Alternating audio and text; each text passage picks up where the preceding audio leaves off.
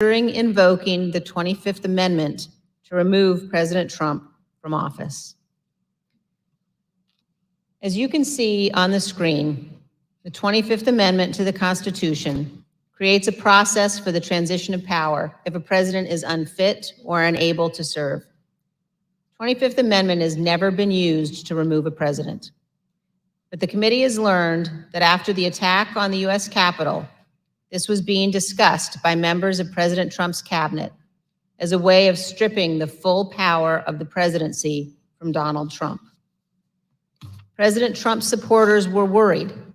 In addition to the tweet that he sent Mark Meadows after the attack, Sean Hannity apparently spoke with President Trump and warned him about what could happen.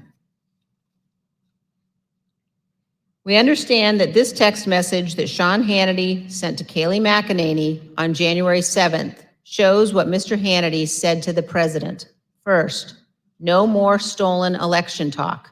Second, impeachment and 25th Amendment are real. Many people will quit. Ms. Hutchinson, you told us that you were hearing about discussions related to the 25th Amendment. Here's part of what you said. Mr. Pompeo reached out to have the conversation with Mr. Meadows in case he hadn't heard the discussions amongst cabinet secretaries. And from what I understand, it was more of a, this is what I'm hearing. I want you to be aware of it, but I also think it's worth putting on your radar because you are the chief of staff. You're technically the boss of all the cabinet secretaries. And, you know, if conversations progress, you should be ready to take action on this. Like, I'm concerned for you and your positioning with this. Yeah. Reach out to me if you have any questions or like I can be helpful with you at all. Inside the White House, the president's advisors, including members of his family, wanted him to deliver a speech to the country. Deputy White House counsel Pat Philbin prepared the first draft of what would be the president's remarks on national healing, delivered via pre-taped video on January 7th. When he arrived at the White House on the 7th, Mr. Philbin believed that more needed to be said. So he sat down and started writing. He shared the draft with Pat Cipollone, who also believed the president needed to say more. Mr. Cipollone agreed with the content, as did Eric Hirschman, who reviewed the draft. The committee has learned that the president did not agree with the substance as drafted and resisted giving a speech at all. Ms. Hutchinson, do you recall discussions about the president's speech on January 7th? I do. Let's listen, Ms. Hutchinson, to what you told us about that and about the process of crafting those remarks. I learned from a conversation with Mark and overhearing between him and White House counsel and Eric Hirschman as well that Trump didn't necessarily think he needed to do anything more on the 7th than what he had already done on the 6th. When he was convinced to put out a video on the 7th, I understand that he had a lot of opinions about what the context of that announcement were to entail. I had original drafts of the speech where there were several lines that didn't make it in there about prosecuting the rioters or calling them violent. He didn't want that in there. He wanted to put in there that he wanted to potentially pardon them. And this is just with the increased emphasis of his mindset at the time, which was he didn't think that they did anything wrong. The people who did something wrong that day, or the person who did something wrong that day, was Mike Pence by not standing with him. But the president's advisors urged him to give the speech. Who convinced him to do the video on the 7th? I'm not sure who convinced him or if it was a group of people that convinced him. Who was in the group that you're aware of? That I'm aware of. Mark, Ivanka, Jared Kushner, Eric Hirschman, Pat Cipollone, Pat Philbin. Those are the people that I'm aware of. Do you know why that group of people thought it was necessary for him to release a statement? I believe Kayleigh McEnany as well. From what I understood at the time, and from what the reports were coming in, there's a large concern of the 25th Amendment potentially being invoked, and there were concerns about what would happen in the Senate if the 25th was invoked. So the primary reason that I had heard, other than, we did not do enough on the 6th, we need to get a stronger message out there and condemn this, otherwise this will be your legacy. The secondary reason to that was, think about what might happen in the final 15 days of your presidency if we don't do this. There's already talks about invoking the 25th Amendment. You need this as cover. The president ultimately delivered the remarks. Unlike many of his other speeches, he did not ad-lib much. He recited them without significant alteration, except one. Even then, on January 7th, 2021, the day after the attack on the US Capitol, the president still could not bring himself to say, quote, "But this election is now over." One other point about the speech, Ms. Hutchinson, did you hear that Mr. Trump at one point wanted to add language about pardoning those who took part in the January 6th riot? I did hear that, and I understand that Mr. Meadows was encouraging that language as well. Thank you, and here's what you told us previously about that. You said he was instructed not to include it. Who was instructing him not to include language about the pardon in that January 7th? I understood from White House counsel's office coming into our office that morning that they didn't think that it was a good idea to include that in the speech. That being Pat Cipollone? That's correct. And Eric Hirschman. Ms. Hutchinson, did Rudy Giuliani ever suggest that he was interested in receiving a presidential pardon related to January 6th? He did. Ms. Hutchinson, did White House Chief of Staff Mark Meadows ever indicate that he was interested in receiving a presidential pardon related to January 6th? Mr. Meadows did seek that pardon. Yes, ma'am. Thank you, Ms. Hutchinson. Mr. Chairman, I yield back. I want to thank our witness for joining us today. The members of the Select Committee may have additional questions for today's witness, and we ask that you respond expeditiously in writing to those questions.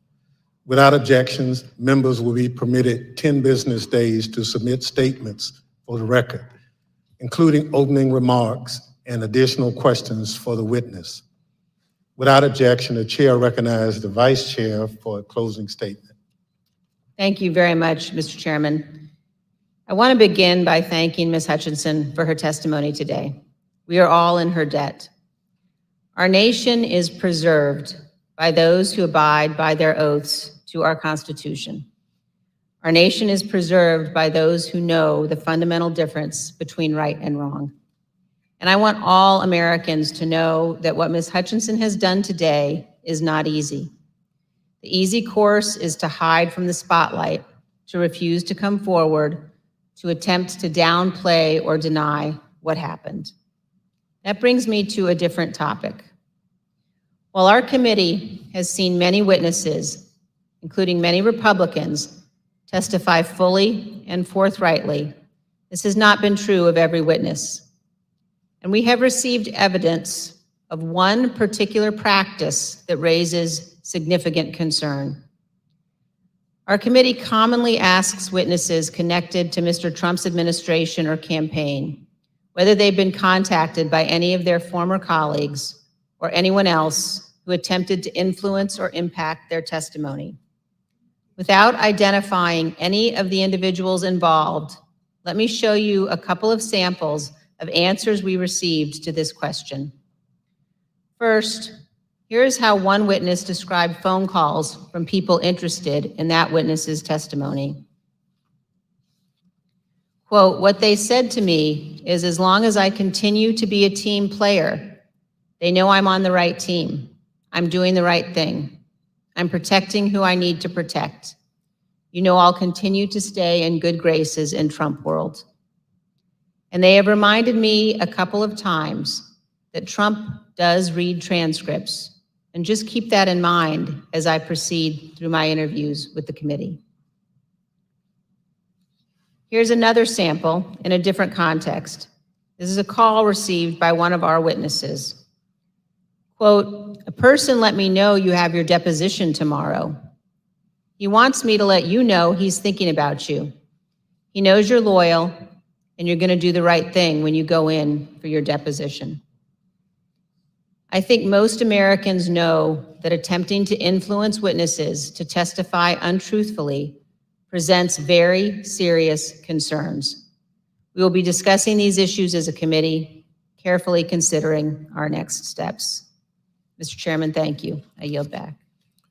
Gentlewoman yields back. Ms. Hutchinson, thank you. Thank you for doing your patriotic duty and helping the American people get a complete understanding of January 6th and its causes. Thank you for your courage in testifying here today. You have the gratitude of this committee and your country. I know it wasn't easy to sit here today and answer these questions, but after hearing your testimony in all its candor and detail, I want to speak directly to the handful of witnesses who have been outliers in our investigation, the small number who have defied us outright, those whose memories have failed them again and again on the most important details, and to those who fear Donald Trump and his enablers. Because of this courageous woman and others like her, your attempt to hide the truth from the American people will fail. And to that group of witnesses, if you've heard this testimony today and suddenly you remember things you couldn't previously recall, or there are some details you'd like to clarify, or you discovered some courage you had hidden away somewhere, our doors remain open. The Select Committee will reconvene in the weeks ahead as we continue to lay out our findings to the American people. The chair requests those in the hearing room to remain seated until the Capitol Police have escorted the witness and members from the room.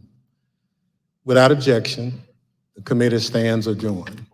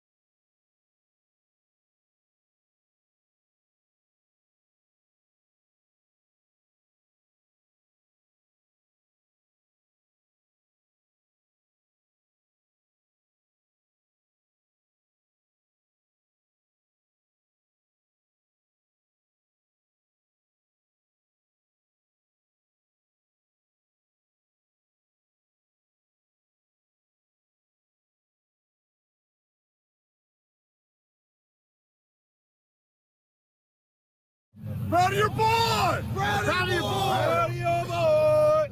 Yeah, just for awareness, be advised, there's probably about 300 Proud Boys. They're marching eastbound in this 400 block of kind of Independence, actually on the mall towards the United States Capitol.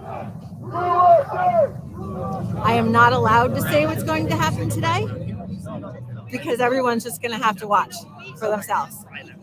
But it's going to happen. Something's going to happen. Who's free? Our streets! Who's free? Our streets! Who's free? Our streets!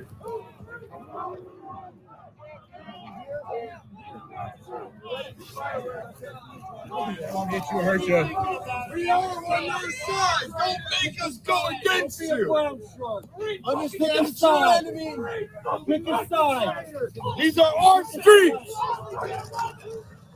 $20 a picture. I hope Mike is going to do the right thing. I hope so. I hope so. Because if Mike Pence does the right thing, we win the election. All Vice President Pence has to do is send it back to the states to recertify. And we become president, and you are the happiest people. Mike Pence is going to have to come through for us. And if he doesn't, that will be a sad day for our country. Because you'll never take back our country with weakness. You have to show strength, and you have to be strong.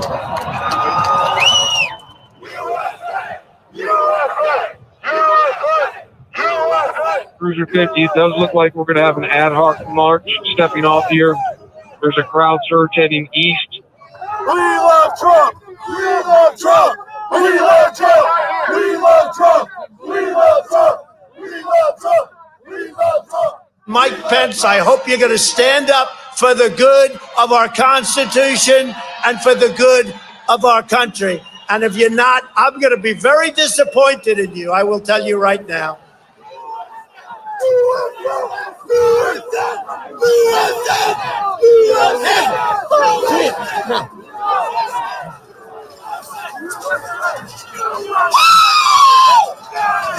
Get back, ladies! Get back, ladies!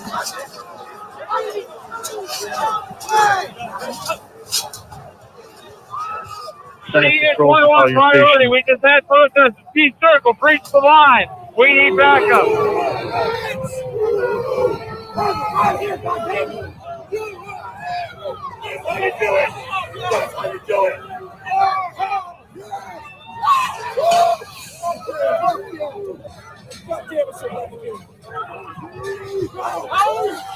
Madam Speaker, the Vice President and the United States Senate.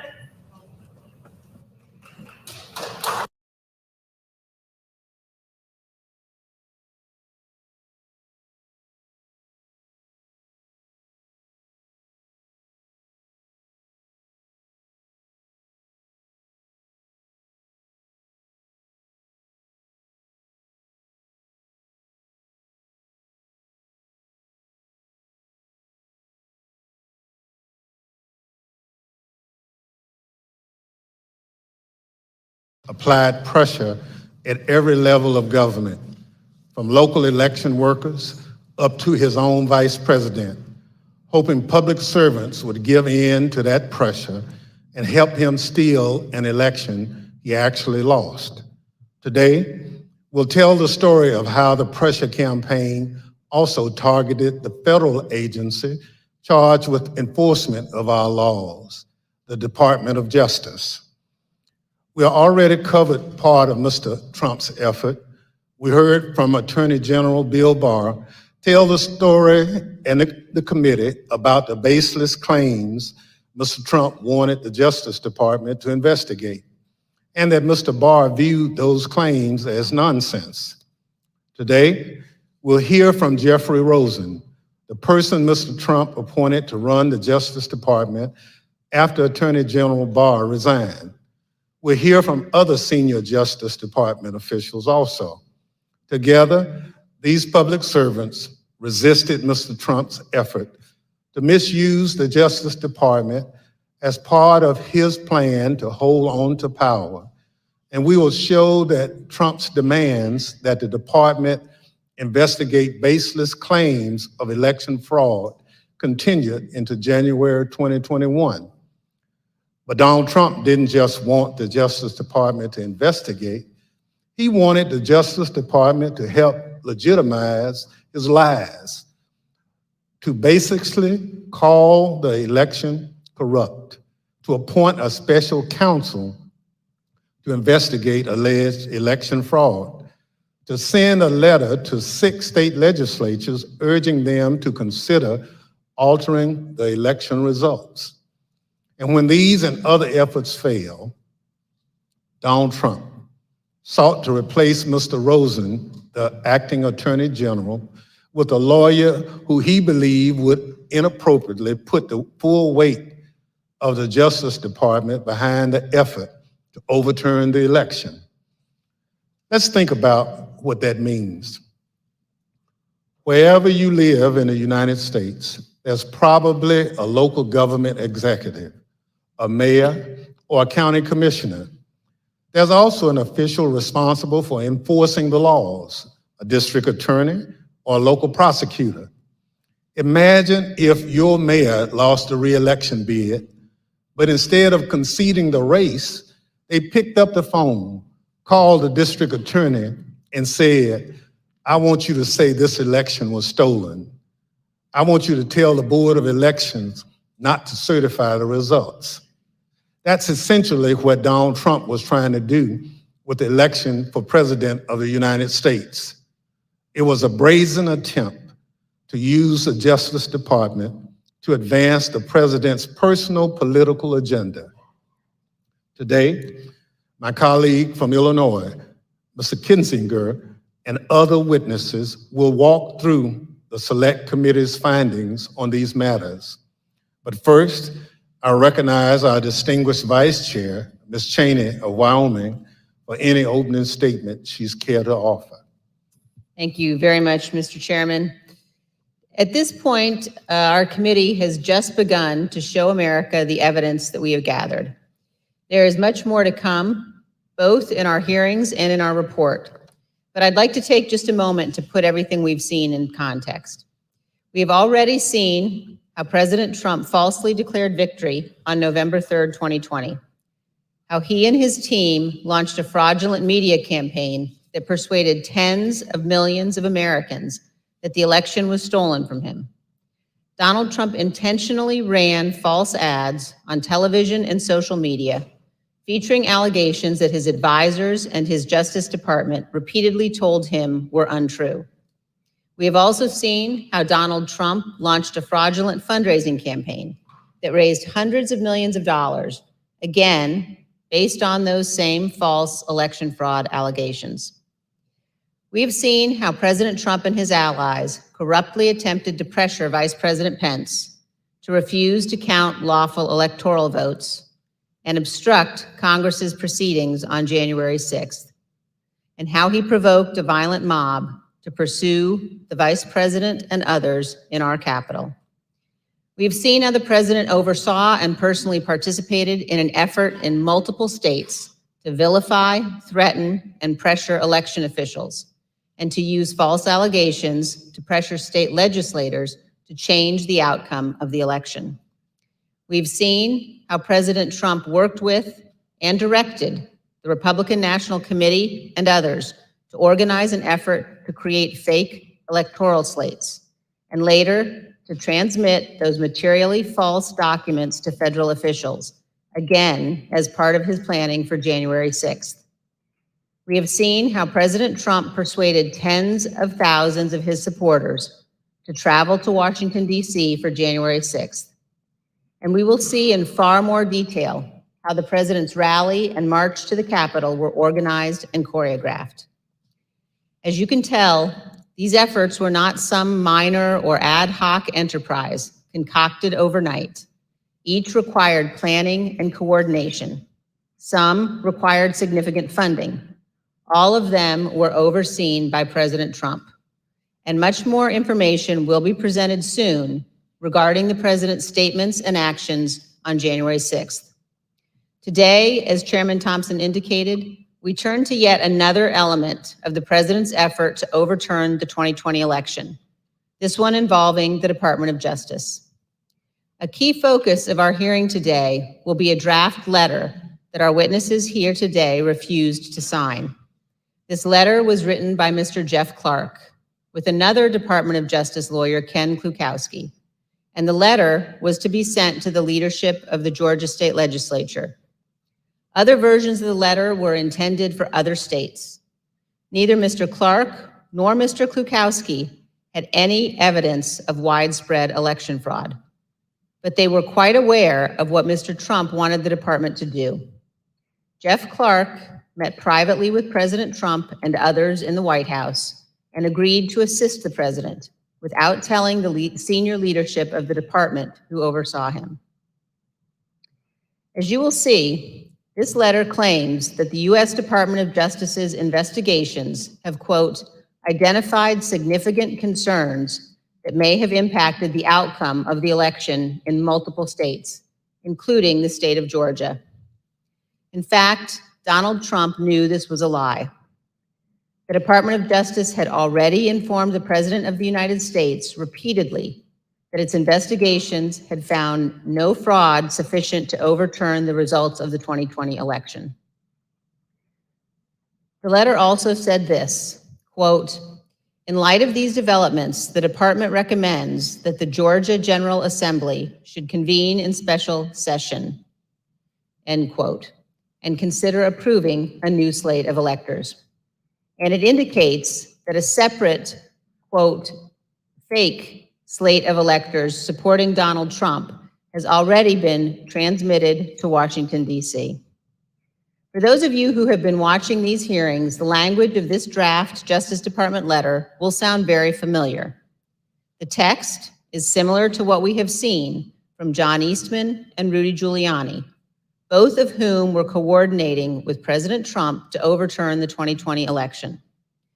When one of our witnesses today, Mr. Donahue, first saw this draft letter, he wrote this, quote, this would be a grave step for the department to take, and it could have tremendous constitutional, political, and social ramifications for the country, end quote. This committee agrees. Had this letter been released on official Department of Justice letterhead, it would have falsely informed all Americans, including those who might be inclined to come to Washington on January 6th, that President Trump's election fraud allegations were likely very real. Here is another observation about this letter. Look at the signature line. It was written by Jeff Clark and Mr. Klukowski, not just for Clark's signature, but also for our witnesses today, Jeff Rosen and Richard Donahue. When it became clear that neither Mr. Rosen nor Mr. Donahue would sign this letter, President Trump's plan necessarily changed. As you will hear today, Donald Trump offered Mr. Clark the job of acting Attorney General, replacing Mr. Rosen, with the understanding that Clark would send this letter to Georgia and other states and take other actions the president requested. One other point. Millions of Americans have seen the testimony of Attorney General Barr before this committee. At one point in his deposition, the former Attorney General was asked why he authorized the Department of Justice to investigate fraud in the 2020 election at all. Why not just follow the regular course of action and let the investigations occur much later in time, after January 6th? Here's what he said. Felt the responsible thing to do was to be in a position to have a view as to whether or not there was fraud. And frankly, I think the fact that I put myself in the position that I could say that we had looked at this and didn't think there was fraud was really important to moving things forward. And I sort of shudder to think what the situation would have been if the position of the department was, we're not even looking at this until after Biden's in office. I'm not sure we would have had a transition at all. I want to thank each of our witnesses before us today for your role in addressing and rebutting the false allegations of fraud at the root of January 6th. And thank you for standing up for the Constitution and for the rule of law. Of course, not all public officials behaved in the honorable way our witnesses did. At the close of today's hearing, we will see video testimony by 3 members of Donald Trump's White House staff. They will identify certain of the members of Congress who contacted the White House after January 6th to seek presidential pardons for their conduct. Thank you, Mr. Chairman. I yield back. Without objection, the chair recognizes the gentleman from Illinois, Mr. Kinzinger, for an opening statement. Thank you. Thank you, Mr. Chairman, and thank you to our witnesses for being here. I'd like to start with a personal story. So in May of 2009, I returned from service in Iraq and I announced my intention to run for Congress. A big reason I decided to run for Congress was my motivation to ensure freedom and democracy were defended overseas. I remember making a commitment out loud a few times and in my heart repeatedly, even to today, that if we are going to ask Americans to be willing to die in service to our country, we as leaders must at least be willing to sacrifice our political careers when integrity and our oath requires it. After all, losing a job is nothing compared to losing your life. Within the halls of power, in the face of a president, that commitment can easily be forgotten. Presidential pressure can be really hard to resist. Today, we'll focus on a few officials who stood firm against President Trump's political pressure campaign. When the president tried to misuse the department and install a loyalist at its helm, these brave officials refused and threatened to resign. They were willing to sacrifice their careers for the good of our country. The Department of Justice is unique in the executive branch. The president oversees the Department of Justice, yet the president's personal or partisan interests must not shape or dictate the department's actions. The president cannot and must not use the department to serve his own personal interest, and he must not use its people to do his political bidding, especially when what he wants them to do is to subvert democracy. The president cannot pervert justice nor the law to maintain his power. Justice must, both in fact and law, be blind. That is critical to our whole system of self-governance. During this hearing, you'll hear time and time again about the president's request to investigate claims of widespread fraud. Our witnesses, Mr. Rosen, Mr. Donahue, and Mr. Engel, stood firm in the face of overbearing political pressure because they understood that their oath was to the Constitution and not to the personal or political interests of the president. The president and his allies became keenly aware that with legal challenges exhausted and electoral votes certified, their only hope would be a last-ditch scheme to prevent Congress from certifying the win, thus throwing the entire system into constitutional chaos. The president wanted the department to sow doubt in the legitimacy of the election, to empower his followers and members of Congress to take action. If the department could just lend its credibility to the conspiracies, people would have the justification they needed to spread the big lie. So President Trump ultimately wanted the Department of Justice to say the election was, quote, corrupt and, quote, leave the rest to me and the Republican congressmen. As you will hear today, the department's top leadership refused. Not surprisingly, President Trump didn't take no for an answer. He didn't accept it from Attorney General Barr, and he wouldn't accept it from Mr. Rosen either. So he looked for another Attorney General, his third in 2 weeks. He needed to find someone who was willing to ignore the facts. That is not the norm. Let's look at what attorneys general, Democrats and Republicans alike, have said about upholding their oath to the Constitution. Attorney General ultimately owes his loyalty to the integrity of the American people and to the fidelity to the Constitution and the legitimate laws of the country.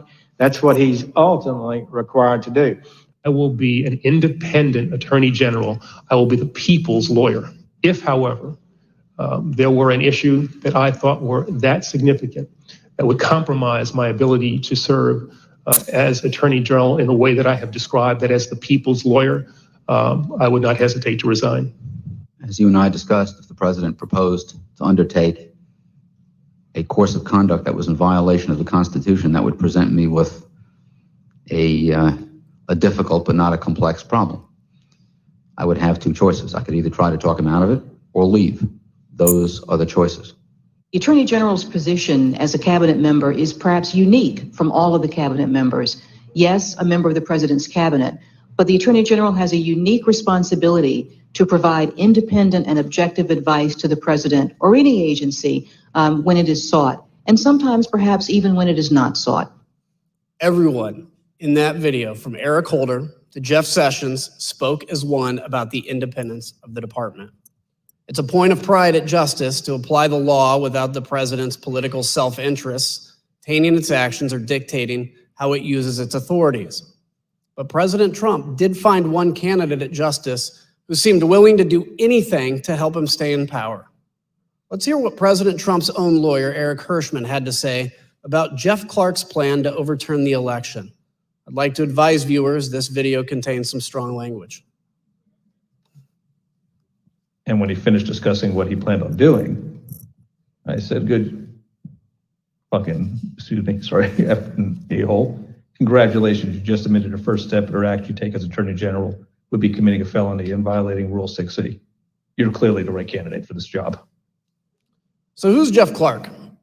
An environmental lawyer with no experience relevant to leading the entire Department of Justice. What was his only qualification?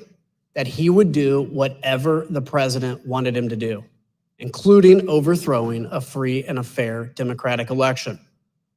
President Trump's campaign to bend the Justice Department to his political will culminated in a showdown on January 3rd. Today, we will take you inside that early evening Oval Office meeting where top Justice Department officials met with the president. At stake, the leadership and integrity of the Department of Justice. The meeting took about another 2.5 hours from the time I entered. It was entirely focused on whether there should be a DOJ leadership change. I was sitting directly in front of the president. Jeff Rosen was to my right, Jeff Clark was to my left. He looked at me and underscored, well, the one thing we know is you're not going to do anything. You don't even agree that the concerns that are being presented are valid. And here's someone who has a different view. So well, why shouldn't I do that? You know, that's how the discussion proceeded. Jeff Clark was proposing that Jeff Rosen be replaced by Jeff Clark. And I thought the proposal was asinine. What were Clark's purported bases for why it was in the president's interest for him to step in? What would he do? How would things change, according to Mr. Clark in the meeting? He repeatedly said to the president that if he was put in the seat, he would conduct real investigations that would, in his view, uncover widespread fraud. He would send out the letter that he had drafted, and that this was a last opportunity to sort of set things straight with this defective election, and that he could do it. And he had the intelligence and the will and the desire to pursue these matters in the way that the president thought most appropriate. And he was making a pitch, and every time he'd get clobbered over the head, he would say, like a call to order, the president's your decision, you get the chance to make this decision. And, you've heard everybody and you can make your determination. And then we jump back in and, really clobber him. I made the point that Jeff Clark is not even competent to serve as the Attorney General. He's never been a criminal attorney. He's never conducted a criminal investigation in his life. He's never been in front of a grand jury, much less a trial jury. And he kind of retorted by saying, well, I've done a lot of very complicated appeals and civil litigation, environmental litigation, and things like that. And I said, that's right, you're an environmental lawyer. How about you go back to your office and we'll call you when there's an oil spill. And Pat Cipollone weighed in at one point, I remember saying, You know, that letter that this guy wants to send, that letter is a murder-suicide pact. It's going to damage everyone who touches it. And we should have nothing to do with that letter. I don't ever want to see that letter again. And so we went along those lines. I thought Jeff's proposal, Clark's proposal, was nuts. I mean, this guy said at a certain point, you know, listen, the best I can tell is the only thing you know about environmental and elections challenges is they both start with E. And based on your answer tonight, I'm not even certain you know that. The president said, suppose I do this. Suppose I replace him, Jeff Rosen, with him, Jeff Clark. What do you do? Well, we know these men before us did the right thing. But think about what happens if these justice officials make a different decision. What happens if they bow to the pressure? What would that do to us as a democracy, as a nation? Imagine a future where the president could screen applicants to the Justice Department with one question. Are you loyal to me or to the Constitution? And it wouldn't take long to find people willing to pledge their loyalty to the man. We know many of President Trump's vocal supporters on January 6th also wanted the Justice Department to do whatever he asked, as long as it meant he could stay in power. They made sure Justice Department officials heard his message as they protested loudly in front of the department on their way to the Capitol on January 6th. Do your job! Do your job! Do your job! Do your job! Do your job! Live in D.C., we're marching to the Capitol. We are at the Department of Justice right now telling these cowards to do their job. They're going to take the Capitol.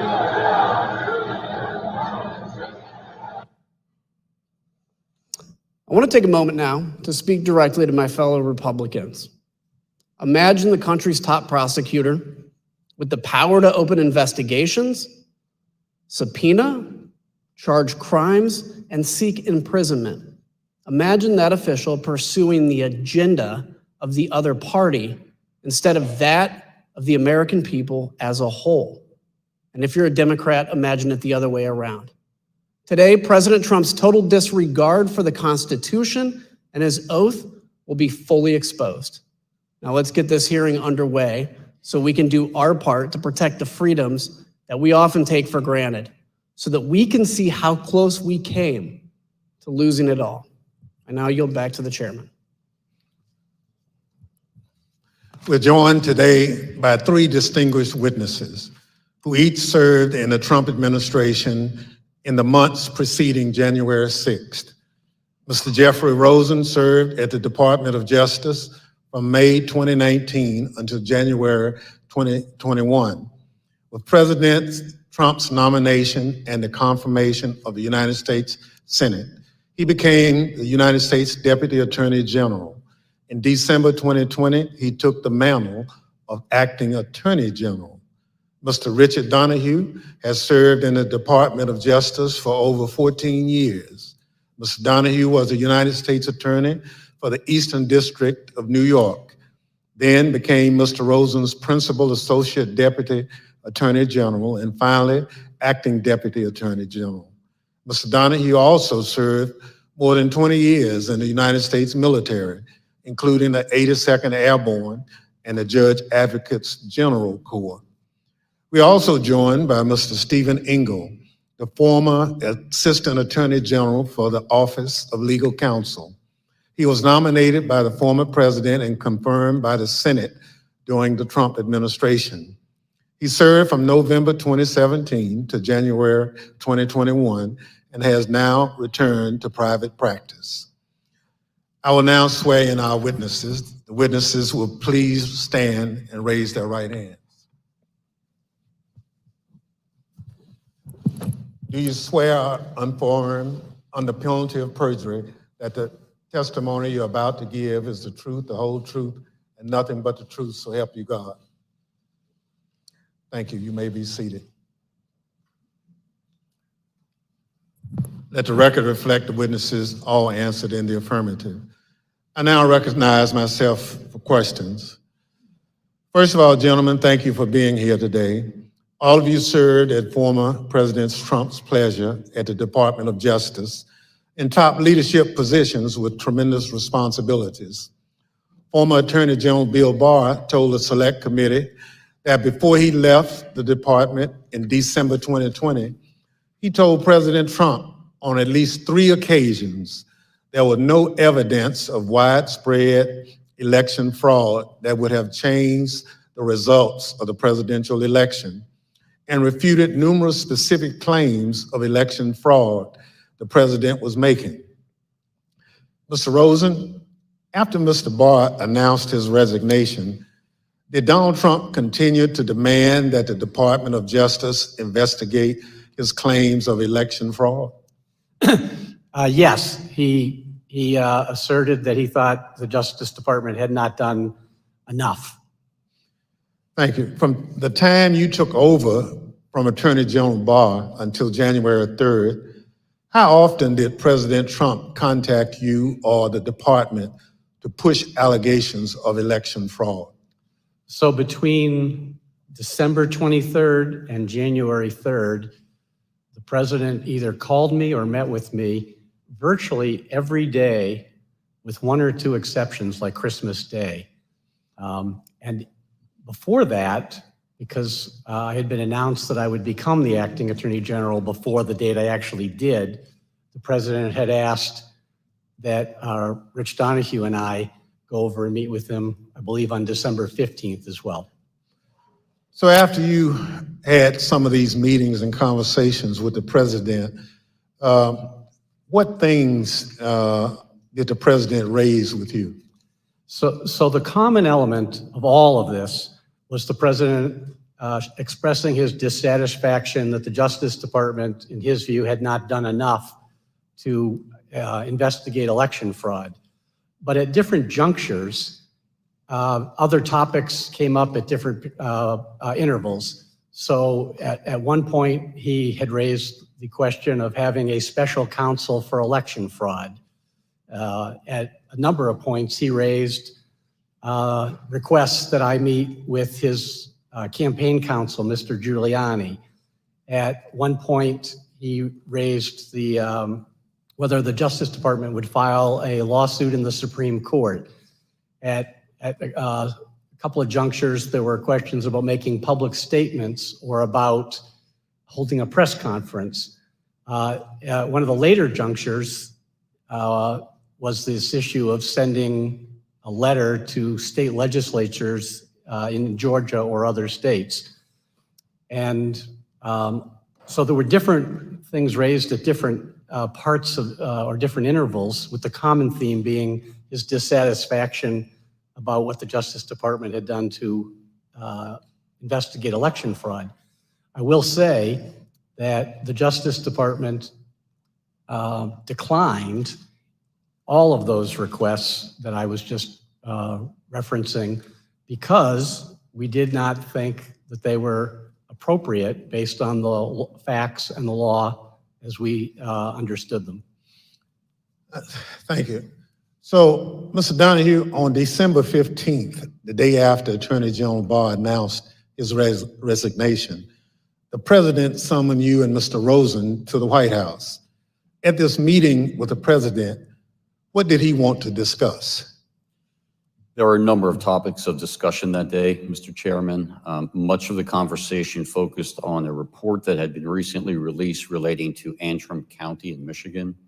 I believe on December 13th, an organization called the Allied Security Group issued a report that alleged that the Dominion voting machines in that county had a 68% error rate. The report was widely covered in the media. We were aware of it. We obtained a copy of it on the 14th of December, the day prior. We circulated to the U.S. attorneys in Michigan for their awareness. And we had a number of discussions internally, but the conversation with the president on that day, the 15th, was largely focused on that.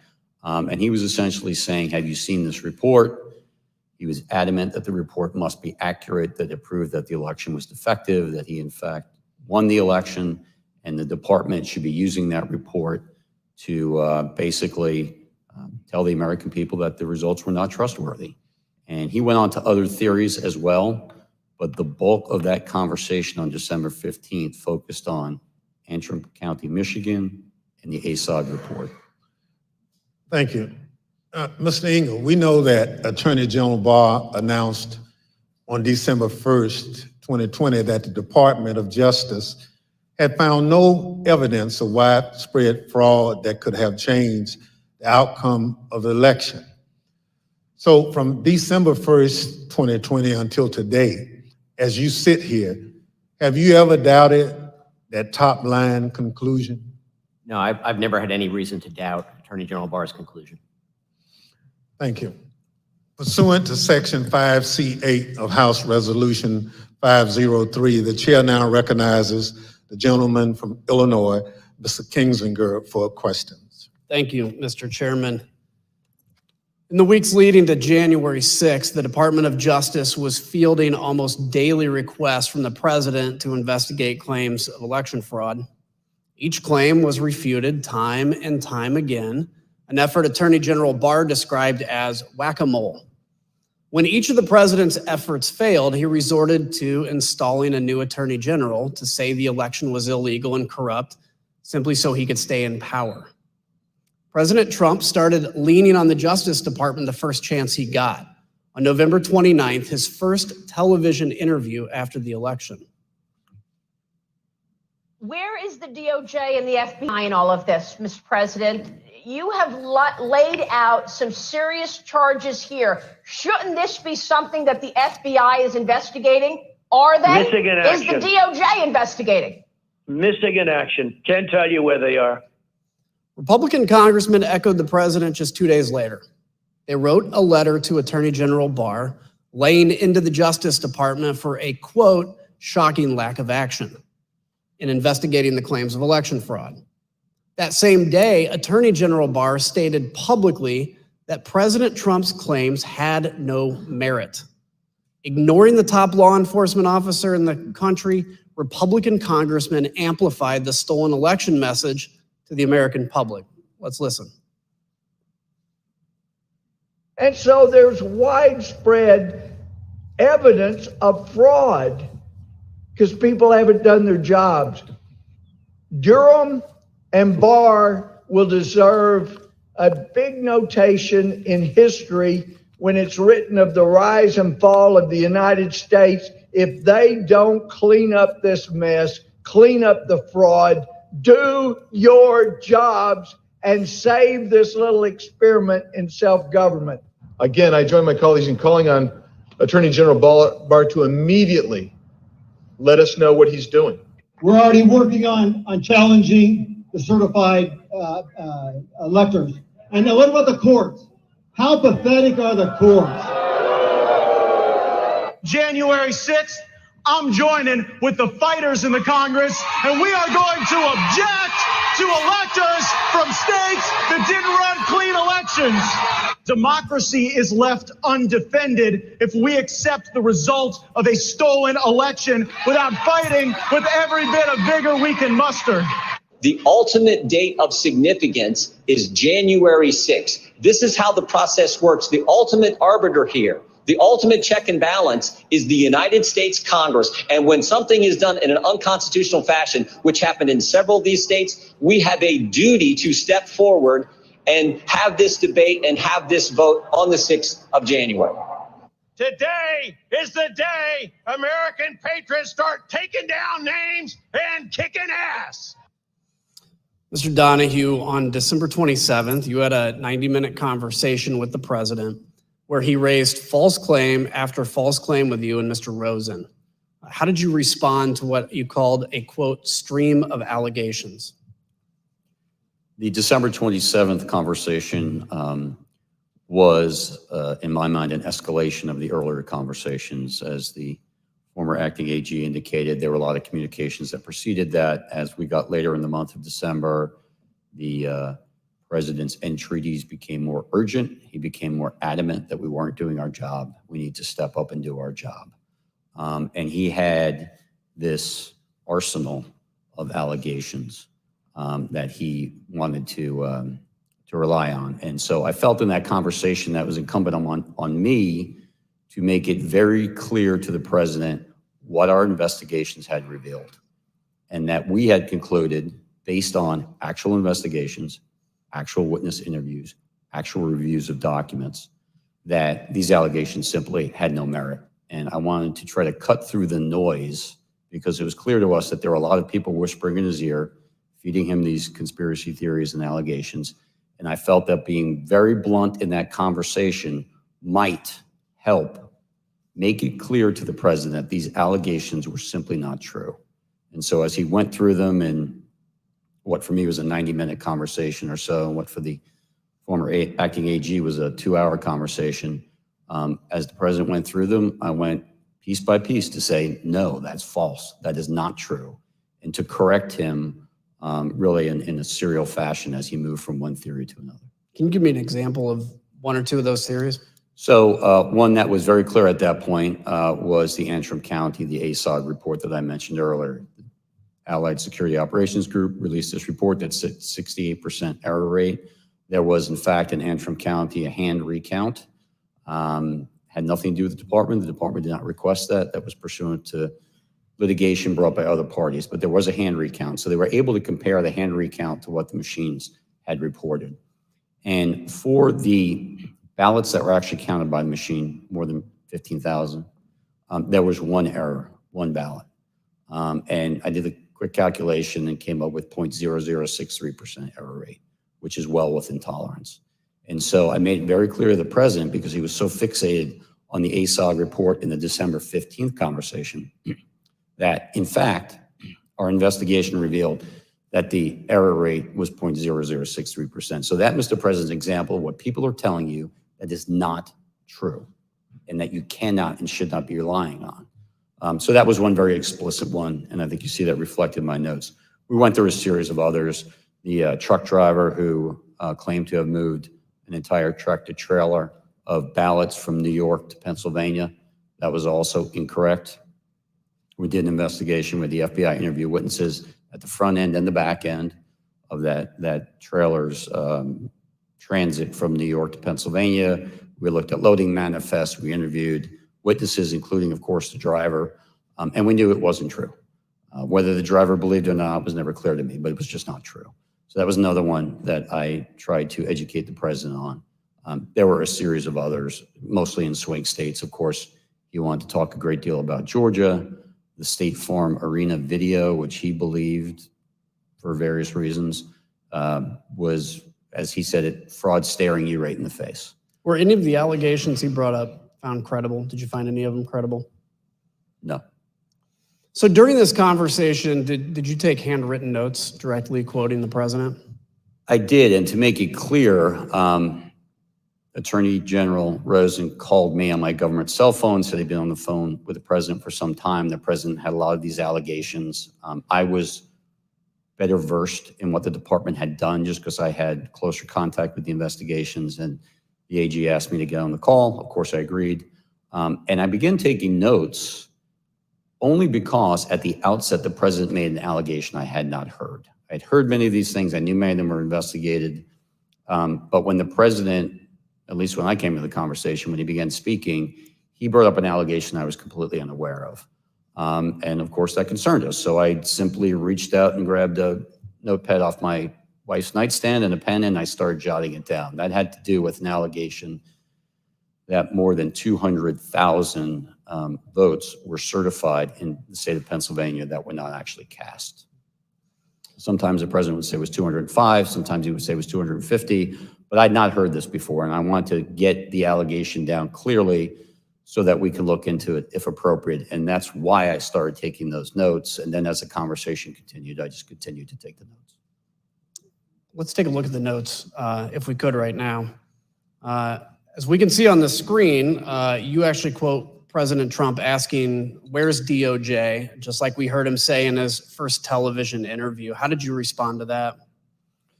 So both the acting AG and I tried to explain to the president on this occasion and on several other occasions that the Justice Department has a very important, very specific, but very limited role in these elections. States run their elections.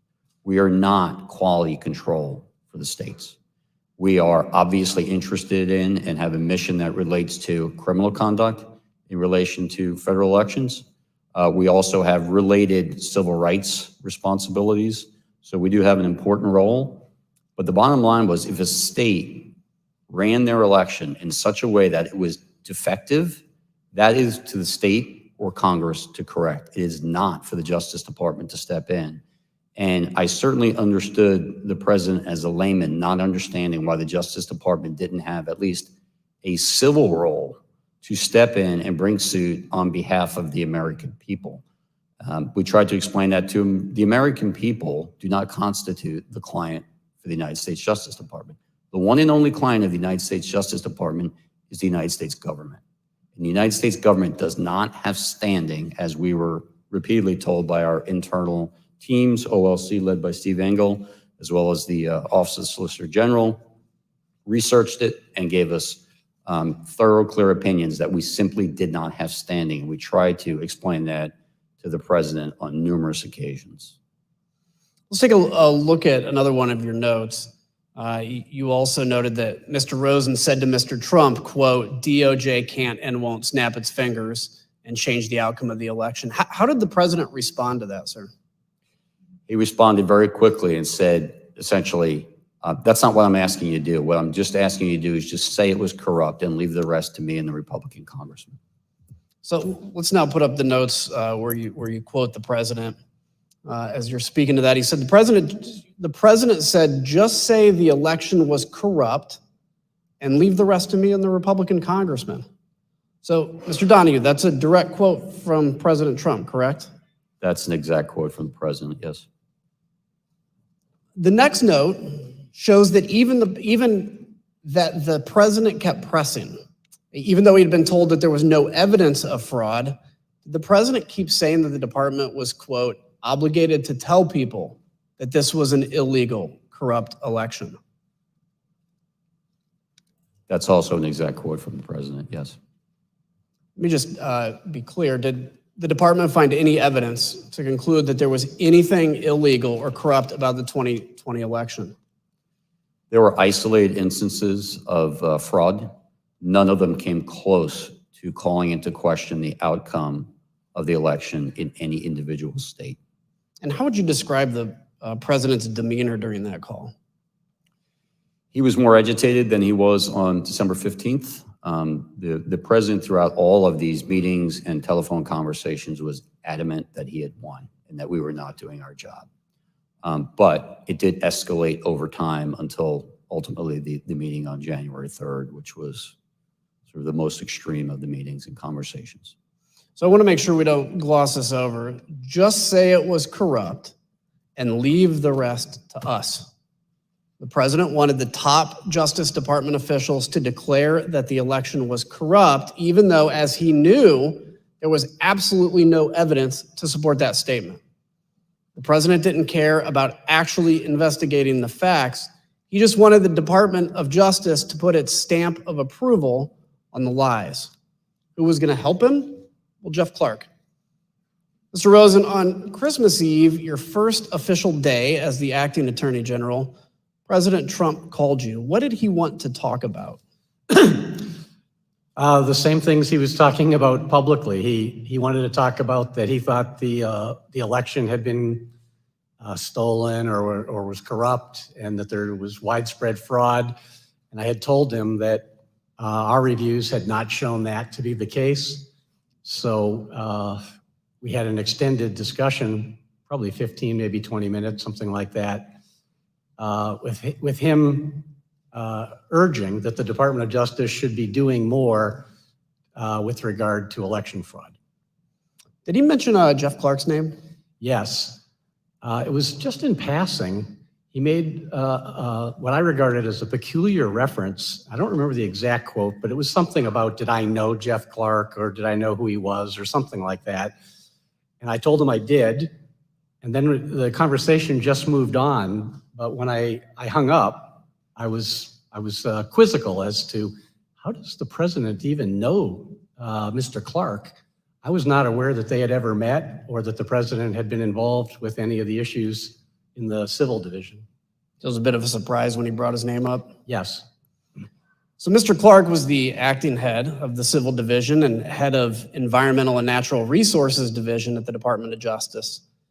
Do either of those divisions have any role whatsoever in investigating election fraud, sir? No. And to my awareness, Jeff Clark had no prior involvement of any kind with regard to the work that the department was doing that Attorney General Barr has talked about to this committee. So let's take a minute and explain why the president mentioned Jeff Clark's name to Mr. Rosen here on Christmas Eve.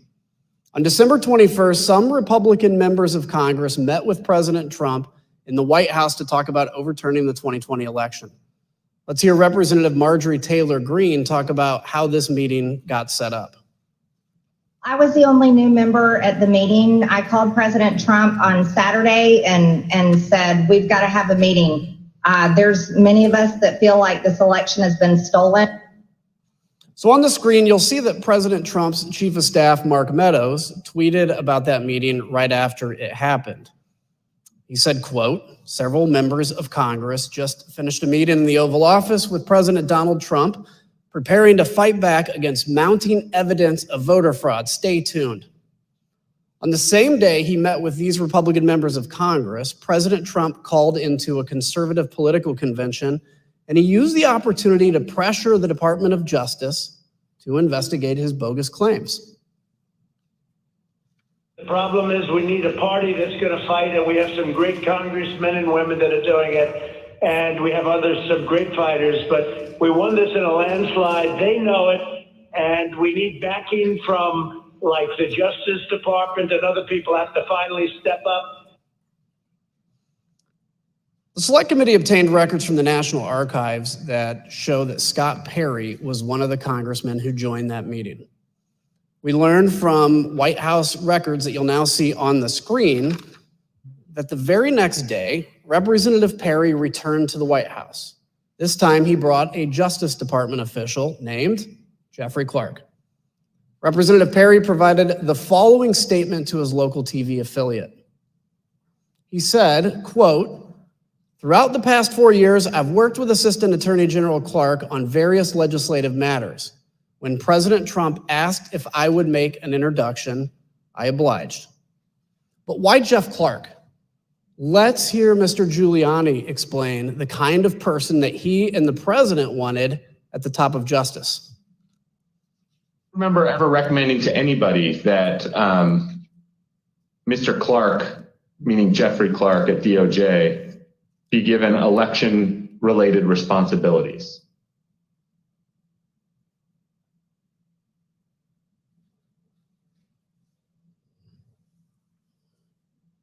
You mean beyond the president? Correct.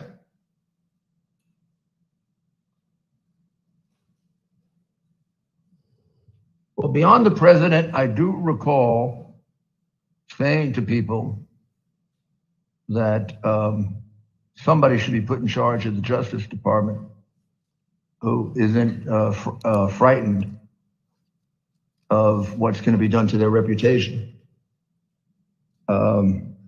Because Judge Trump was filled with people like that. Should put somebody that's not frightened of what's going to be done to their reputation. Mr. Donahue, when you told the president that you wouldn't pursue baseless claims of fraud, was it because you were worried about your reputation? No, not at all. Mr. Clark's name was also mentioned in the White House in late December and early January as described by a top aide to Mark Meadows, Cassidy Hutchinson. Was it your understanding that Representative Perry was pushing for a specific person to take over the department? He wanted Mr. Jeff Clark to take over the Department of Justice.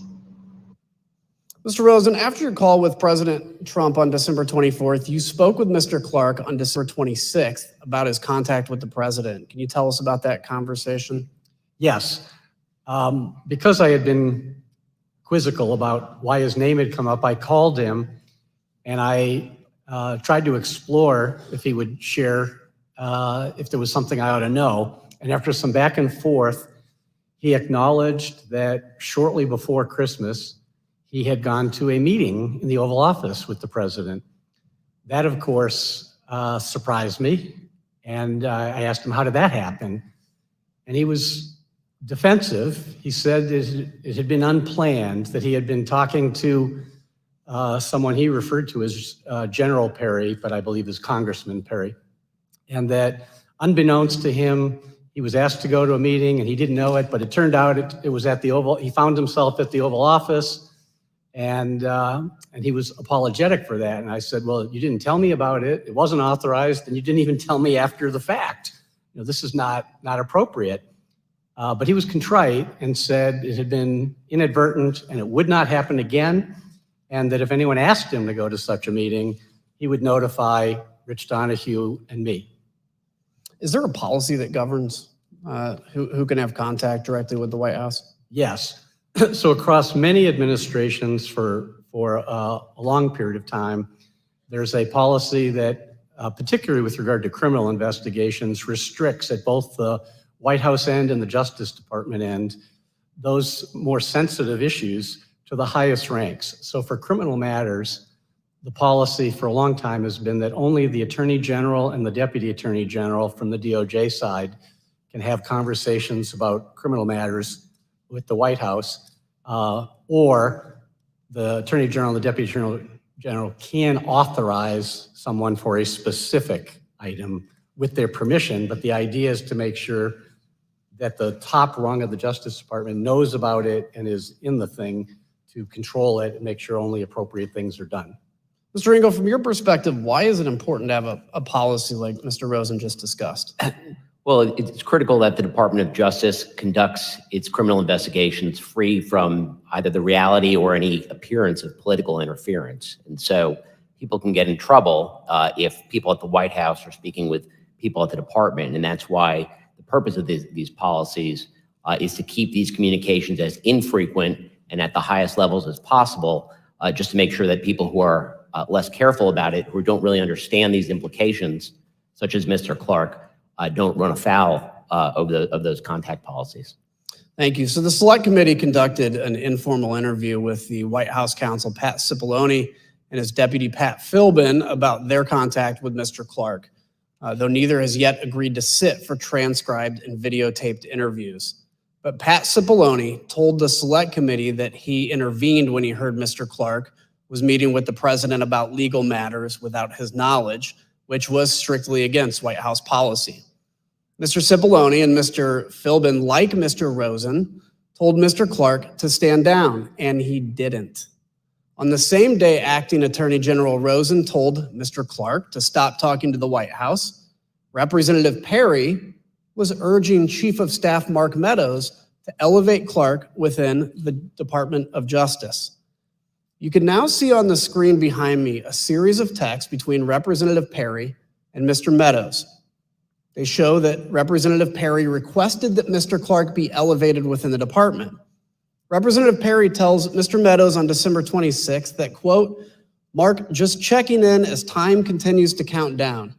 11 days to January 6th and 25 days to inauguration. We've got to get going. Representative Perry followed up and says, quote, Mark, you should call Jeff. I just got off the phone with him, and he explained to me why the principal deputy won't work, especially with the FBI. They will view it as not having the authority to enforce what needs to be done. Mr. Meadows responds with, I got it. I think I understand.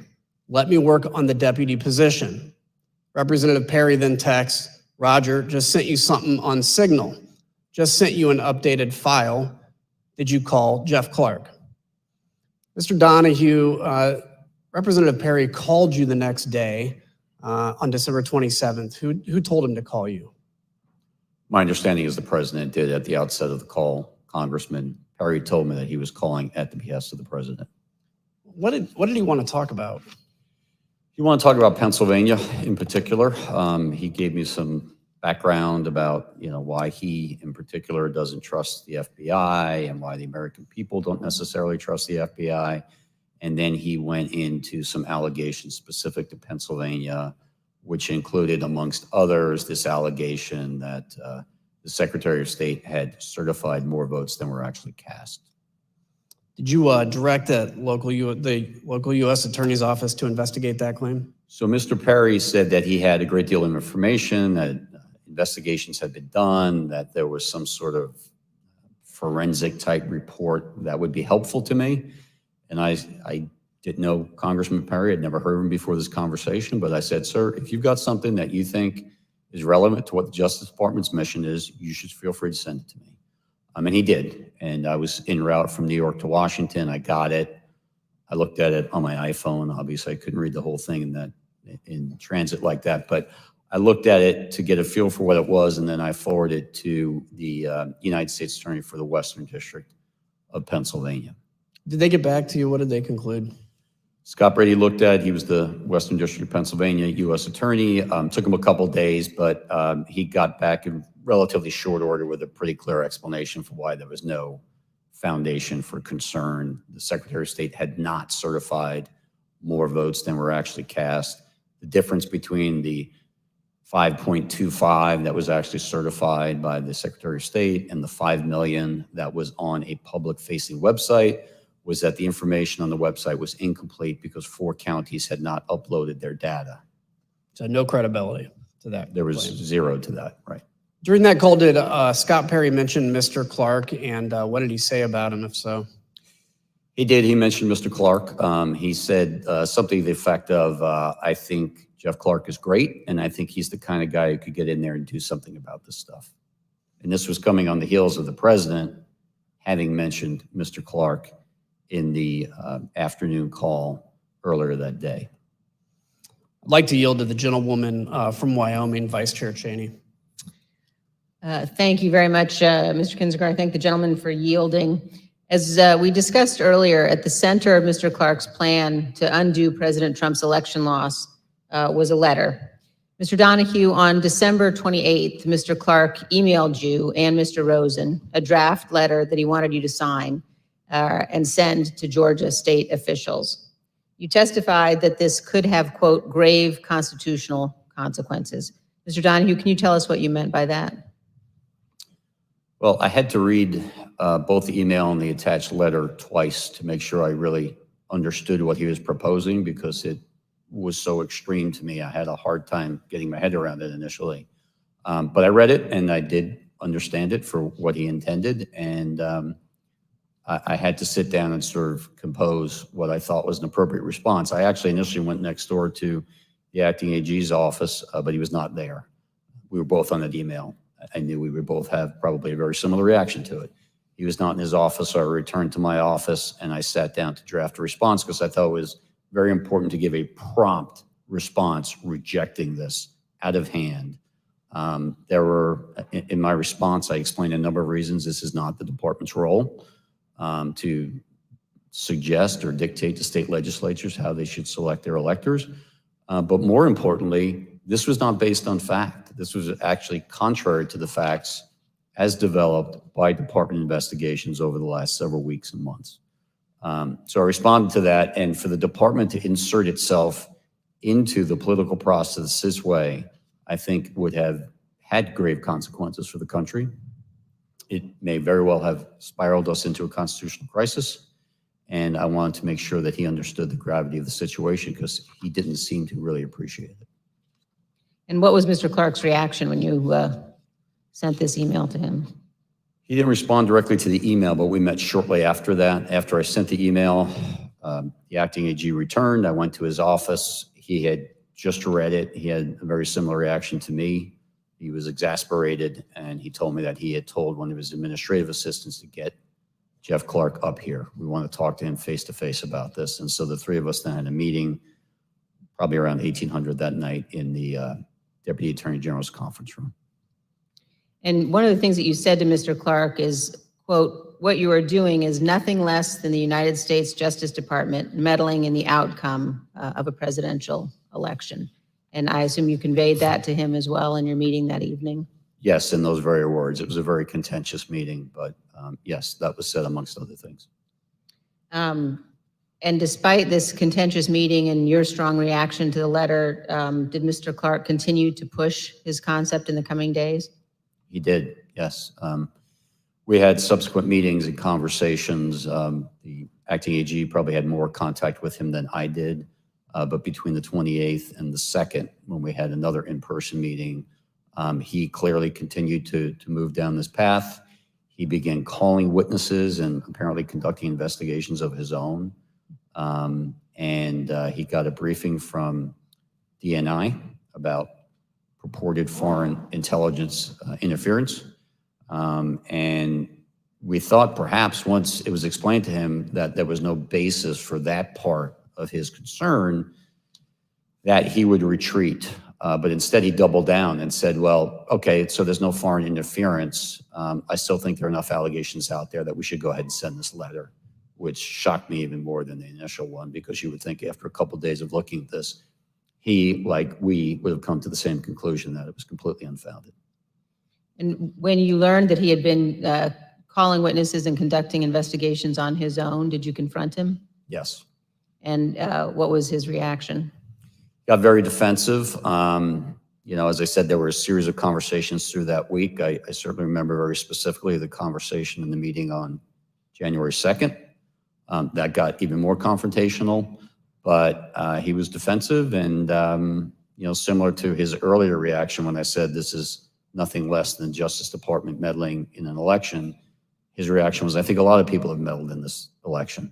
And so he kind of clung to that and then spewed out some of these theories, some of which we'd heard from the president, but others which were floating around the internet and media, and just kept insisting that the department needed to act and needed to send those letters. The committee has also learned that Mr. Clark was working with another attorney at the department named Ken Klukowski, who drafted this letter to Georgia with Mr. Clark. Mr. Klukowski had arrived at the department on December 15th with just 36 days left until the inauguration. He was specifically assigned to work under Jeff Clark. And Mr. Klukowski also worked with John Eastman, who we showed you at our hearing last week was one of the primary architects of President Trump's scheme to overturn the election. The Georgia letter that we've been discussing specifically talks about some of Dr. Eastman's theories, including, quote, the purpose of the special session the department recommends would be for the General Assembly to determine whether the election failed to make a proper and valid choice between the candidates, such that the General Assembly could take whatever action is necessary to ensure that one of the slates of electors cast on December 14th will be accepted by Congress on January 6th. Committees also learned that the relationship between Dr. Eastman and Mr. Klukowski persisted after Mr. Klukowski joined the Justice Department. Let's take a look at an email recommending that Mr. Klukowski and Dr. Eastman brief Vice President Pence and his staff. Other recipients of this email included the Chief of Staff to Congressman Louis Gohmert. And the email says, as stated last week, I believe the Vice President and his staff would benefit greatly from a briefing by John and Ken. As I also mentioned, we want to make sure we don't overexpose Ken given his new position.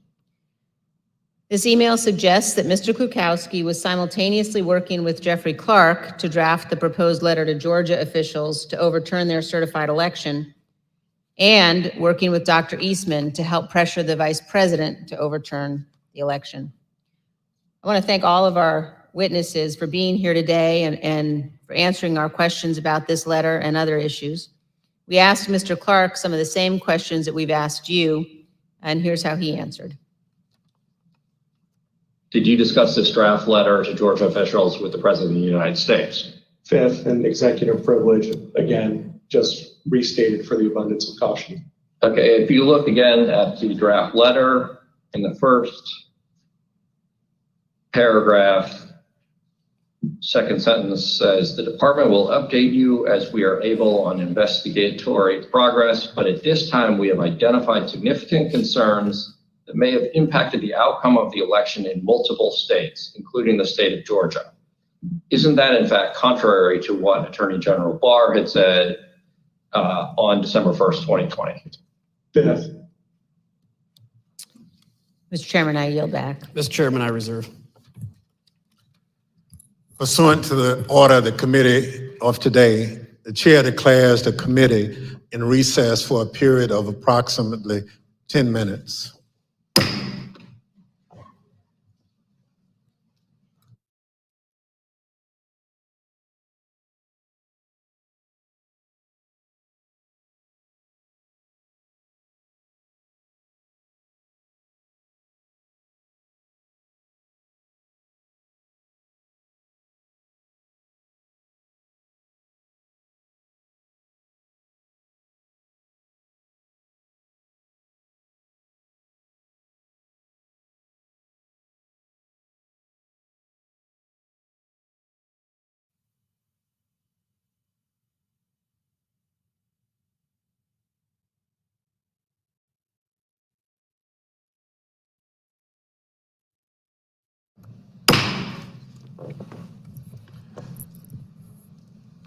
The committee will be in order. The chair recognizes the gentleman from Illinois. Thank you, Mr. Chairman. Mr. Chairman, around the time Mr. Clark was pushing for the department to send the Georgia letter, the president and his supporters were pressuring the Justice Department to take other actions to change the outcome of the 2020 election. Mr. Engel, you were the head of the Office of Legal Counsel. Can you first off explain your role? What is that? Sure. One of the Attorney General's most important responsibilities is to provide legal advice to the President and to the executive branch. As a practical matter, given the responsibilities of the Attorney General, the Assistant Attorney General for the Office of Legal Counsel exercises that job on a day-to-day basis. And so, in addition, the head of OLC often functions as a general counsel, essentially to the Attorney General, and so is often, the chief legal advisor to the AG, as well as, the White House and the executive branch more broadly. So given that role, can you kind of describe your relationship with the president?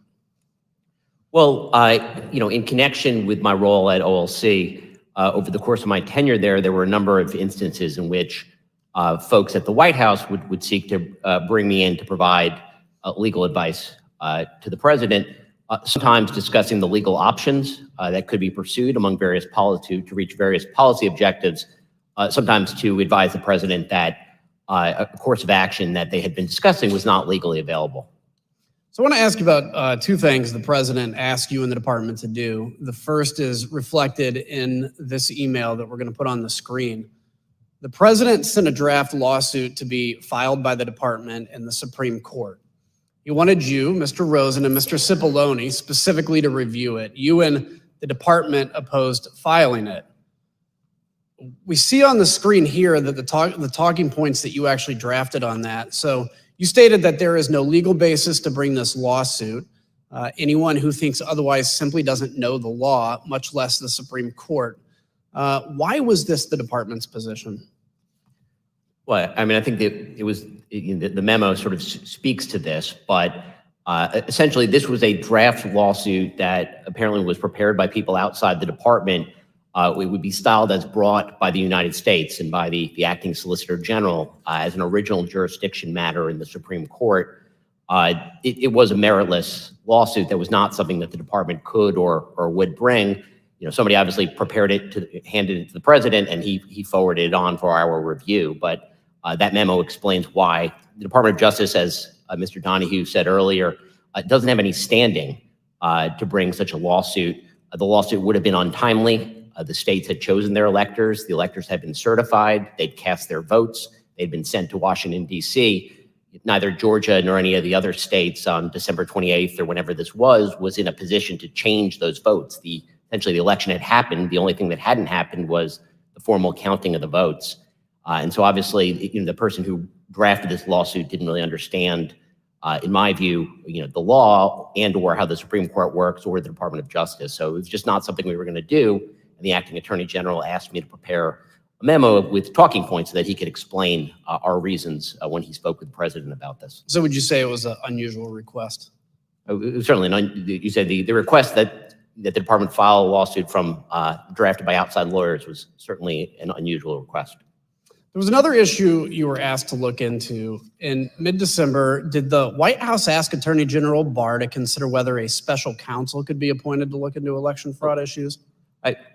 Yes. I mean, I think the president was probably vocal at the time that he believed that special counsel was something that should be considered to look into election fraud. And there is a specific, request where the Attorney General sought my legal advice in the middle of December.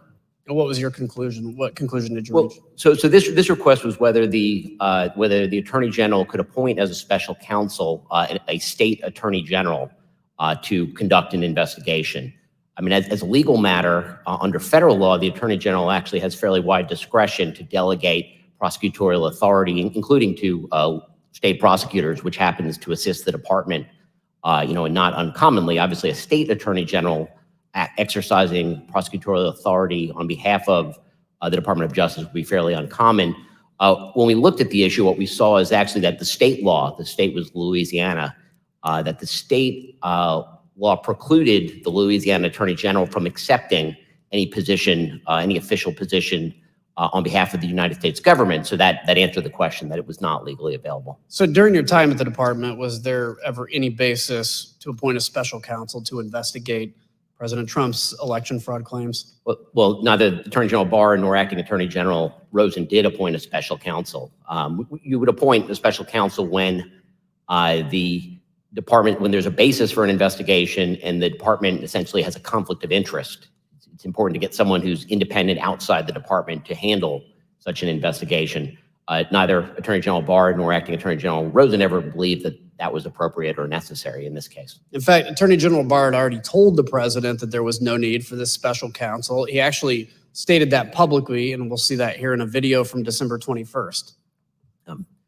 To the extent that there's an investigation, I think that it's being handled responsibly and professionally currently within the department. And to this point, I have not seen a reason to appoint a special counsel, and I have no plan to do so before I leave.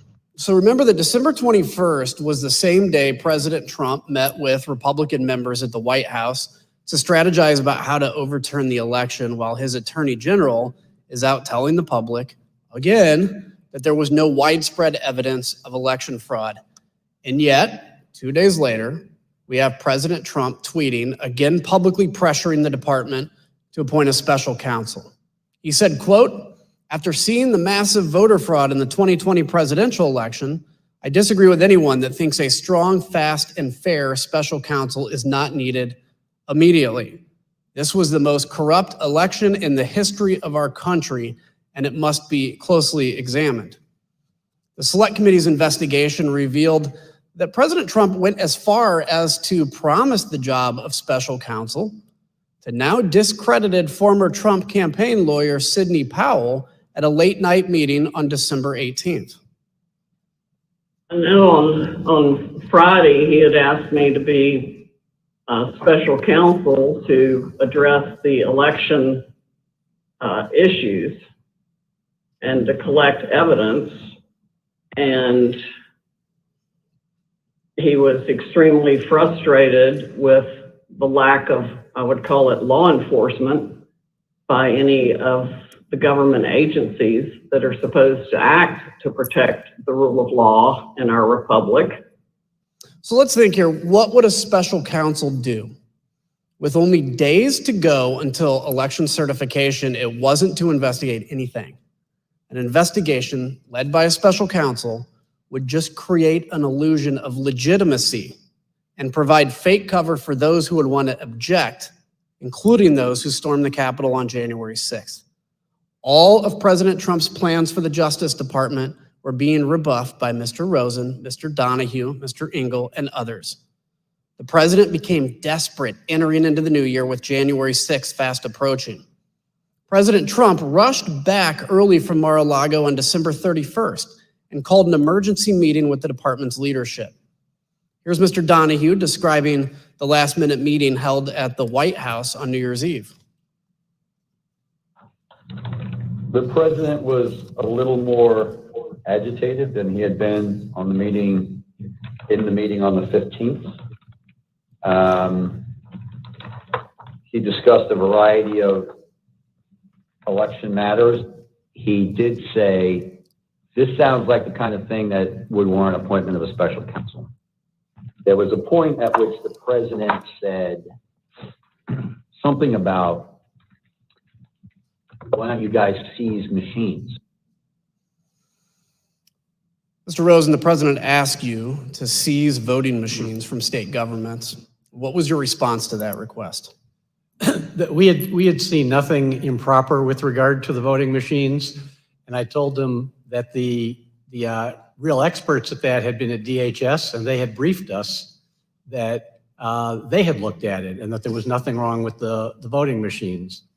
And so that was not something that was appropriate to do.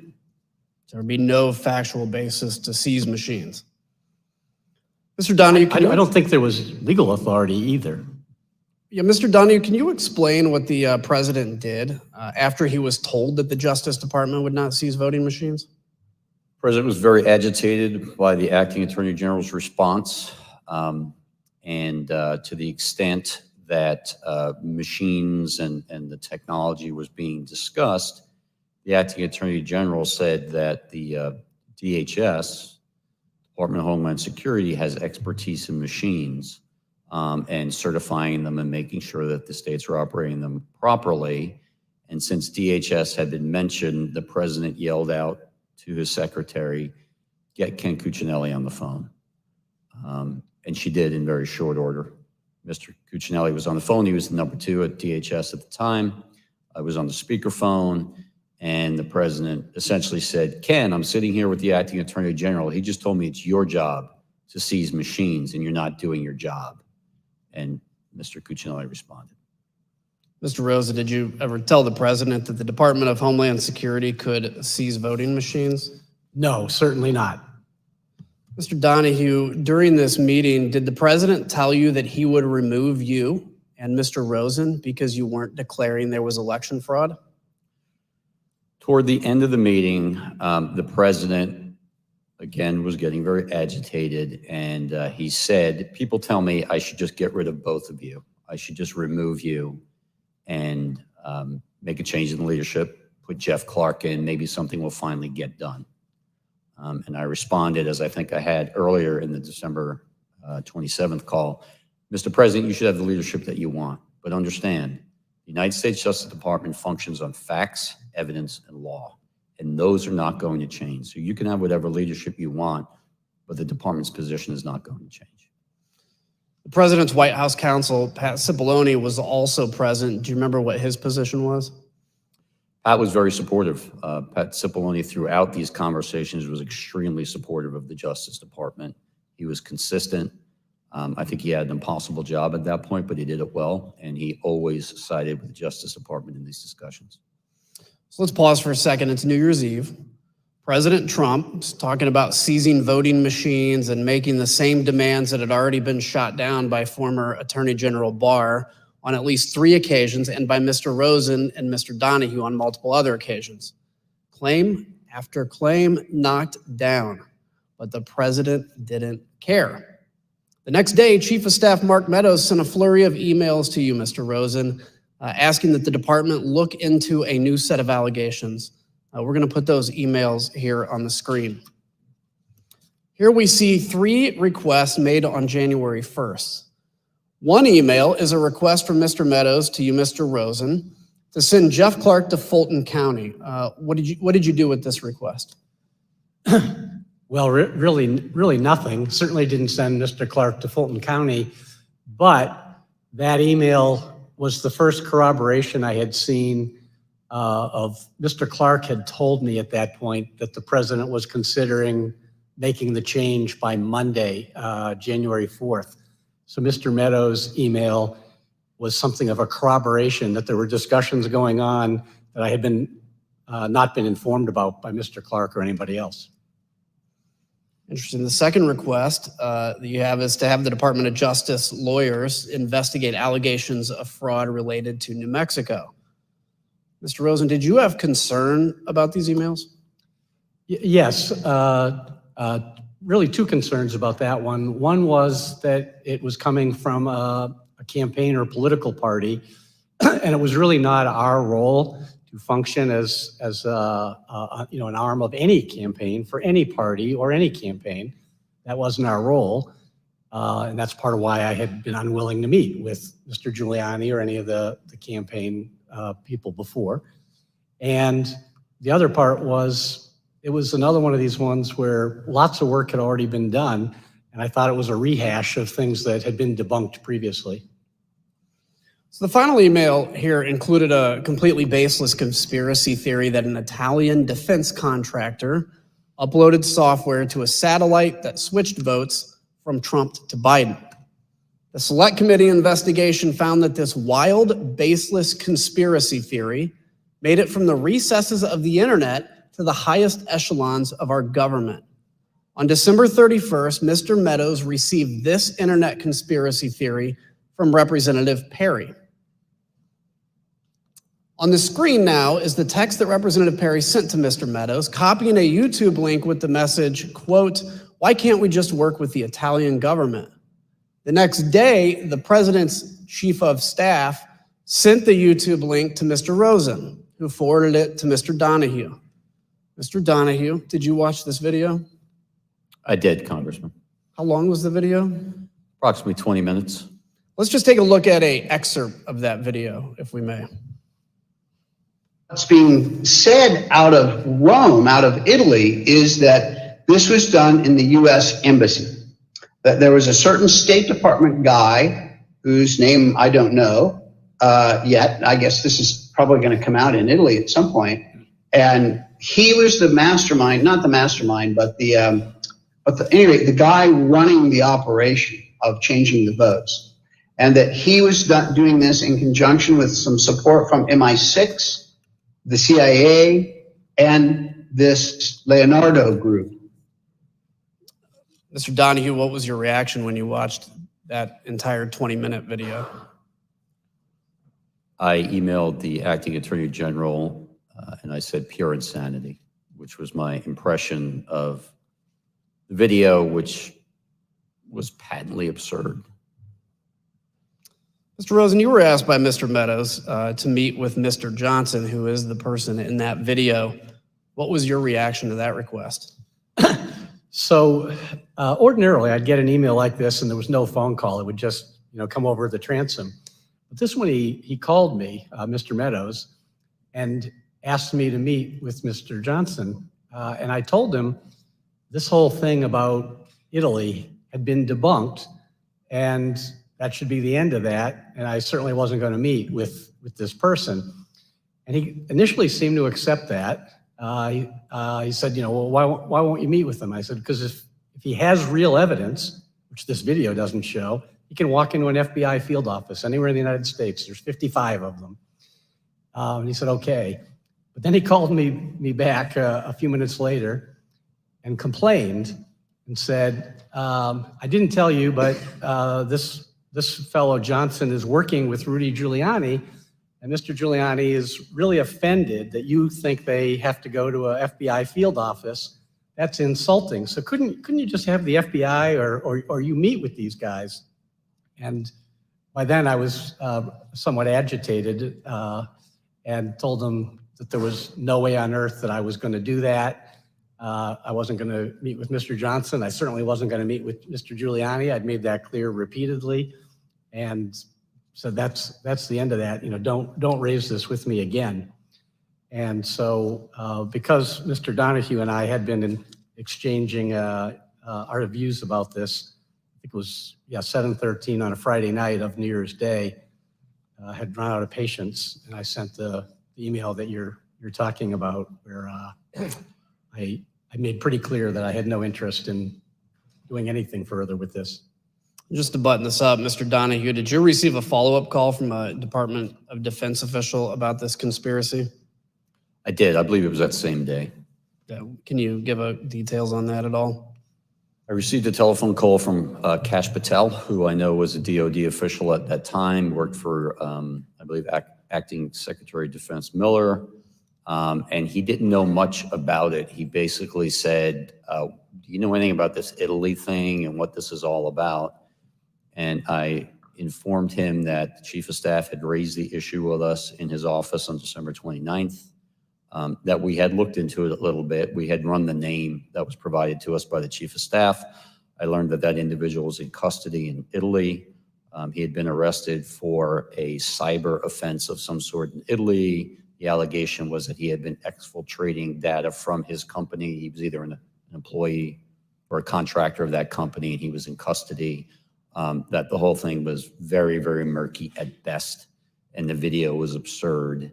But that we the department, were not going to have anything to do with it, and DOD should make up its own mind as to what they're going to do. But I made it clear to him that I didn't think it was anything worth pursuing. You called the video absurd, and despite the absurdity of that conspiracy theory, we learned that Mr. Meadows discussed it frequently in the White House. And Mr. Meadows didn't let the matter go. The request went from the Department of Justice to the Secretary of Defense, Christopher Miller, As you'll hear, Secretary Miller actually reached out to a high-ranking official based in Italy to follow up on this claim. The ask for him was, can you call out the defense attaché Rome and find out what the heck's going on, because I'm getting all these weird, crazy reports, and probably the guy on the ground knows more than anything. The Select Committee confirmed that a call was actually placed by Secretary Miller to the attaché in Italy to investigate the claim that Italian satellites were switching votes from Trump to Biden. This is one of the best examples of the lengths to which the President Trump would go to stay in power, scouring the internet to support his conspiracy theories shown here, as he told Mr. Donahue in that December 27th call, quote, "You guys may not be following the internet the way I do." President Trump's efforts to this point had failed. Stonewalled by Mr. Rosen and Mr. Donahue, President Trump had only one option. He needed to make Clark acting Attorney General. Mr. Rosen, during a January 2nd meeting with Mr. Clark, did you confront him again about his contact with the president? And if so, can you describe that? So at this point, Mr. Clark had told us that the president had asked him to consider whether he would be willing to replace me, supposedly on a timetable by Monday, the 4th. And so I had told Mr. Clark I thought he was making a colossal error in judgment, but I also hoped to persuade him to be more rational and to understood what we had understood, that there's not a factual basis for the fraud assertions that are being made. So at this meeting, Mr. Donahue and I met with Mr. Clark, and I guess my hopes were disappointed in that Mr. Clark continued to express view that he thought there was fraud, even though he had not been a participant in the department's review of that, and that he was dissatisfied that we knew what we were doing. So, but he had acknowledged that he had had further, I don't know if it was meeting or phone calls or what, but further discussion with the president, despite having, a week earlier said that if he wouldn't do that, and if he did, if he got an invitation to do that, he would let Rich Donahue or me know. So it was a contentious meeting where we were chastising him that he was insubordinate, he was out of line, he had not honored his own representations of what he would do.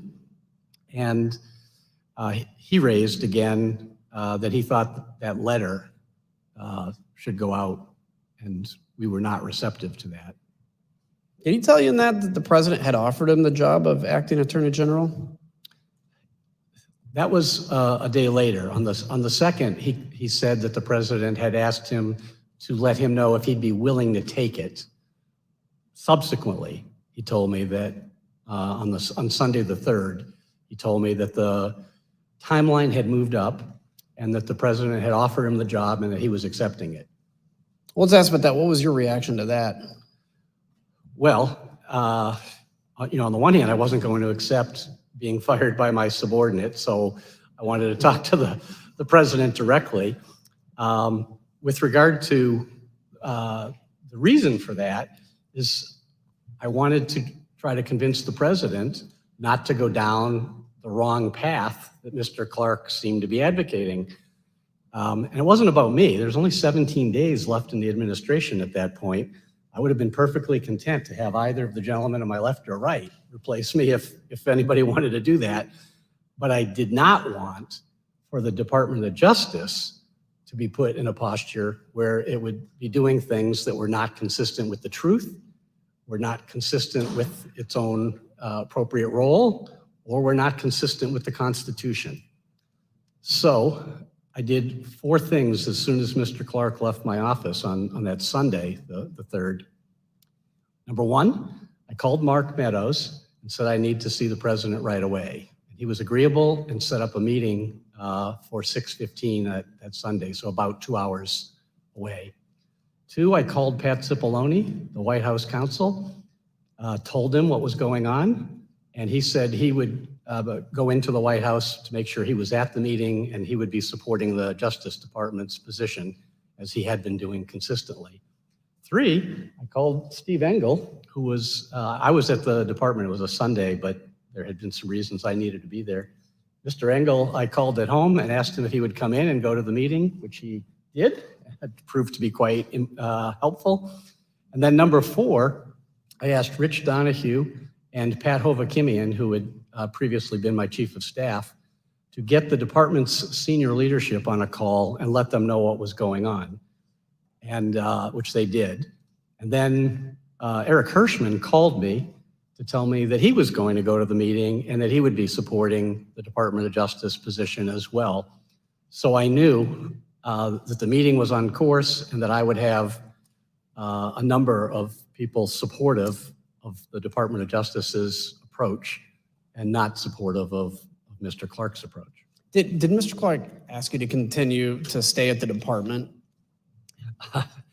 At that Sunday meeting, when he told me that he would be replacing me, he said that he had asked to see me alone, because usually he had met with me and Mr. Donahue, because he thought it would be appropriate in light of what was happening to at least offer me that I could stay on as his deputy. I thought that was preposterous. I told him that was nonsensical and that there's no universe where I was going to do that, to stay on and support someone else doing things that were not consistent with what I thought should be done. So I didn't accept that offer, if I can put it that way. And during that meeting, did Mr. Clark ask you to sign the Georgia letter? That was on the Saturday meeting, January 2nd, that Mr. Donahue and I had with him. He again raised with both of us that he wanted us to, both to sign that letter, actually. So in that meeting, did Mr. Clark say he would turn down the president's offer if you reversed your position and signed the letter? Yes.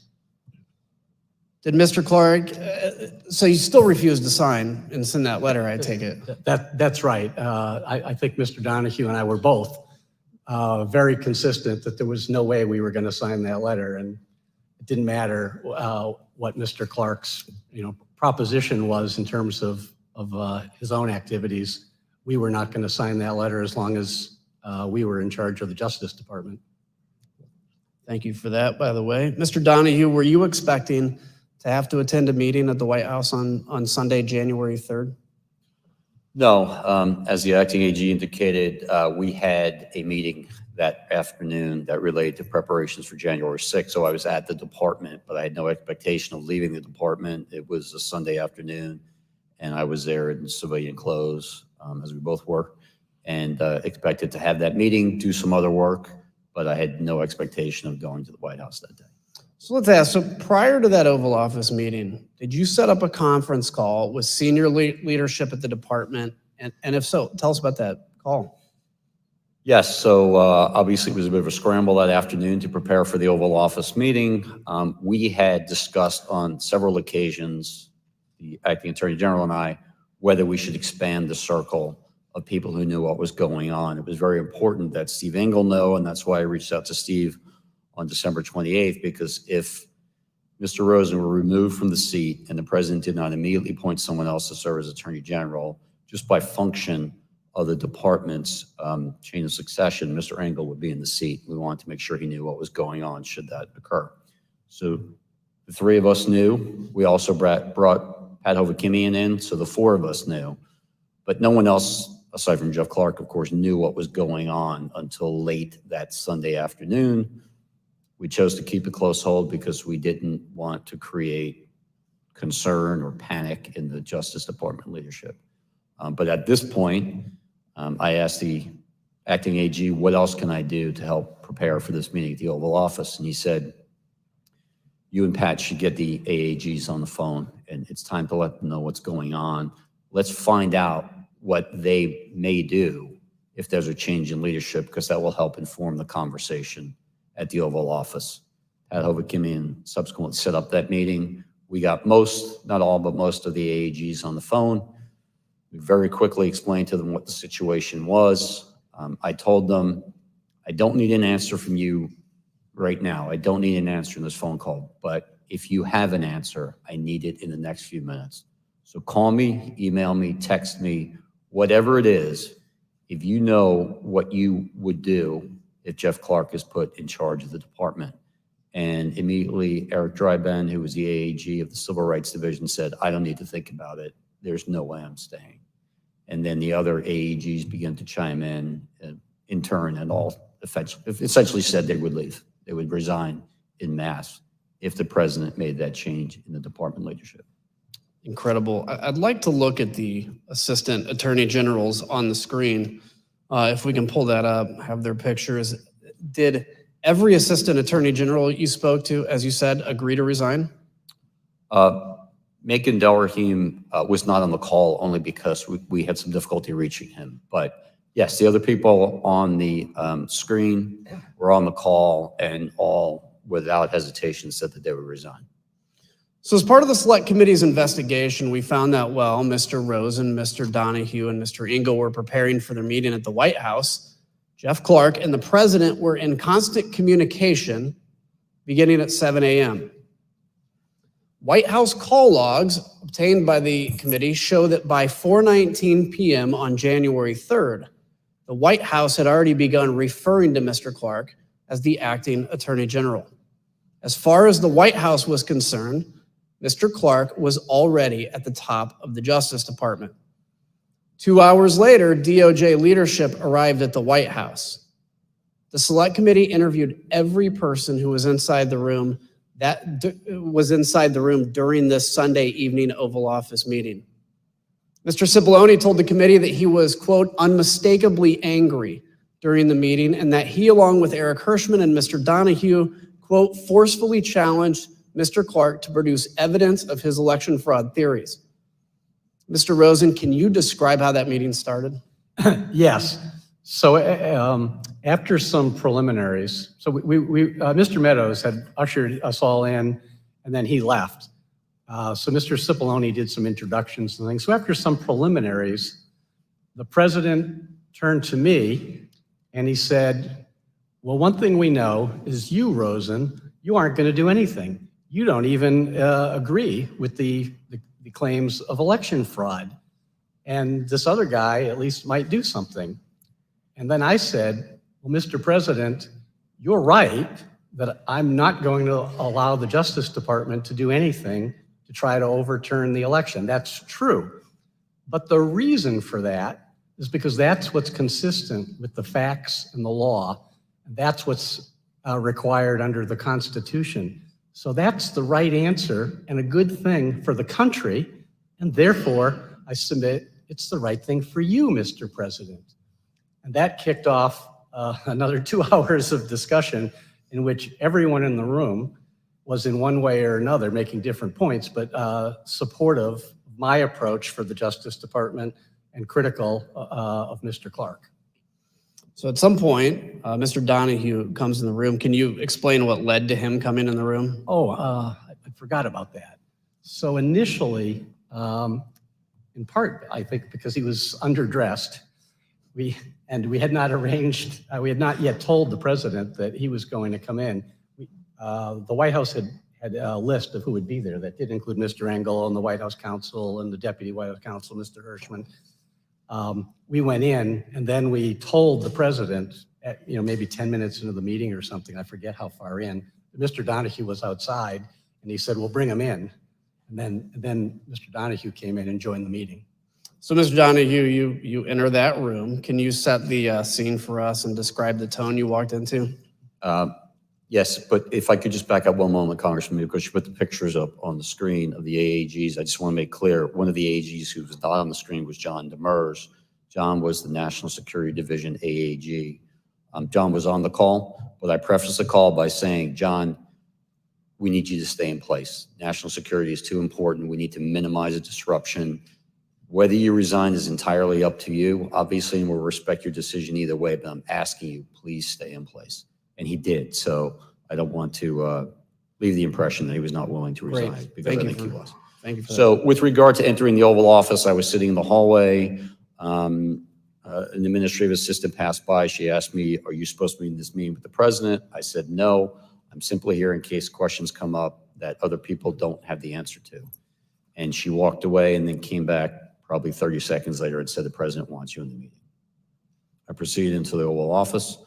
I took probably 2 or 3 steps in, and I stopped because I was, as the AG said, not exactly properly attired. I was wearing jeans and muddy boots and an Army t-shirt, and I never would arrive in the Oval Office this way. I said, Mr. President, I apologize. I'm sorry.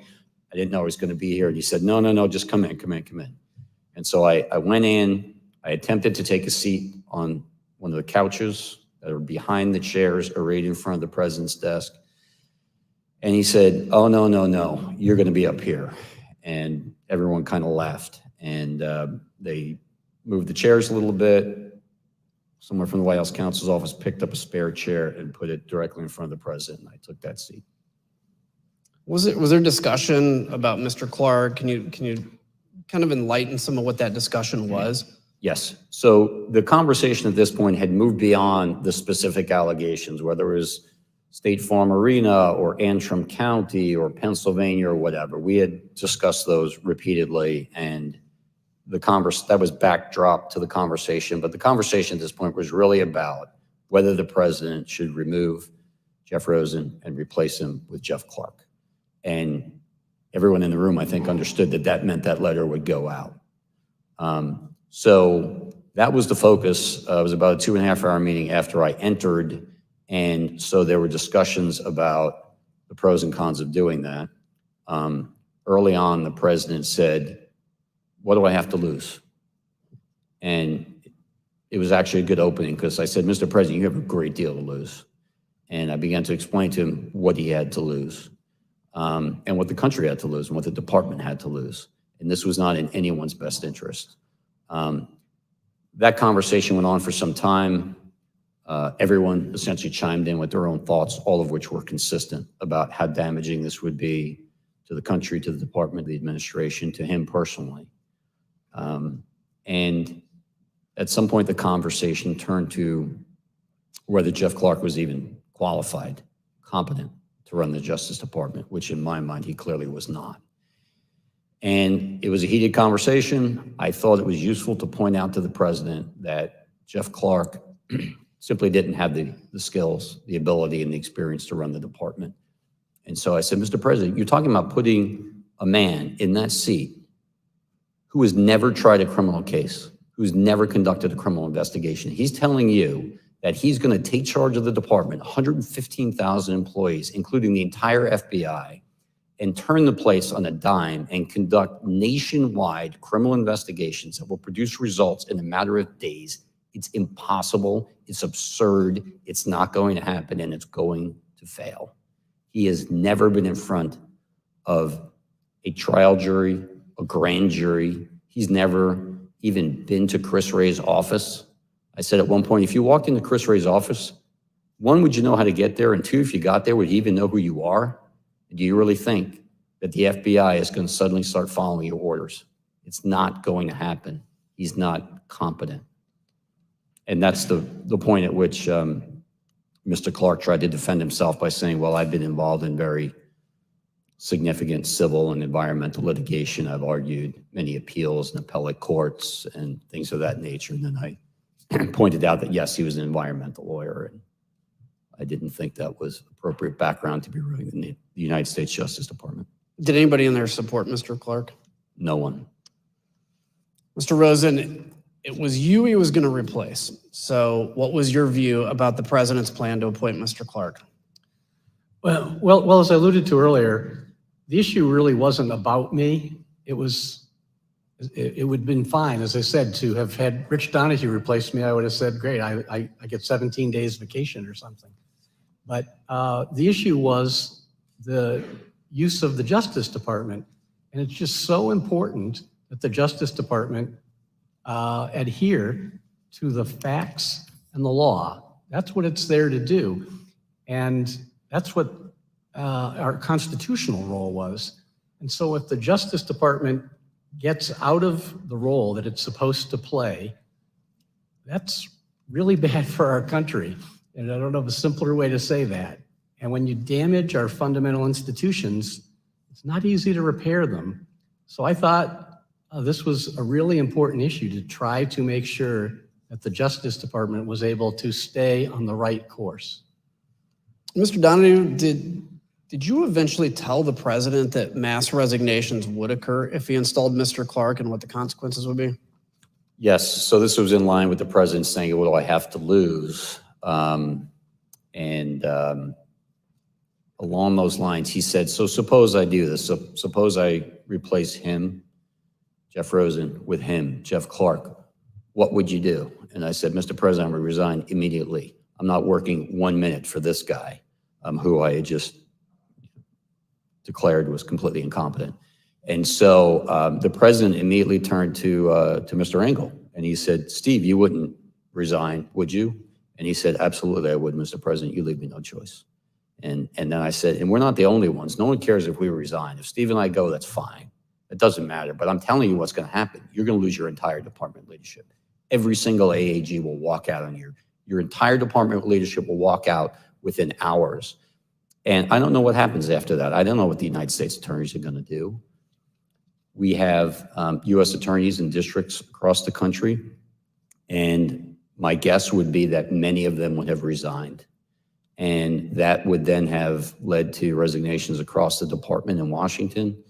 And I said, Mr. President, within 24, 48, 72 hours, you could have hundreds and hundreds of resignations of the leadership of your entire Justice Department because of your actions. What's that going to say about you? Wow. Mr. Engel, can you describe what your reaction was to that? Yeah, no, I think when the president, my recollection is that when the president turned to me and said, Steve, you wouldn't leave, would you? I said, Mr. President, I've been with you through 4 attorneys general, including 2 acting attorney general, but I couldn't be part of this. And then the other thing that I said was that, look,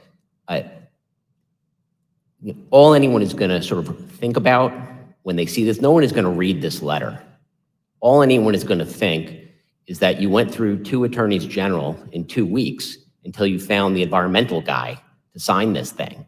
And so the story is not going to be that the Department of Justice has found massive corruption that would have changed the result of the election. It's going to be the disaster of Jeff Clark. And I think at that point, Pat Cipollone said, yeah, this is a murder-suicide pact, this letter. And I would note too, Congressman, that it was in this part of the conversation where Steve pointed out that Jeff Clark would be left leading a graveyard. And that comment clearly had an impact on the president. The leadership will be gone. Jeff Clark will be left leading a graveyard. Again, the premise that, which as Mr. Donahue has said, but that Mr. Clark could come in and take over the Department of Justice and do something different was just an absurd premise. And all he was doing, Mr. Clark, by putting himself forward, was blowing himself up. And, if the president were to have gone that course, it would have been a grievous error for the president as well. Mr. Cipollone, the White House counsel, told the committee that Mr. Engel's response had a noticeable impact on the president, that this was a turning point in the conversation. Mr. Donahue, towards the end of this meeting, did the president ask you what was going to happen to Mr. Clark? He did. When we finally got to I would say the last 15 minutes of the meeting, the president's decision was apparent. He announced that Jeff Clark tried to scrape his way back and asked the president to reconsider. The president doubled down, said, no, I've made my decision. That's it. We're not going to do it. And then he turned to me and said, so what happens to him now? Meaning Mr. Clark. And he understood that Mr. Clark reported to me. And I didn't initially understand the question. I said, Mr. President, and he said, are you going to fire him? And I said, I don't have the authority to fire him. He's the Senate-confirmed Assistant Attorney General. And he said, well, who has the authority to fire him? And I said, only you do, sir. And he said, well, I'm not going to fire him. I said, all right, well, then we should all go back to work. Did you get a call from the president later that night? I did, I don't know, probably 90 minutes later or something like that. What was that about? The president, at this point, we left the White House, reconvened at the department. I left the department. I was back in my apartment. My cell phone rang. It was the president, and he had information about a truck supposedly full of shredded ballots in Georgia that was in the custody of an ICE agent whose name he had. I told him that ICE was part of Department of Homeland Security. I had heard about this. If Department of Homeland Security needed our assistance, we of course would provide it. But it was really up to DHS to make a call if their agent was involved. And he said, fine, I understand. Can you just make sure that Ken, meaning Ken Cuccinelli, knows about this? I said, fine, I would pass that along to him. I eventually contacted Ken Cuccinelli later that evening, and I said, this is what the president told me. If you guys have anything you think should be brought to our attention, let me know. And he said, thank you, and that was it. Mr. Cipollone left the meeting convinced the president would not appoint Mr. Clark, but he didn't think the president had actually accepted the truth about the election. Sure enough, all the same debunked theories appeared in his speech at the Ellipse 3 days later. In the state of Arizona, over 36,000 ballots were illegally cast by non-citizens. 11,600 more ballots and votes were counted, more than there were actual voters. You see that? In Wisconsin, corrupt Democrat-run cities deployed more than 500 illegal, unmanned, unsecured drop boxes, which collected a minimum of 91,000 unlawful votes. Mr. Donahue, Mr. Rosen, Mr. Engel, and others stopped President Trump's efforts, at least temporarily. Yet the message President Trump and his Republican allies pushed throughout December made its way to his supporters anyway. And they kept up the pressure campaign on the way to storming the Capitol on January 6th. Mr. Rosen, were you at the Department of Justice on January 6th? Yes, I was there all day. Once the Capitol was under attack, I understand that you communicated with fellow cabinet members and Capitol Hill leadership. Can you tell us who you spoke to? Yeah, I was basically on the phone virtually nonstop all day. Some calls with our own DOJ folks, some with cabinet counterparts at DHS and Defense and the Interior, some with senior White House officials, and with a number of congressional leaders. I received calls from Speaker Pelosi, from Leader McCarthy, from Leader Schumer. I believe Leader McConnell's chief of staff called, a number of other members of Congress as well. And the basic thrust of the calls with the members of Congress was, there's a dire situation here, and can you help? And I reported to them that we were, on a very urgent basis, sending help from the department. We wound up sending over 500 agents and officers from FBI, ATF, and the U.S. Marshals to assist with restoring order at the Capitol. So had a number of calls. As I say, it was more or less nonstop all afternoon. Did you speak to the vice president that day? Yes, twice.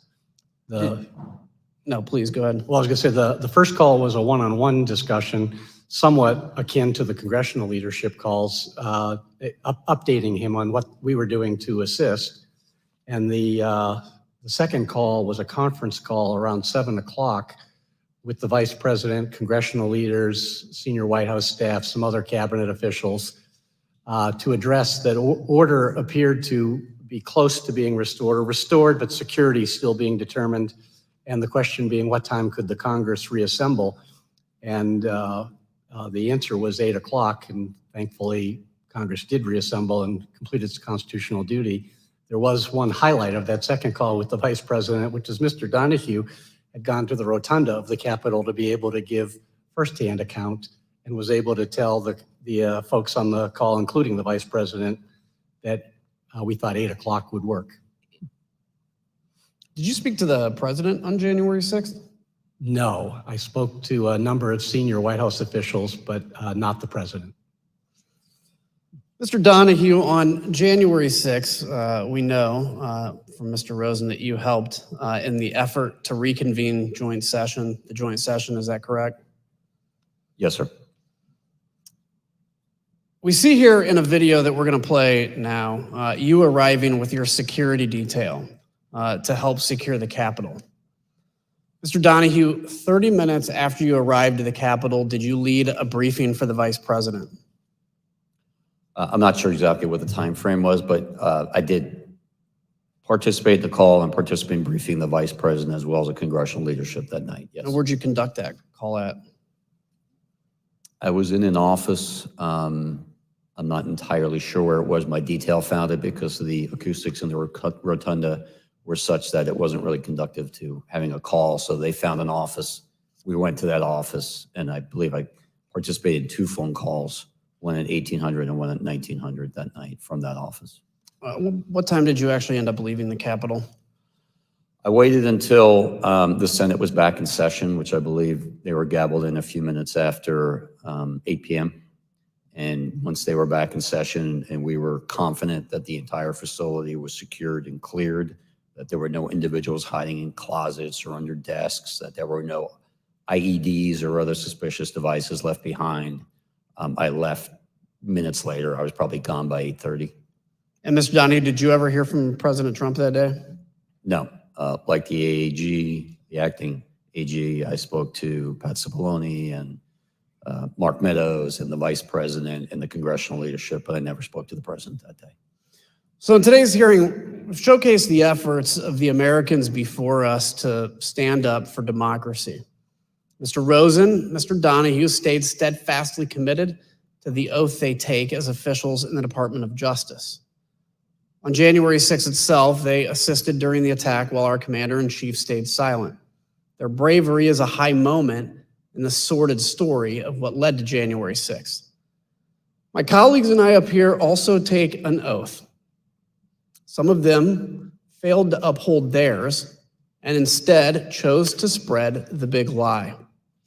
Days after the tragic events of January 6th, some of these same Republican members requested pardons in the waning days of the Trump administration.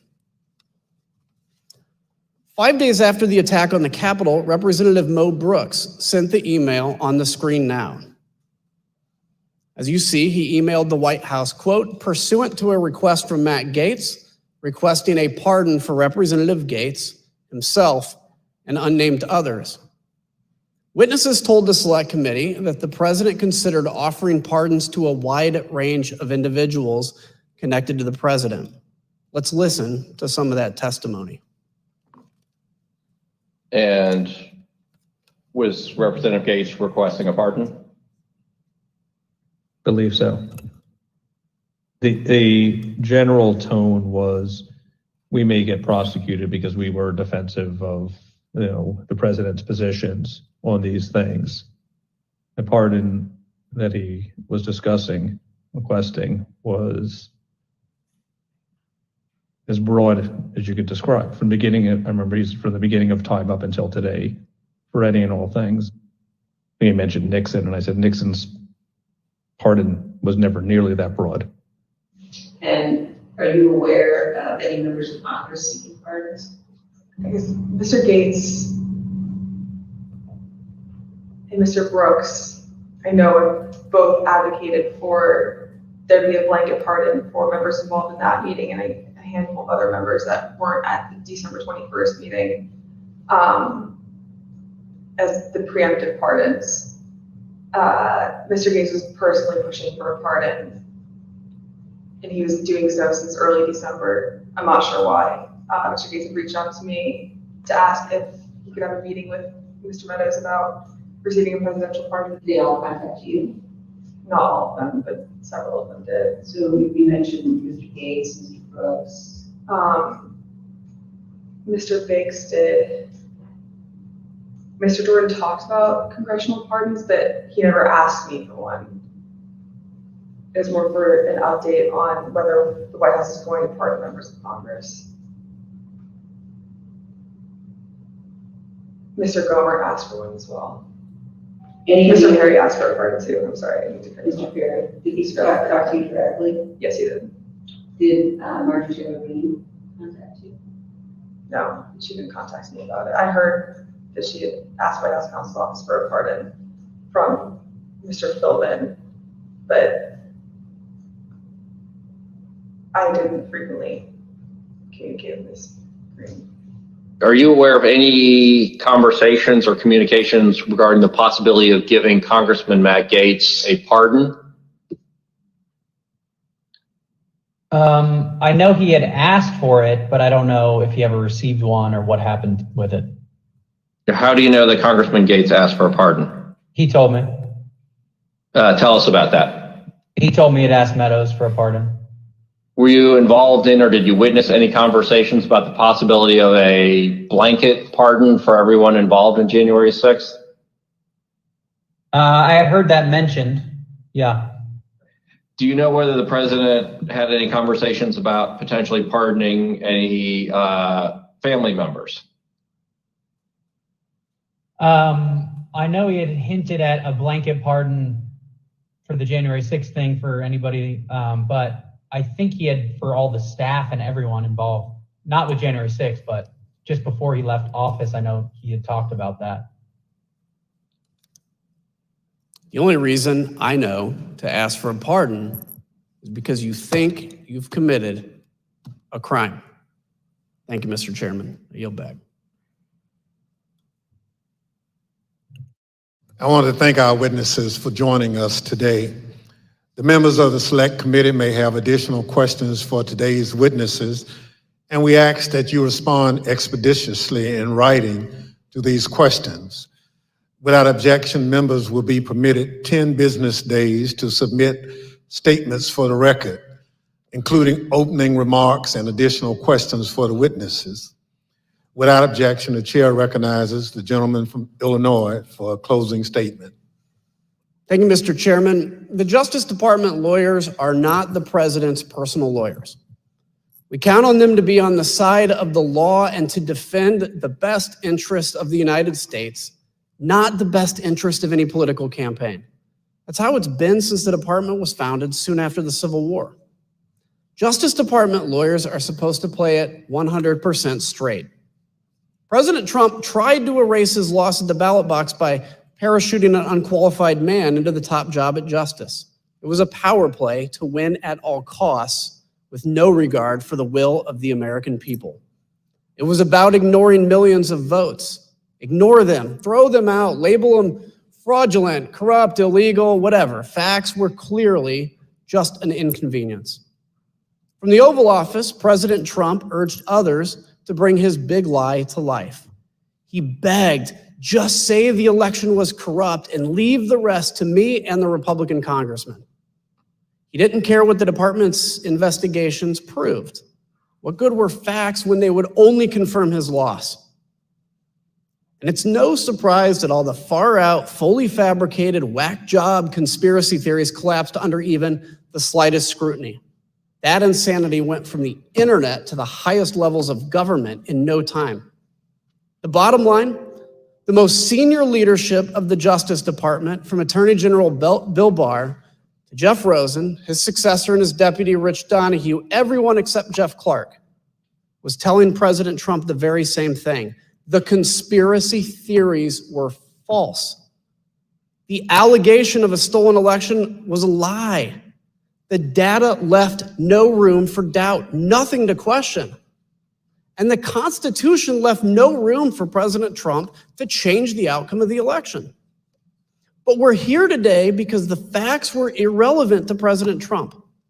It was about protecting his very real power and very fragile ego, even if it required recklessly undermining our entire electoral system by wildly casting baseless doubt upon it. In short, he was willing to sacrifice our republic to prolong his presidency. I can imagine no more dishonorable act by a president. We owe a great debt of gratitude to these men you've heard from here today. Real leaders who stood for justice when it was in grave peril, who put their country first when the leader of the free world demanded otherwise. They threatened to resign rather than corrupt our democracy. And thanks largely to each of them, President Trump's coup failed. Contrast that to Jeff Clark, who would do exactly what the president wanted. Say there was massive fraud, forget the facts, and leave the rest to President Trump's congressional friends. Mr. Clark refused to cooperate with this committee. He pled the fifth over 125 times. Why risk self-incrimination? And President Trump's congressional friends, Some of them are angling for pardons. They knew that every bit of what they did was a lie and it was wrong. That's all the more reason to respect those who came here to testify today. We thank them for their unflinching service in the face of incredible pressure. As it said, the only thing necessary for evil to succeed is good men to do nothing. Thankfully, there were good people in the Department of Justice. You heard from other good people too on Tuesday. They too defended us. But I'm still worried that not enough has changed to prevent this from happening again. The oath that we take has to mean something. It has to cut to the core of who we are and be the driving force of our service to this nation. We on this committee, we may be able to shine light on the darkness, but that is not enough.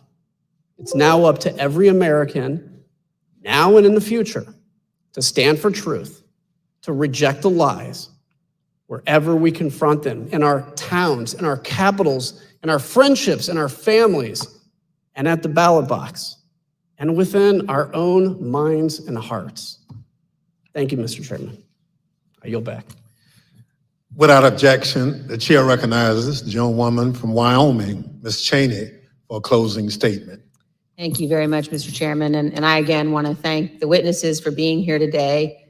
After today, I suspect that there will be some who label you agents of the deep state or something else conspiratorial or nonsensical, meant to justify ignoring what you've said today, ignoring the facts.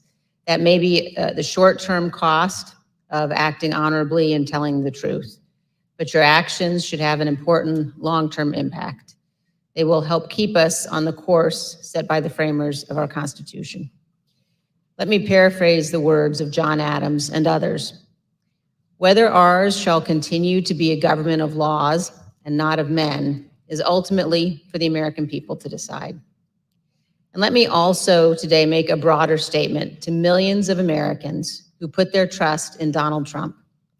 In these hearings so far, you've heard from more than a dozen Republicans who've told you what actually happened in the weeks before January 6th. You will hear from more in the hearings to come. Several of them served Donald Trump and his administration, others in his campaign. Others have been conservative Republicans for their entire careers. It can be difficult to accept that President Trump abused your trust, that he deceived you. Many will invent excuses to ignore that fact, but that is a fact. I wish it weren't true, but it is. Thank you, Mr. Chairman. I yield back. Again, I thank our witnesses and thank my colleagues for this hearing. As we conclude our fifth hearing in this series, I want to remind the American people of a few things the committee has shown. Donald Trump lost the 2020 election. Top Republican officials who supported Trump knew that he lost and told him he lost. Trump knew he lost. Those who say the election was affected by widespread voter fraud are lying. They were lying in 2020, they were lying in 2021, and indeed, they are lying today. Donald Trump went to court. That's the right any candidate seeking to challenge the outcome of an election must do. Donald Trump lost in court dozens and dozens of times. He lost in part because there was no evidence that voter fraud had any impact on the results of the election. To borrow a phrase from our witness earlier this week, Mr. Bowers, all he had was theories and no evidence. As I've said, if you're running for office in the United States, that's the end of the line. You accept the court's judgment, you concede the race, you respect the rule of law and the will of the voters. But for Donald Trump, that wasn't the end of the line, not even close. The voters refused to keep him in office. The courts refused to keep him in office, but he continued to lie. and he went in search of anyone who would go along with his scheme. And we've shown today, he pressured the Justice Department to act as an arm of his reelection campaign. He hoped law enforcement officials would give the appearance of legitimacy to his lies, so he and his allies had some veneer of credibility when they told the country that the election was stolen. Earlier this week, we showed how Donald Trump brought the weight of the presidency down on local and state officials who are trying to do their jobs, and ultimately did. They investigated his claims and found them to be false, and then they endured Trump's pressure campaign at great risk to themselves and their loved ones. And of course, there was a scheme to get the former Vice President, Mike Pence, to violate the law and the Constitution by rejecting the Electoral College votes on January 6th and blocking the peaceful transfer of power. I mentioned the former Vice President last because, as we showed, when he refused to bow to the pressure in those critical moments on January 6th, there was a backup plan for stopping the transfer of power. The mob and their vile threats. Up to this point, we've shown the inner workings of what was essentially a political coup, an attempt to use the powers of the government from the local level all the way up to overturn the results of the election, find me the votes, send fake electors, just say the election was corrupt. Along the way, we saw threats of violence. We saw what some people were willing to do in the service of the nation, the Constitution, no, in service of Donald Trump.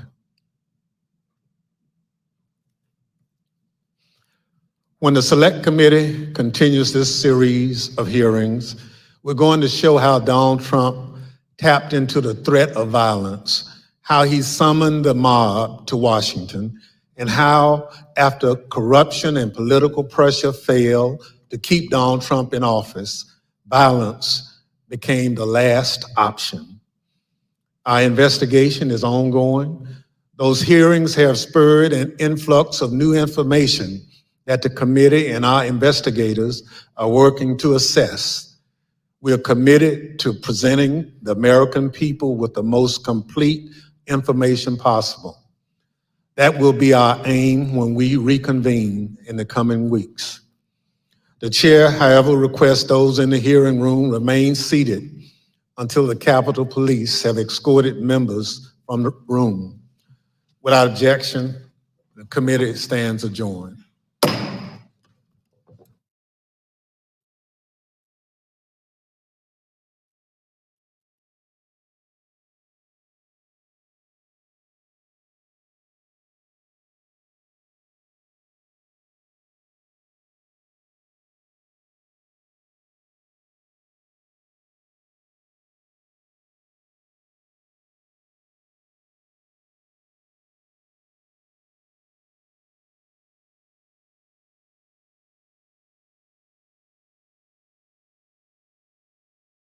Proud of your boy! Proud of your boy! Proud of your boy! Yeah, just for awareness, be advised, there's probably about 300 Proud Boys. They're marching eastbound in this 400 block of kind of Independence, actually on the mall towards the United States Capitol. I am not allowed to say what's going to happen today because everyone's just going to have to watch for themselves. But it's going to happen. Something's going to happen. Whose streets? Our streets! Whose streets? Our streets! Whose streets? Our streets!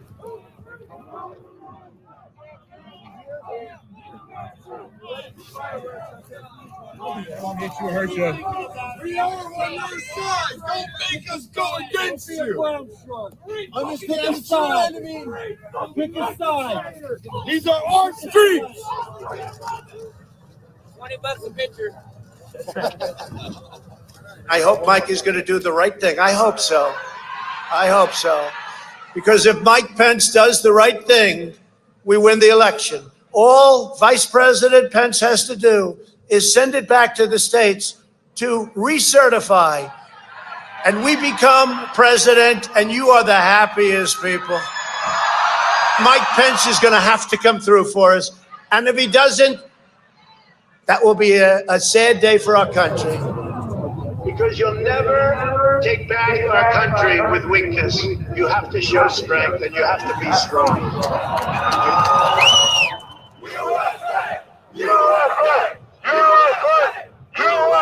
Cruiser 50, it does look like we're going to have an ad hoc march stepping off here.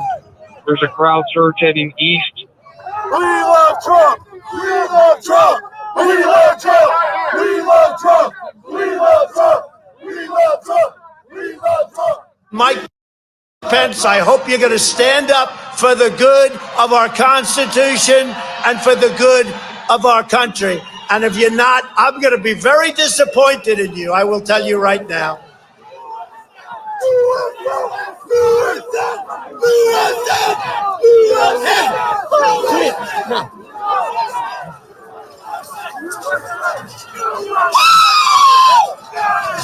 Get back, ladies! Get back, ladies!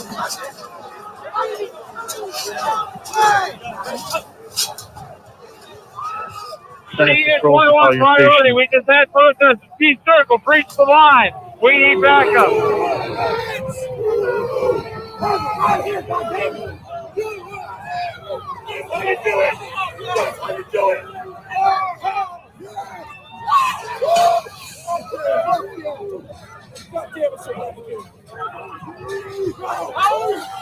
Madam Speaker, the Vice President and the United States Senate.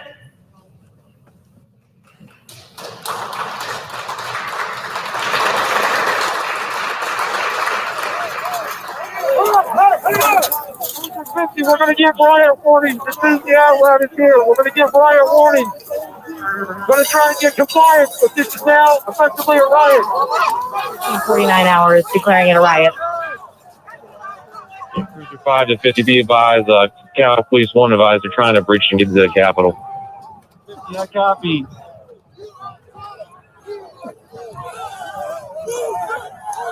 Hold the line! Hold the line! Hold the line! Hold the line! Hold the line! Break the line! 42. We're about 5 and 7. We're trying to make our way through all this.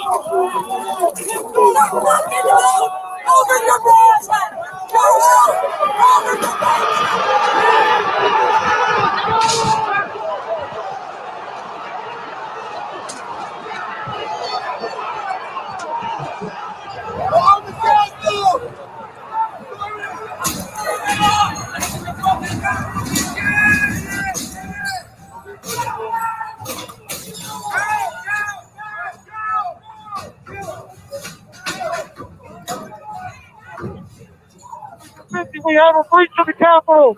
Breach of the Capitol to the upper level! Be advised they're requesting additional resources on the east side as they've broken into that window and they're trying to kick it in.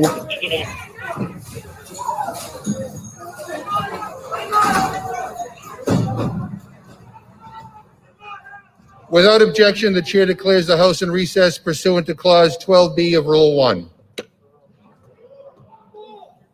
Mike Pence didn't have the courage to do what should have been done to protect our country and our Constitution, giving states a chance to certify a corrected set of facts, not the fraudulent or inaccurate ones which they were asked to previously certify. U.S. demands the truth. Bring out Pence. Bring out Pence. Bring out Pence.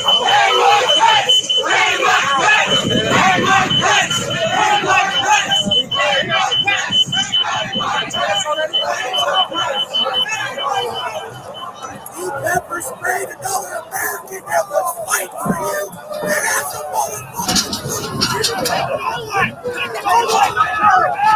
Get him back there! Punch forward!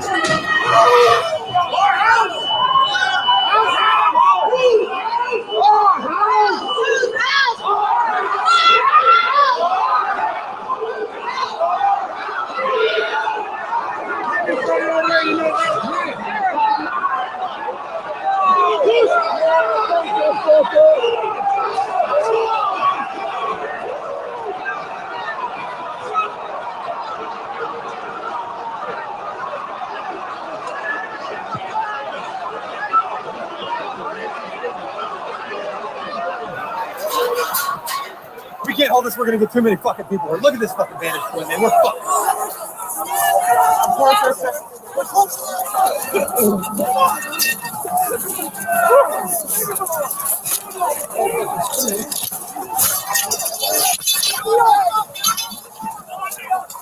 We need an area for the housing members. They're all walking over now through the tunnels.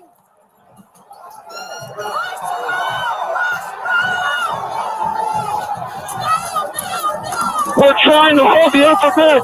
We're trying to hold the upper deck now. We need to hold the doors of the Capitol.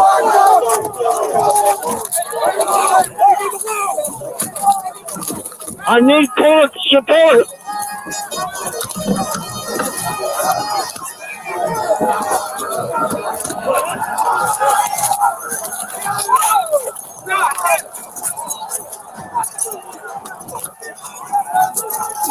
We lost the line. We lost the line. All MPD, step back. All MPD, step back up to the upper deck. All MPD, step back to the upper deck. ASAP.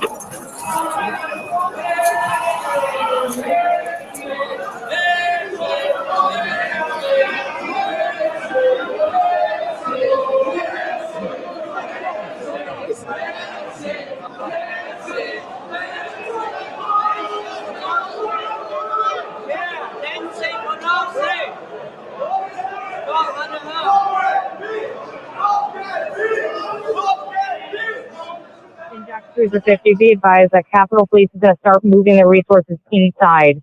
They're going to start the M4 officers first.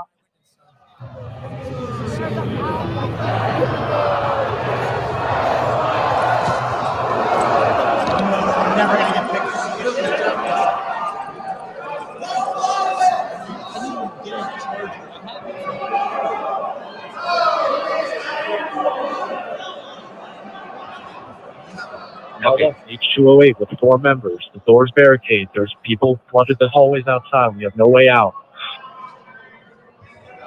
In fact, officers still remaining on the house floor, on the third floor, to use the subways themselves. It's time to evacuate so we can secure the members on the other side. Copy. It's up to us people now, the American people. What are you ready to do?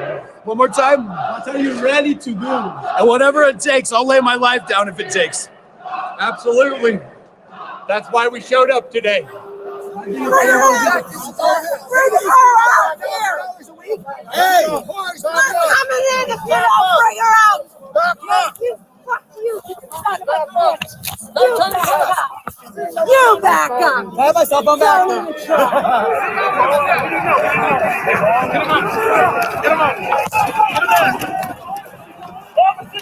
Get him up! We love you guys! Hold on! Get him up! Hold up! Get him up! Hold up!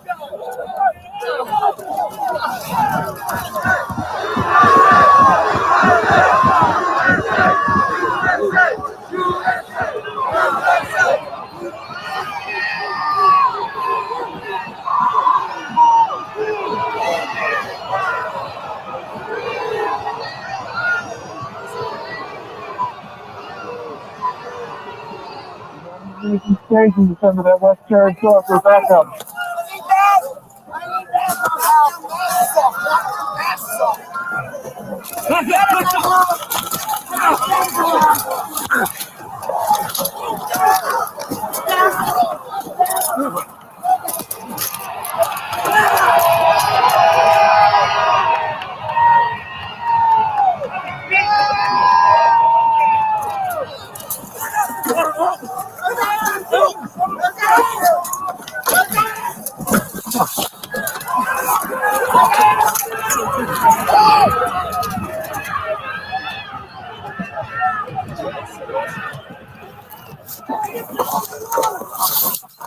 They were peaceful people. These were great people. The crowd was unbelievable. And I mentioned the word love, the love in the air. I've never seen anything like it.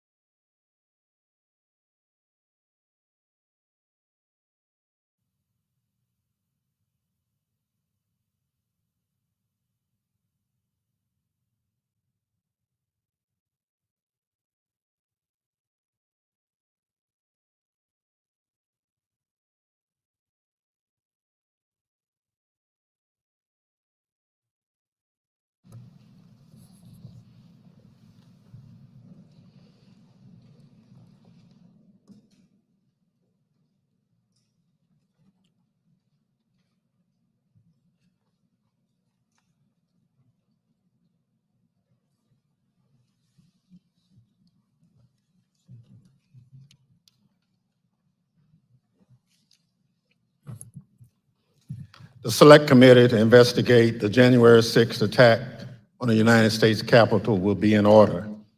Without objection, the chair is authorized to declare the committee in recess at any point.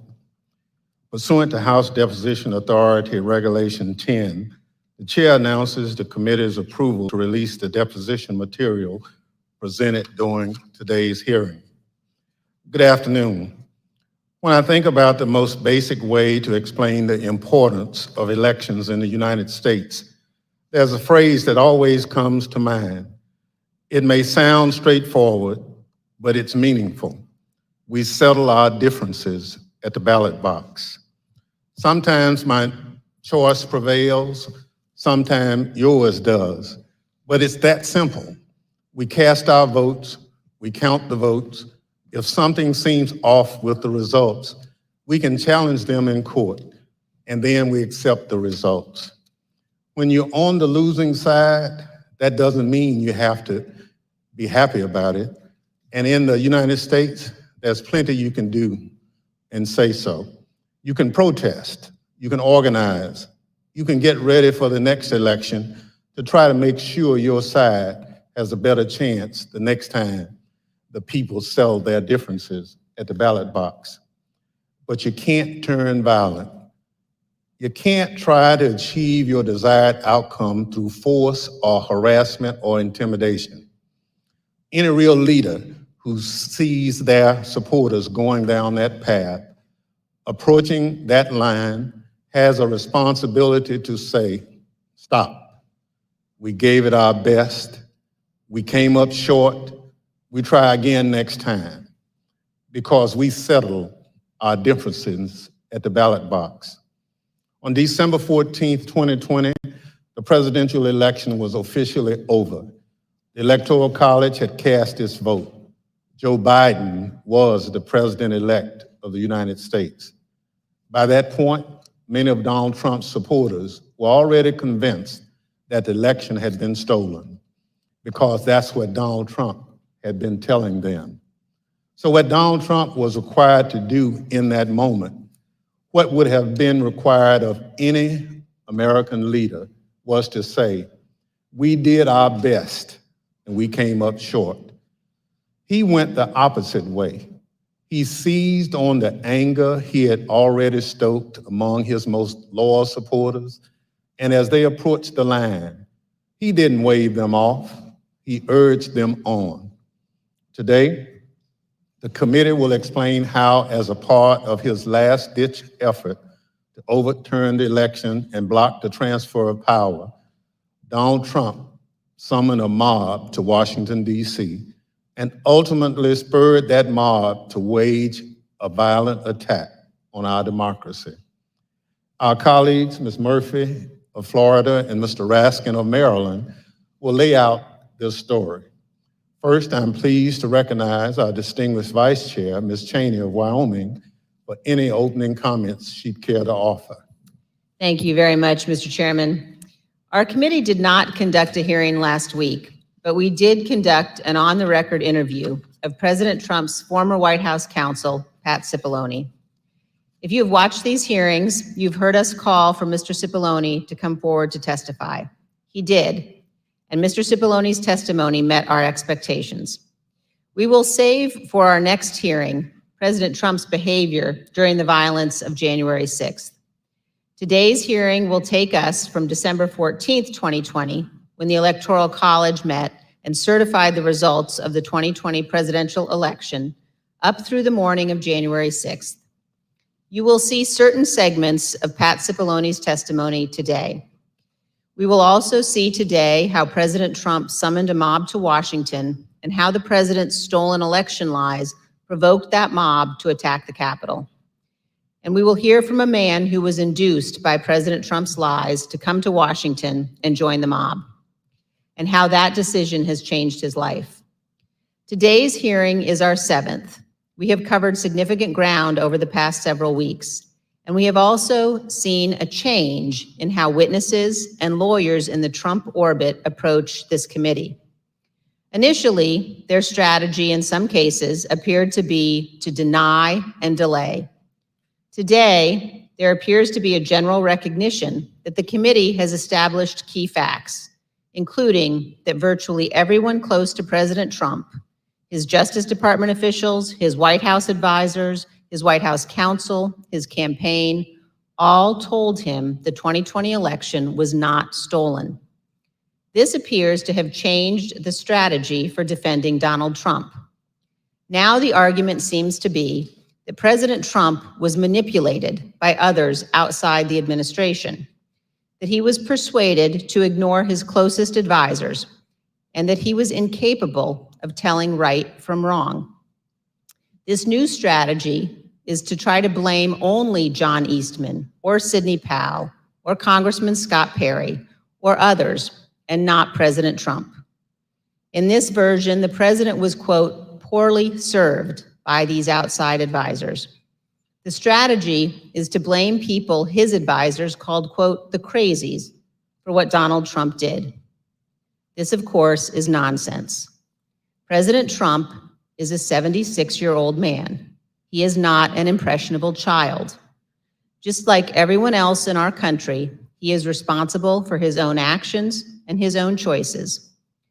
As our investigation has shown, Donald Trump had access to more detailed and specific information showing that the election was not actually stolen than almost any other American. And he was told this over and over again. No rational or sane man in his position could disregard that information and reach the opposite conclusion. And Donald Trump cannot escape responsibility by being willfully blind. Nor can any argument of any kind excuse President Trump's behavior during the violent attack on January 6th. As you watch our hearing today, I would urge you to keep your eye on two specific points.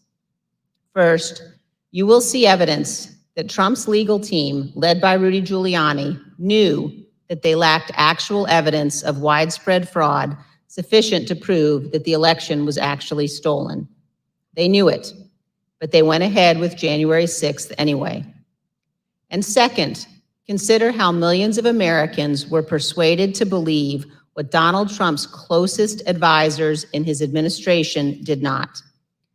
These Americans did not have access to the truth like Donald Trump did. They put their faith and their trust in Donald Trump. They wanted to believe in him. They wanted to fight for their country, and he deceived them. For millions of Americans, that may be painful to accept, but it is true. Thank you, Mr. Chairman. I yield back. Without objection, the chair recognizes the gentlewoman from Florida, Ms. Murphy, and the gentleman from Maryland, Mr. Raskin, for opening statements. Thank you, Mr. Chairman.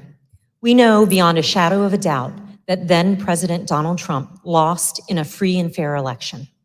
And yet, President Trump insisted that his loss was due to fraud in the election process, rather than to the democratic will of the voters. The president continued to make this claim despite being told again and again by the courts, by the Justice Department, by his campaign officials, and by some of his closest advisors that the evidence did not support this assertion. This was the big lie, and millions of Americans were deceived by it. Too many of our fellow citizens still believe it to this day. It's corrosive to our country and damaging to our democracy. As our committee has shown in prior hearings, following the election, President Trump relentlessly pursued multiple interlocking lines of effort, all with a single goal: to remain in power despite having lost. The lines of effort were aimed at his loyal Vice President, Mike Pence, at state election and elected officials, and at the U.S. Department of Justice. The president pressured the vice president to obstruct the process to certify the election result. He demanded that state officials find him enough votes to overturn the election outcome in that state, and he pressed the Department of Justice to find widespread evidence of fraud. When justice officials told the president that such evidence did not exist, the president urged them to simply declare that the election was corrupt. On December 14th, the Electoral College met to officially confirm that Joe Biden would be the next president. The evidence shows that once this occurred, President Trump and those who were willing to aid and abet him turned their attention to the joint session of Congress scheduled for January 6th, at which the Vice President would preside. In their warped view, this ceremonial event was the next, and perhaps the last, inflection point that could be used to reverse the outcome of the election before Mr. Biden's inauguration. As President Trump put it, the Vice President and enough members of Congress simply needed to summon the courage to act. To help them find that courage, the President called for backup. Early in the morning of December 19th, the President sent out a tweet urging his followers to travel to Washington, D.C. for January 6th. "Be there, we'll be wild," the President wrote. As my colleague, Mr. Raskin, will describe in detail, this tweet served as a call to action, and in some cases, as a call to arms for many of President Trump's most loyal supporters. It's clear the President intended the assembled crowd on the January 6th to serve his goal. And as you've already seen, and as you will see again today, some of those who were coming had specific plans. The President's goal was to stay in power for a second term despite losing the election. The assembled crowd was one of the tools to achieve that goal. And in today's hearing, we will focus on events that took place in the final weeks leading up to January 6th, starting in mid-December. And we'll add color and context to evidence you've already heard about, and we'll also provide additional new evidence. For example, you'll hear about meetings in which the President entertained extreme measures designed to help him stay in power, like the seizure of voting machines. We will show some of the coordination that occurred between the White House and members of Congress as it relates to January 6th. And some of these members of Congress would later seek pardons. We will also examine some of the planning for the January 6th protests, placing special emphasis on one rally planner's concerns about the potential violence. And we will describe some of the President's key actions on the evening of January 5th and the morning of January 6th, including how the President edited and ad-libbed his speech that morning at the Ellipse, directed the crowd to march to the Capitol, and spoke off script in a way that further inflamed an already angry crowd. I yield to the gentleman from Maryland, Mr. Raskin. Thank you, Ms. Murphy. Mr. Chairman, Madam Vice Chair. 4 days after the electors met across the country and made Joe Biden the president-elect, Donald Trump was still trying to find a way to hang on to the presidency. On Friday, December 18th, his team of outside advisors paid him a surprise visit in the White House that would quickly become the stuff of legend. The meeting has been called unhinged, not normal, and the craziest meeting of the Trump presidency. The outside lawyers who'd been involved in dozens of failed lawsuits had lots of theories supporting the big lie, but no evidence to support it. As we will see, however, they brought to the White House a draft executive order that they had prepared for President Trump to further his ends. Specifically, they proposed the immediate mass seizure of state election machines by the U.S. military. The meeting ended after midnight with apparent rejection of that idea. In the wee hours of December 19th, dissatisfied with his options, Donald Trump decided to call for a large and wild crowd on Wednesday, January 6th, the day when Congress would meet to certify the electoral votes. Never before in American history had a president called for a crowd to come contest the counting of electoral votes by Congress, or engaged in any effort designed to influence, delay, or obstruct the joint session of Congress in doing its work required by our Constitution and the Electoral Count Act. As we'll see, Donald Trump's 1:42 a.m. tweet electrified and galvanized his supporters, especially the dangerous extremists and the Oath Keepers, the Proud Boys, and other racist and white nationalist groups spoiling for a fight against the government. 3 rings of interwoven attack were now operating towards January 6th. On the inside ring, Trump continued trying to work to overturn the election by getting Mike Pence to abandon his oath of office as vice president and assert the unilateral power to reject electoral votes. This would have been a fundamental and unprecedented breach of the Constitution that would promise Trump multiple ways of staying in office. Meanwhile, in the middle ring, members of domestic violent extremist groups created an alliance, both online and in person, to coordinate a massive effort to storm, invade, and occupy the Capitol. By placing a target on the joint session of Congress, Trump had mobilized these groups around a common goal, emboldening them, strengthening their working relationships, and helping build their numbers. Finally, in the outer ring, on January 6th, there assembled a large and angry crowd, the political force that Trump considered both the touchstone and the measure of his political power. Here were thousands of enraged Trump followers, thoroughly convinced by the big lie, who traveled from across the country to join Trump's wild rally to stop the steal. With the proper incitement by political leaders and the proper instigation from the extremists, many members of this crowd could be led to storm the Capitol, confront the vice president in Congress, and try to overturn the 2020 election result. All of these efforts would converge and explode on January the 6th. Mr. Chairman, as you know better than any other member of this committee from the wrenching struggle for voting rights in your beloved Mississippi, the problem of politicians whipping up mob violence to destroy fair elections is the oldest domestic enemy of constitutional democracy in America. Abraham Lincoln knew it too.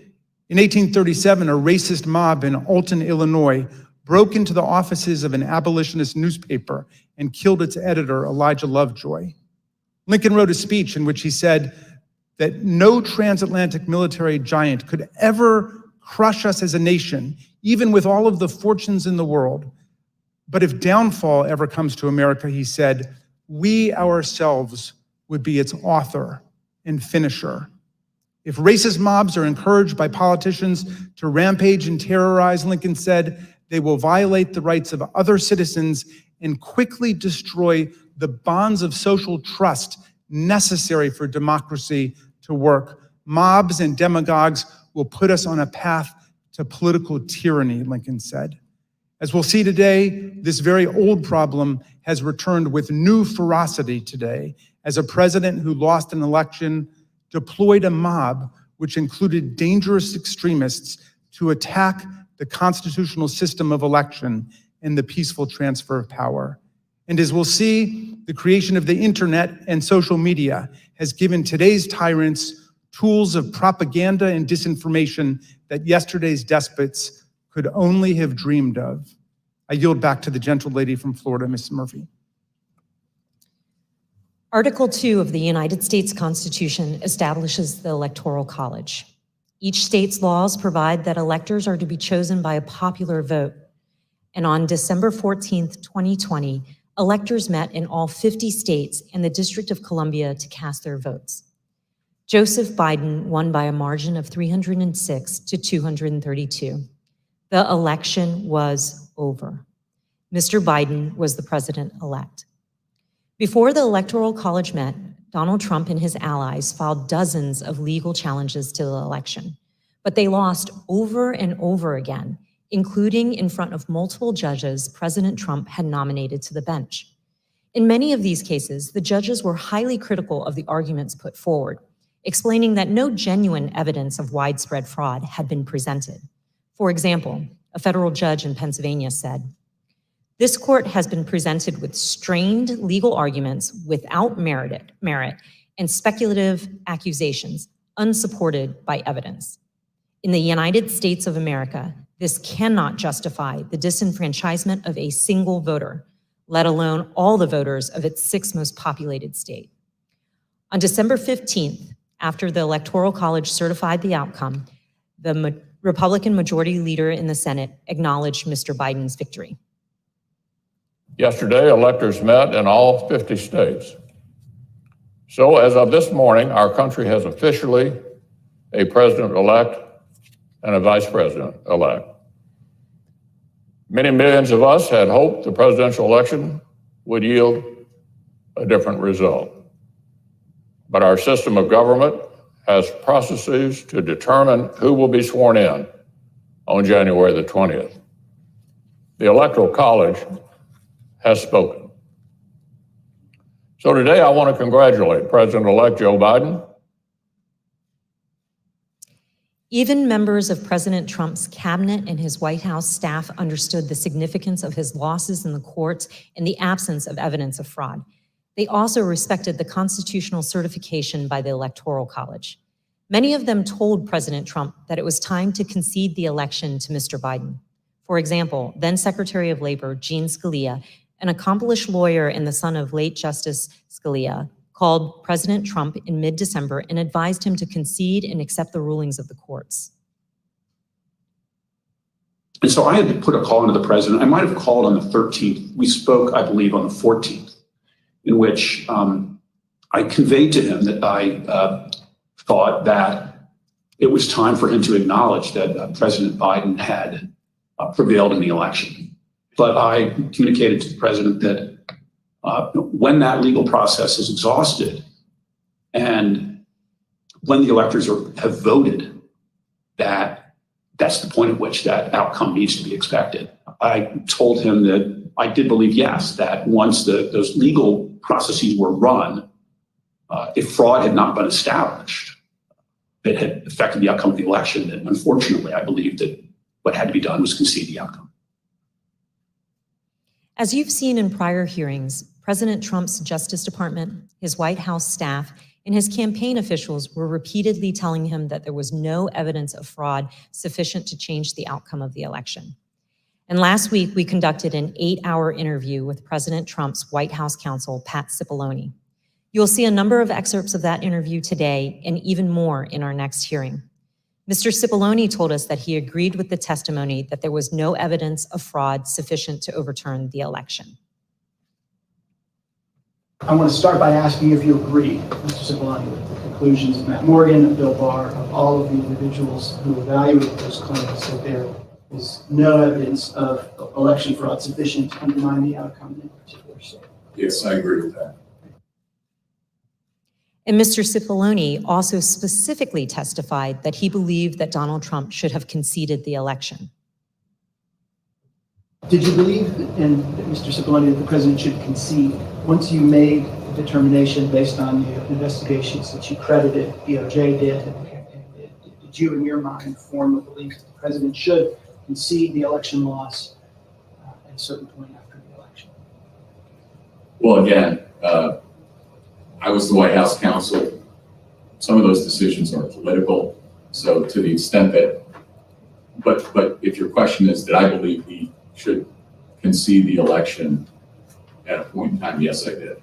I believe Leader McConnell went onto the floor of the Senate, I believe in mid-December, and basically said, the process is done. That would be in line with my thinking on these things. As Attorney General Bill Barr testified, December 14th should have been the end of the matter. December 14th was the day that the states certified their votes and sent them to Congress. And in my view, that was the end of the matter. I didn't see, I thought that this would lead inexorably to a new administration. Mr. Cipollone also testified that the president's chief of staff, Mark Meadows, said he shared this view. As early as that November 23rd meeting, we understand that there was discussion about the president possibly conceding the election. And specifically, we understand that Mark Meadows assured both you and Attorney General Barr that the president would eventually agree to a graceful exit. Do you remember Mr. Meadows making any such representation? Are you saying as part of that meeting or separately? Again, without getting into that meeting, I would say that is a statement and a sentiment that I heard from Mark Meadows. I see. And again, do you know if it was on November 23rd or some point? Again, it was probably, around that time, and it was probably subsequent to that time. It wasn't a one-time statement. Mr. Meadows has refused to testify, and the committee is in litigation with him. But many other White House officials shared the view that once the litigation ended and the Electoral College met, the election was over. And here's President Trump's former press secretary. I wanted to clarify, Ms. McEnany, so back to my previous question, it was your view then, or was it your view that the efforts to overturn the election should have stopped once the litigation was complete? In my view, upon the conclusion of litigation was when I began to plan for life after the administration. And this is what Ivanka Trump told us. December 14th was the day on which the Electoral College met, when these electors around the country met and cast the electoral votes consistent with the popular vote in each state. And it was obviously a public proceeding or a series of proceedings that President Biden had obtained the requisite number of electors. Was that an important day for you? Did that affect sort of your planning or your realization as to whether or not there was going to be an end of this administration? I think so. I think it was my sentiment probably prior as well. Judd Deere was a White House deputy press secretary. This was his testimony about what he told President Trump. I told him that my personal viewpoint was that the Electoral College had met, which is the system that our country is set under to elect a president and vice president. And I believed at that point that the means for him to pursue litigation was probably closed. And you recall what his response, if any, was? He disagreed. We've also seen this testimony from Attorney General Barr reflecting a view of the White House staff in late November 2020. And then at that point I left. And as I walked out of the Oval Office, Jared was there with Dan Scavino, who ran the president's social media, and who I thought was a reasonable guy and believe is a reasonable guy. And I said, how long is he going to carry on with this stolen election stuff? Where's this going to go? And by that time, Meadows had caught up with me and leaving the office, and caught up to me and said that he said, look, I think that he's becoming more realistic and knows that there's a limit to how far he can take this. And then Jared said, yeah, we're working on this. We're working on it. Likewise, in this testimony, Cassidy Hutchinson, an aide to Mark Meadows, described her conversations with President Trump's Director of National Intelligence, John Ratcliffe, a former Republican congressman.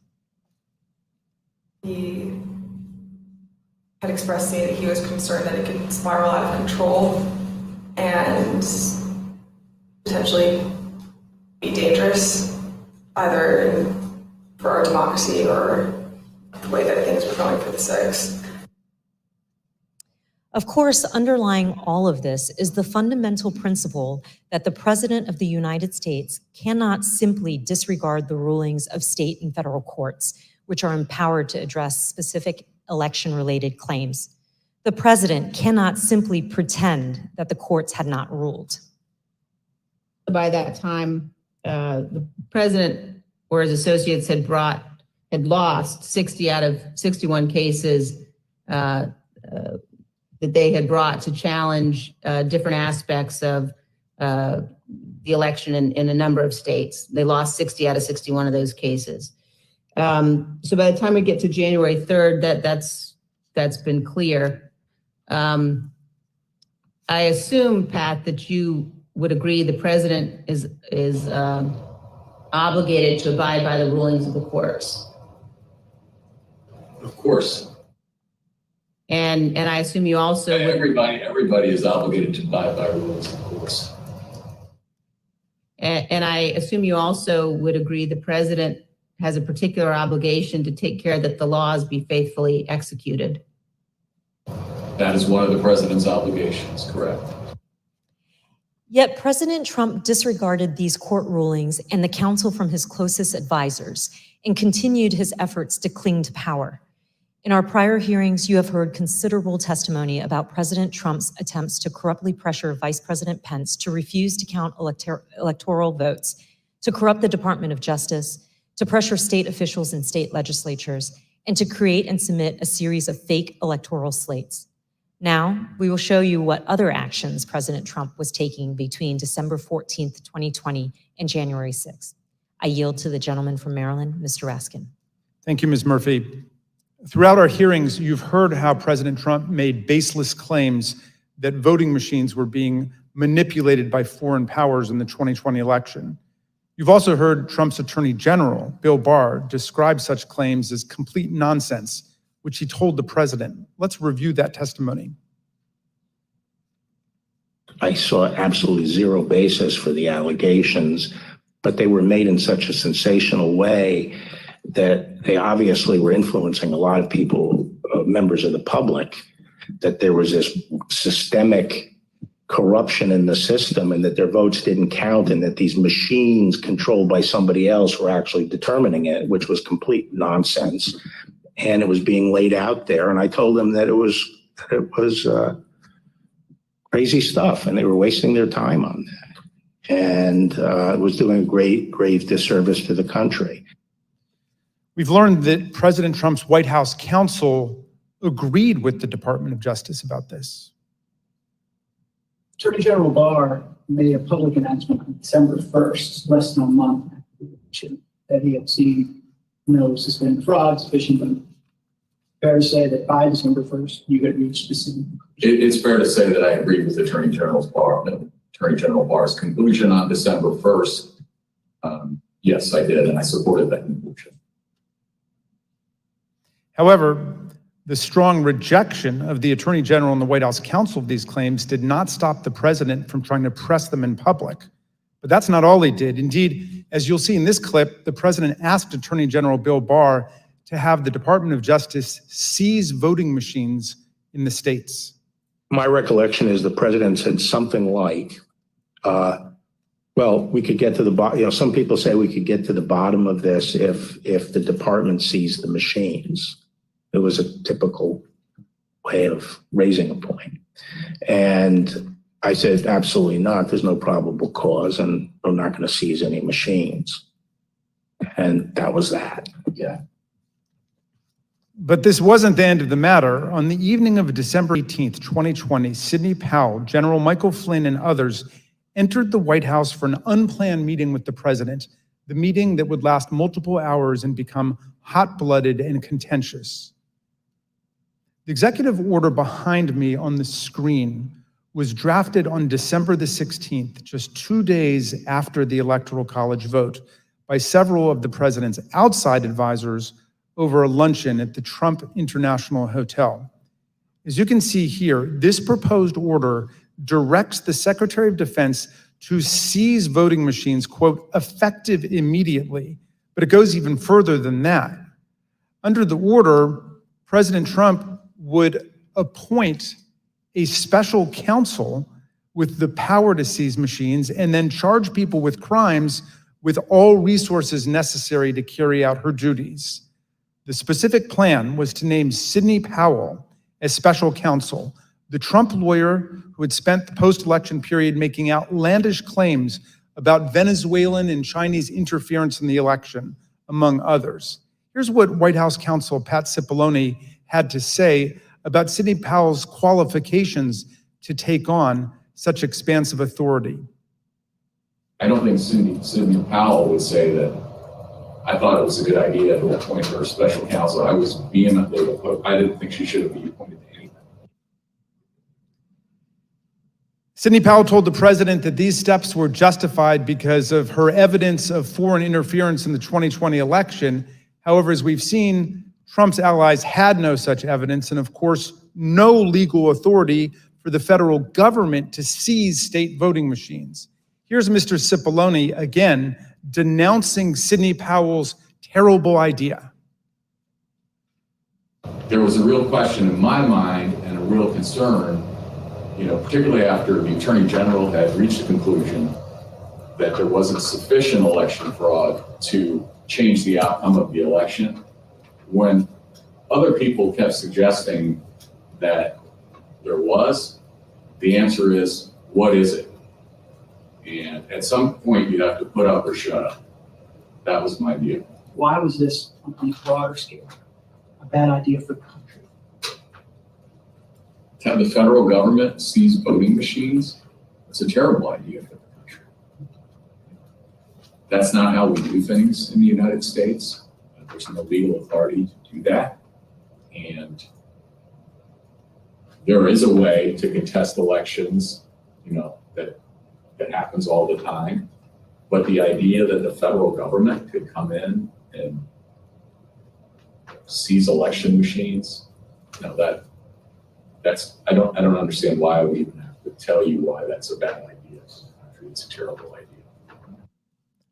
For all of its absurdity, the December 18th meeting was critically important because President Trump got to watch up close for several hours as his White House counsel and other White House lawyers destroyed the baseless factual claims and ridiculous legal arguments being offered by Sidney Powell, Mike Flynn, and others.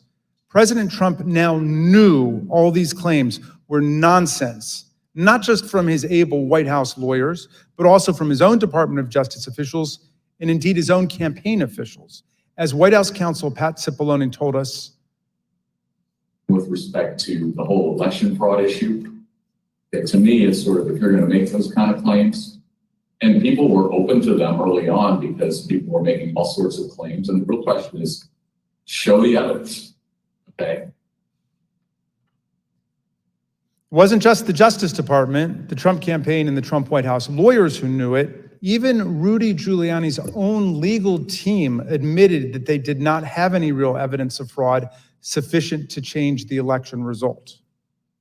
Here's an email from Rudy Giuliani's lead investigator, Bernie Kerik, on December 28th, 2020, to Chief of Staff Mark Meadows. Mr. Kerik did not mince any words. We can do all the investigations we want later, but if the president plans on winning, it's the legislators that have to be moved, and this will do just that. Mr. Kerik wanted the president to win. What he didn't say in this email was what he would later tell the Select Committee in a letter that his lawyer wrote to us in November. The letter said, quote, "It was impossible for Mr. Kerik and his team to determine conclusively whether there was widespread fraud or whether that widespread fraud would have altered the outcome of the election." In other words, even Rudy Giuliani's own legal team knew before January 6th that they hadn't collected enough actual evidence to support any of their stolen election claims.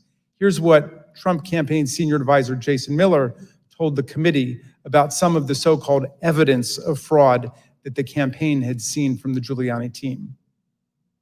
So do you know what the examples of fraud, numbers, names, and supporting evidence was that you sent to Mo Brooks's office? And when I say you, I mean you or the campaign. There are some very, very general documents as far as say, for example, here are the handful of dead people in several different states. Here are explanations on a couple of the legal challenges as far as saying that the rules were changed in an unconstitutional manner. But it was, to say that it was thin is probably an understatement. Here's how President Trump's deputy campaign manager described the evidence of fraud that the campaign had seen. You never came to learn or understand that Mayor Giuliani had produced evidence of election fraud. Is that fair? That's fair. And here's testimony that we received from the Speaker of the Arizona House of Representatives, Rusty Bowers, about an exchange that he had with Rudy Giuliani after the election. At some point, did one of them make a comment that they didn't have evidence, but they had a lot of theories? That was Mr. Giuliani. Chief of Staff Mark Meadows told people that he thought Trump should concede around the time the Electoral College certified the result. But nonetheless, he later worked to try to facilitate President Trump's wishes. Here's what Cassidy Hutchinson told us. During this period, I perceived his goal with all of this to keep Trump in office. He had very seriously and deeply considered the allegations of voter fraud. But when he began acknowledging that maybe there wasn't enough voter fraud to overturn the election, I witnessed him start to explore potential constitutional loopholes more extensively, which I then connected with John Eastman's theories. The startling conclusion is this: even an agreed upon complete lack of evidence could not stop President Trump, Mark Meadows, and their allies from trying to overturn the results of a free and fair election. So let's return to that meeting at the White House on the evening of December 18. That night, a group showed up at the White House, including Sidney Powell, retired Lieutenant General Michael Flynn, and former Overstock.com CEO Patrick Byrne. After gaining access to the building from a junior White House staffer, the group made their way to the Oval Office. They were able to speak with the president by himself for some time until White House officials learned of the meeting. What ensued was a heated and profane clash between this group and President Trump's White House advisors, who traded personal insults, accusations of disloyalty to the president, and even challenges to physically fight. The meeting would last over 6 hours, beginning here in the Oval Office, moving around the West Wing, and many hours later, ending up in the president's private residence. The Select Committee has spoken with 6 of the participants, as well as staffers who could hear the screaming from outside the Oval Office. What took place next is best told in their own words, as you will see from this video. Did you believe that it was going to work, that you were going to be able to get to see the president without an appointment? I had no idea. In fact, you did get to see the president without an appointment. We did. How much time did you have alone with the president? And I say alone, you had other people with you, but right from his aides before the crowd came running? Probably no more than 10 or 15 minutes. Was in that... I bet Pat Cipollone set a new land speed record. I got a call either from Molly or Cushman that I need to get to the Oval Office. So that was the first point that I had recognized, okay, there was nobody in there from the White House. Mark's gone. What's going on right now? I opened the door and I walked in. I saw General Flynn. I saw Sidney Powell sitting there. I was not happy to see the people in the Oval Office. Explain why. Well, again, I don't think they were providing. Well, first of all, the Overstock person, I've never knew who this guy was. Actually, the first thing I did, I walked in, I looked at him, and I said, "Who are you?" And he told me. I don't think any of these people were providing the president with good advice, and so I didn't understand how they had gotten in.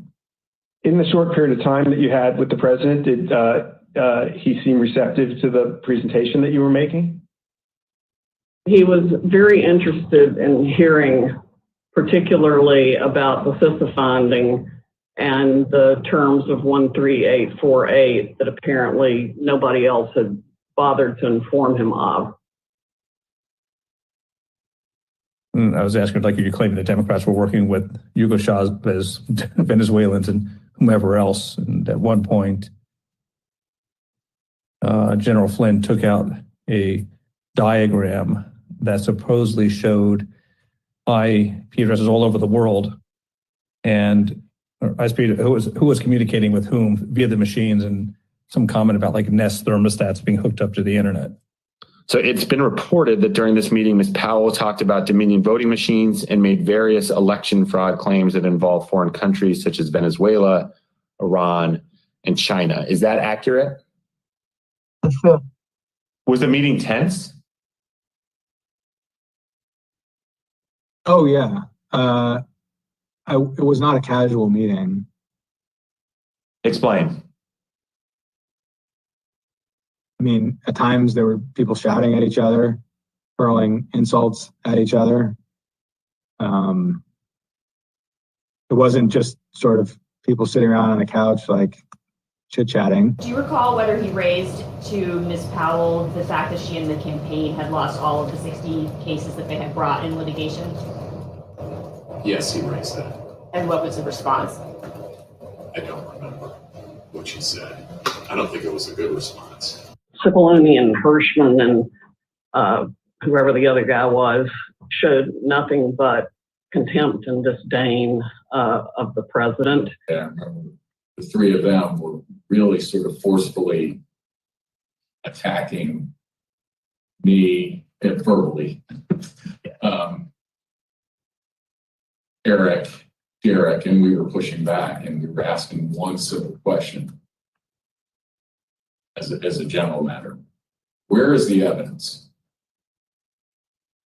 So What response did you get when you asked Ms. Powell and her colleagues, where's the a variety of responses based on my current recollection, including, can't believe you would say something like, things like this, like, what do you mean, where's the evidence? You should know, and things like that, or, a disregard, I would say, a general disregard for the importance of actually backing up what you say with facts. And, then there was discussion of, well, we don't have it now, but we will have it or whatever. I mean, if it had been me sitting in his chair, I would have fired all of them that night and had them escorted out of the building. Derek and I both challenged what she was saying.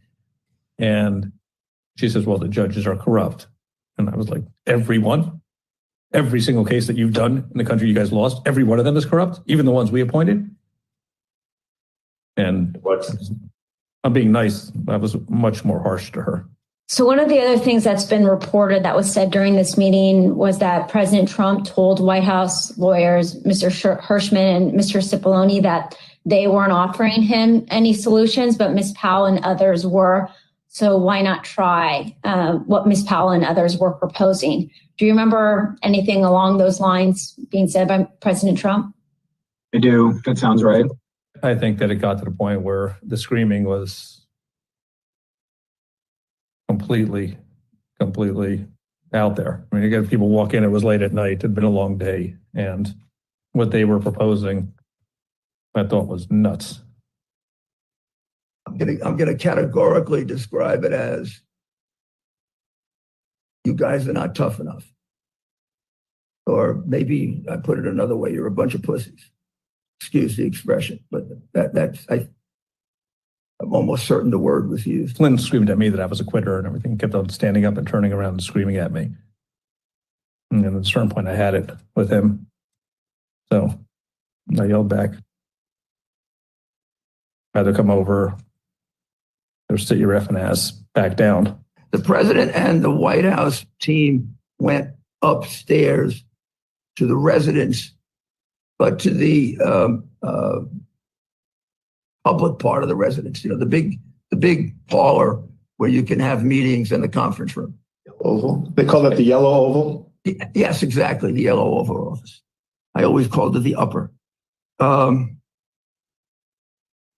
I'm not exactly sure where the Sydney group went. I think maybe the Roosevelt room. And I stayed in the cabinet room, which is kind of cool. I really like that. All by myself. At the end of the day, we landed where we started the meeting, at least from a structural standpoint, which was Sidney Powell was fighting, Mike Flynn was fighting. They were looking for avenues that would result in President Trump remaining President Trump for a second term. The meeting finally ended after midnight. Here are text messages sent by Cassidy Hutchinson during and after the meeting. As you can see, Ms. Hutchinson reported that the meeting in the West Wing was unhinged. The meeting finally broke up after midnight during the early morning of December 19. Cassidy Hutchinson captured the moment of Mark Meadows escorting Rudy Giuliani off the White House grounds to, quote, make sure he didn't wander back into the mansion. Certain accounts of this meeting indicate that President Trump actually granted Ms. Powell's security clearance and appointed her to a somewhat ill-defined position of special counsel. he asked Pat Cipollone if he had the authority to name me special counsel, and he said yes.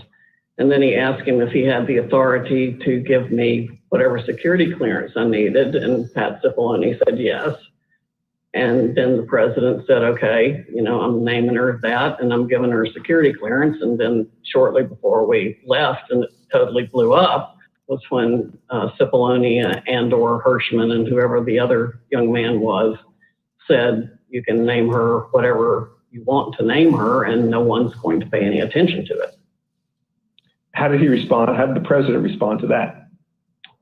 Something like, you see what I deal with this all the time. Over the ensuing days, no further steps were taken to appoint Sidney Powell, but there is some ambiguity about what the president actually said and did during the meeting. Here is how Pat Cipollone described it. I don't know what her understanding of whether she had been appointed, what she had been appointed to. Okay. In my view, she hadn't been appointed to anything and ultimately wasn't appointed to anything because there had to be other steps taken. So that was my view when I left the meeting, but she may have a different view and others may have a different view and the president may have a different view. Were any steps taken, including the president himself, telling her she'd been appointed? Again, I'm not going to get into what the president said in the meeting. My recollection is you're not appointed till steps are taken to get the paperwork done. And when I left the meeting, okay, I guess what I'm trying to say is I'm not going to get into what the president said or said he wanted. Mr. Cipollone, when the matter continued to flare up over the next several days, was it your understanding that Sidney Powell was still seeking an appointment, or that she was asserting that she had been appointed by the president at the December 18 meeting? Now that you mentioned it, probably both. In terms of I think she may have been of the view that she had been appointed and was seeking to, get that done, and that she should be appointed. As you listen to these clips, remember that Ms. Powell, the person who President Trump tried to make special counsel, was ultimately sanctioned by a federal court and sued by Dominion Voting Systems for defamation. In her own defense to that lawsuit, Sidney Powell argued that, quote, no reasonable person would conclude that the statements were truly statements of fact. Not long after Sidney Powell, General Flynn, and Rudy Giuliani left the White House in the early hours of the morning, President Trump turned away from both his outside advisors' most outlandish and unworkable schemes and his White House counsel's advice to swallow hard and accept the reality of his loss. Instead, Donald Trump issued a tweet that would galvanize his followers, unleash a political firestorm, and change the course of our history as a country. Trump's purpose was to mobilize a crowd.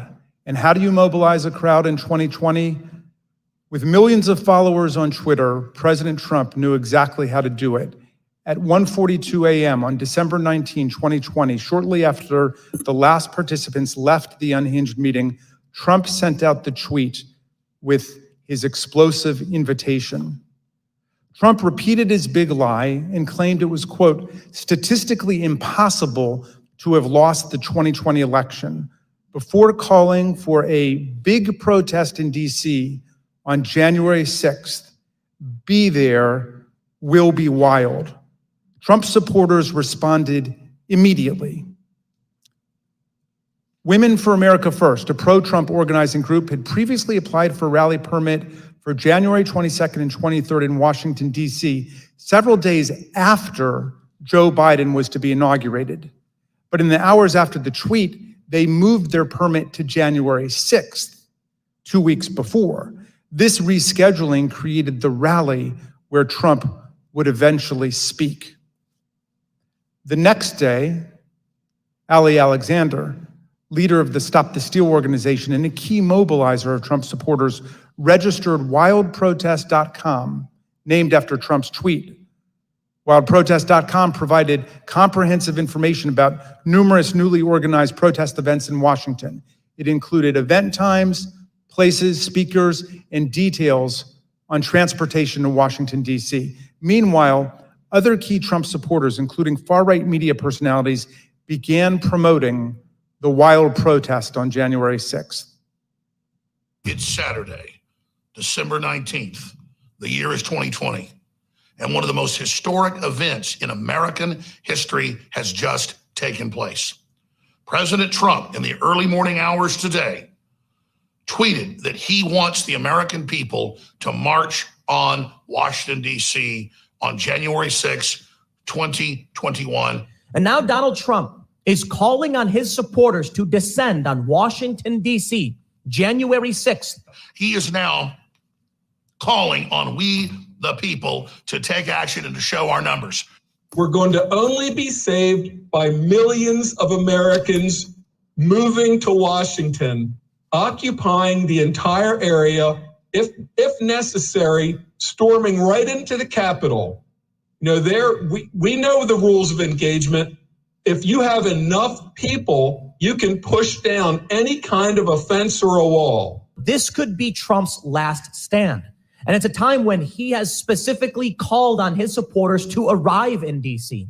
That's something that may actually be the big push Trump supporters need to say, this is it. It's now or never. You better understand something, son. You better understand something. Red wave, bitch. Red wave. This is going to be a red wedding going down January 6th. On that day, Trump says, show up for a protest. It's going to be wild.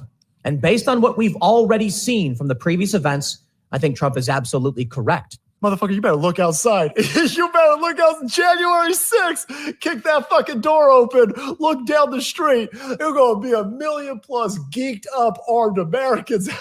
The time for games is over. The time for action is now. Where were you when history called? Where were you when you and your children's destiny and future was on the line? In that clip, you heard one of Trump's supporters predict a red wedding, which is a pop culture reference to mass slaughter. But the point is that Trump's call to Washington reverberated powerfully and pervasively online. The committee has interviewed a former Twitter employee who explained the effect that Trump had on the Twitter platform. This employee was on the team responsible for platform and content moderation policies on Twitter throughout 2020 and 2021.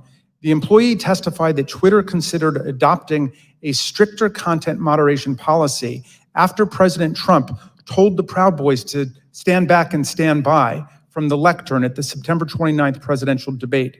But Twitter chose not to act.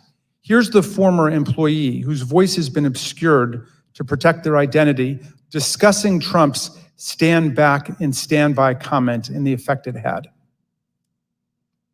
My concern was that the former president, for seemingly the first time, was speaking directly to extremist organizations and giving them directives.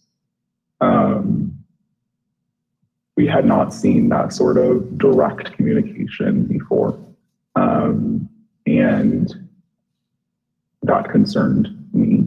So just to clarify further, you were worried, and others at Twitter were worried, that the president might use your platform to speak directly to folks who might be incited to violence?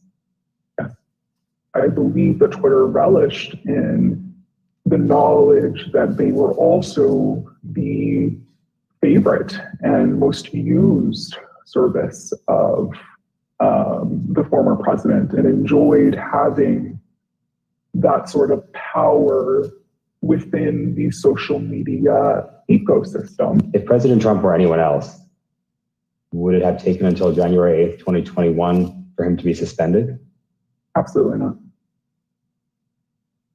If the former president Donald Trump were any other user on Twitter, he would have been permanently suspended a very long time ago. Despite these grave concerns, Trump remained on the platform completely unchecked. Then came the December 19 tweet and everything it inspired. Indeed, It felt as if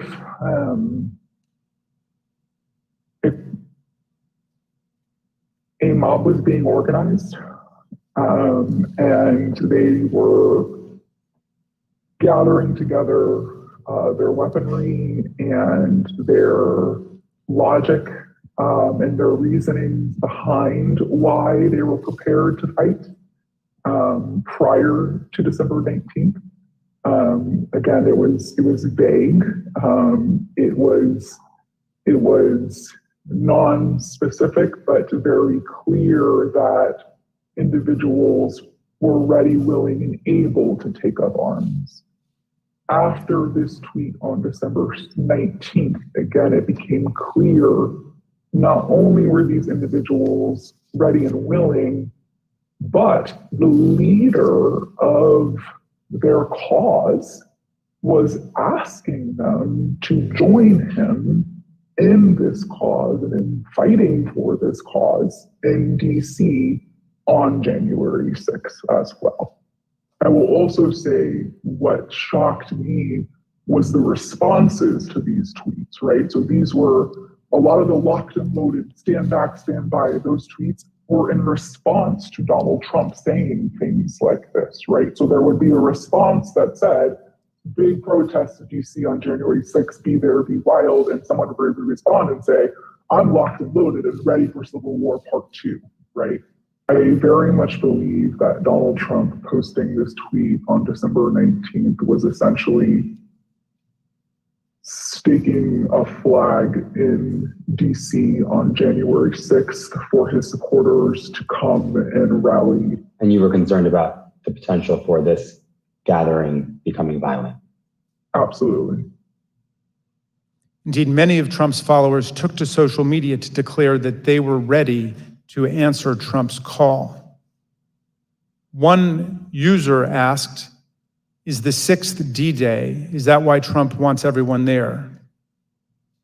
Another asserted, Trump just told us all to come armed. Fucking A, this is happening. A third took it even further. It will be wild means we need volunteers for the firing squad. Jim Watkins, the owner of 8kun, the fringe online forum that was birthplace of the QAnon extremist movement, confirmed the importance of Trump's tweet. Why did you first decide to go to DC for January 6th? When the President of the United States announced that he was going to have a rally, then I bought a ticket and went. Watkins was at the Capitol on January 6th. Some who have since been indicted for their involvement in the attack on the Capitol also responded. One of them posted on the 19th, quote, calling all patriots, be in Washington, D.C., January the 6th. This wasn't organized by any group. DJT has invited us, and it's going to be wild. Some of the online rhetoric turned openly homicidal and white nationalist, such as, why don't we just kill them, every last Democrat, down to the last man, woman, and child? And it's time for the day of the rope. White revolution is the only solution. Others realized that police would be standing in the way of their effort to overturn the election. So one wrote, I'm ready to die for my beliefs. Are you ready to die, police? Another wrote on the Donald.win, cops don't have standing if they're laying on the ground in a pool of their own blood. The Donald.win was an openly racist and anti-Semitic forum. The Select Committee deposed that site's founder, Jody Williams. He confirmed how the president's tweet created a laser-like focus on the date of January the 6th. People have been talking about going to DC as soon as the election was over. And do you recall whether or not the conversation around those dates centered on the 6th after the president's tweet? Oh, sure. Yeah. I mean, after it was announced that, he was going to be there on the 6th to talk. Yes. Then anything else was kind of shut out and it was just going to be on the 6th. Okay. And that was pretty clearly reflected in the content on the site? Yeah, sure. On that site, many shared plans and violent threats. Bring handcuffs and wait near the tunnels, wrote one user. A commenter replied, suggesting zip ties instead. One post encouraged others to come with body armor, knuckles, shields, bats, pepper spray, whatever it takes. All of those were used on the 6th. The post concluded, join your local Proud Boys chapter as well. The Donald.win featured discussions of the tunnels beneath the Capitol complex, suggestions for targeting members of Congress, and encouragement to attend this once-in-a-lifetime event. While Trump supporters grew more aggressive online, he continued to rile up his base on Twitter. He said there was overwhelming evidence that the election was the biggest scam in our nation's history. As you can see, the president continued to boost the event, tweeting about it more than a dozen times in the lead up to January the 6th. Mr. Chairman, I reserve. The chair requests that those in the hearing room remain seated until the Capitol Police have escorted members from the room. Pursuant to the order of the committee of today, the chair declares the committee in recess for a period of approximately 10 minutes.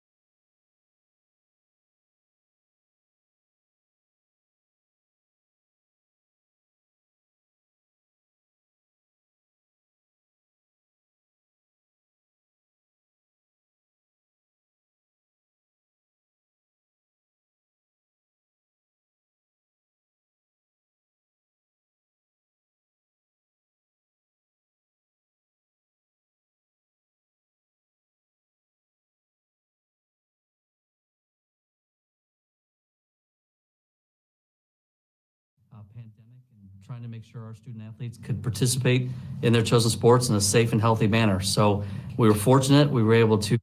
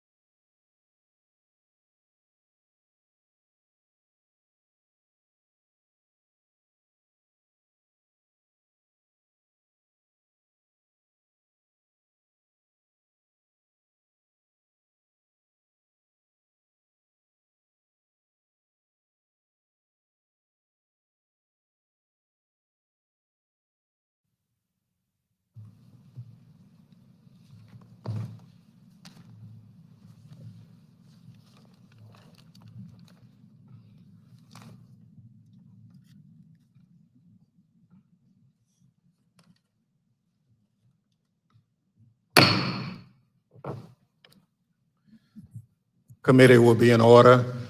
The chair recognizes the gentleman from Maryland, Mr. Raskin.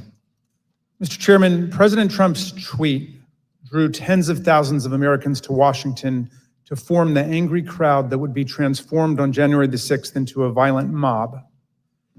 Dr. Donnell Harvin, who was the chief of Homeland Security and Intelligence for DC, told the committee how his team saw Trump's December 19th tweet unite violent groups across the spectrum on the far right.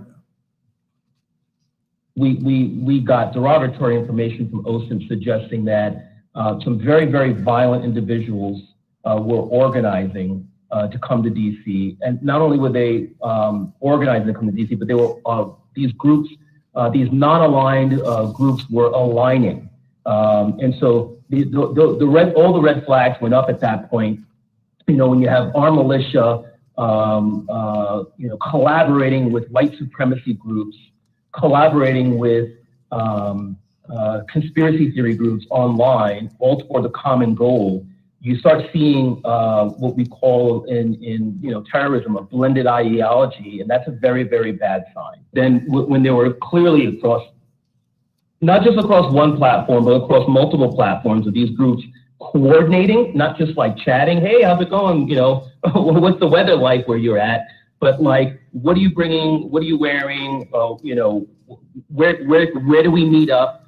Do you have plans for the Capitol? That's operational. That's like pre-operational intelligence, right? And that is something that's clearly alarming.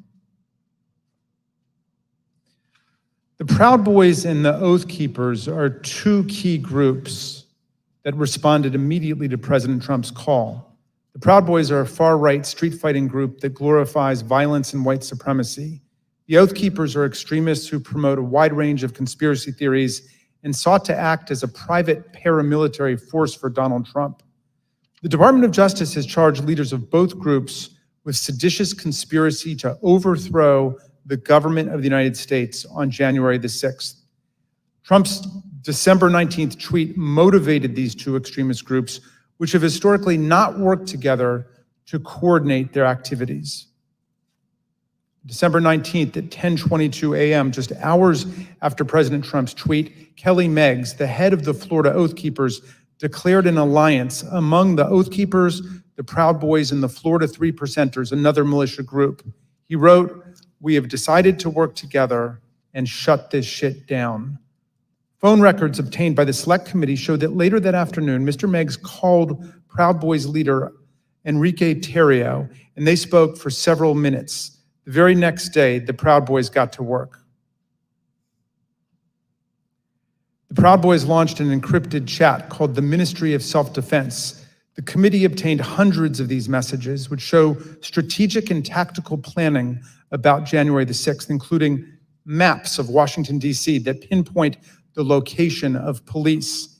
In the weeks leading up to the attack, leaders in both the Proud Boys and the Oath Keepers worked with Trump allies. One such ally was Lieutenant General Michael Flynn, Trump's former national security advisor and one of the participants in the unhinged meeting at the White House on December 18th. He also had connections to the Oath Keepers.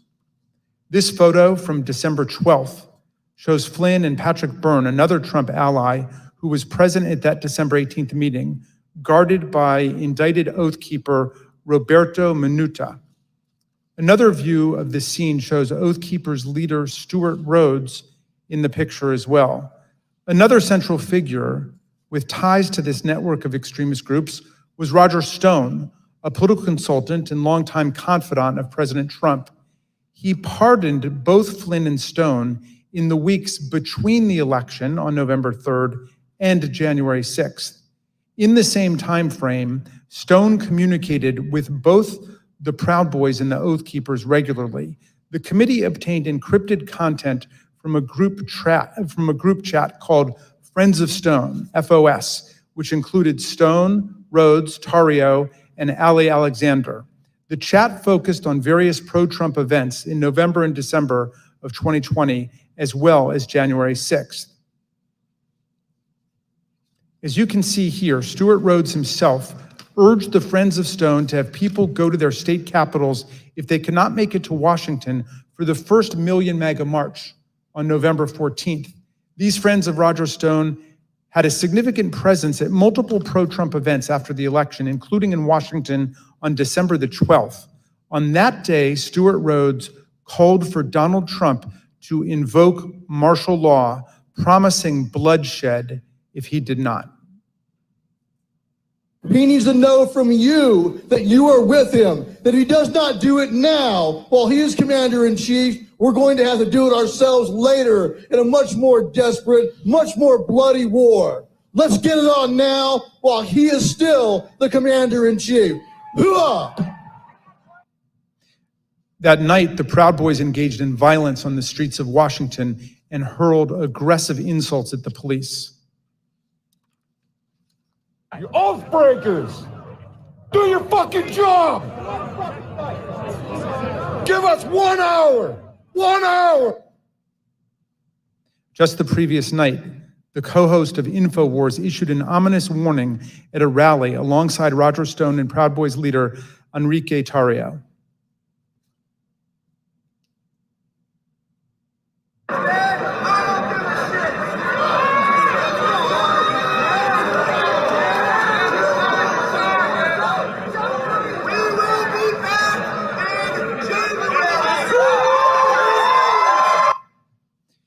Encrypted chats obtained by the Select Committee showed that Kelly Meggs, the indicted leader of the Florida Oath Keepers, spoke directly with Roger Stone about security on January 5th and 6th.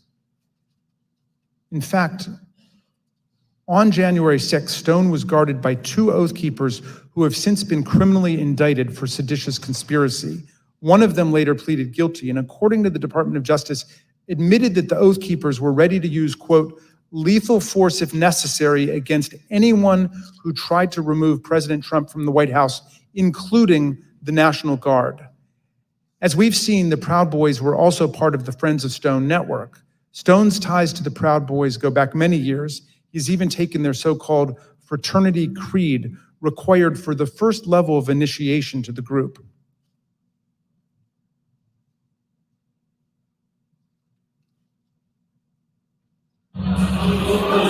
Hi, I'm Roger Stone. I'm a Western chauvinist. I refuse to apologize for the creator of modern law. Thank you, Roger.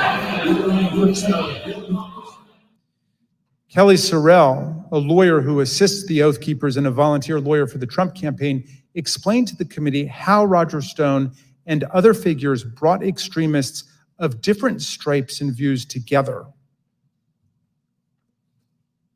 You mentioned that Mr. Stone wanted to start the Stop the Steal series of rallies.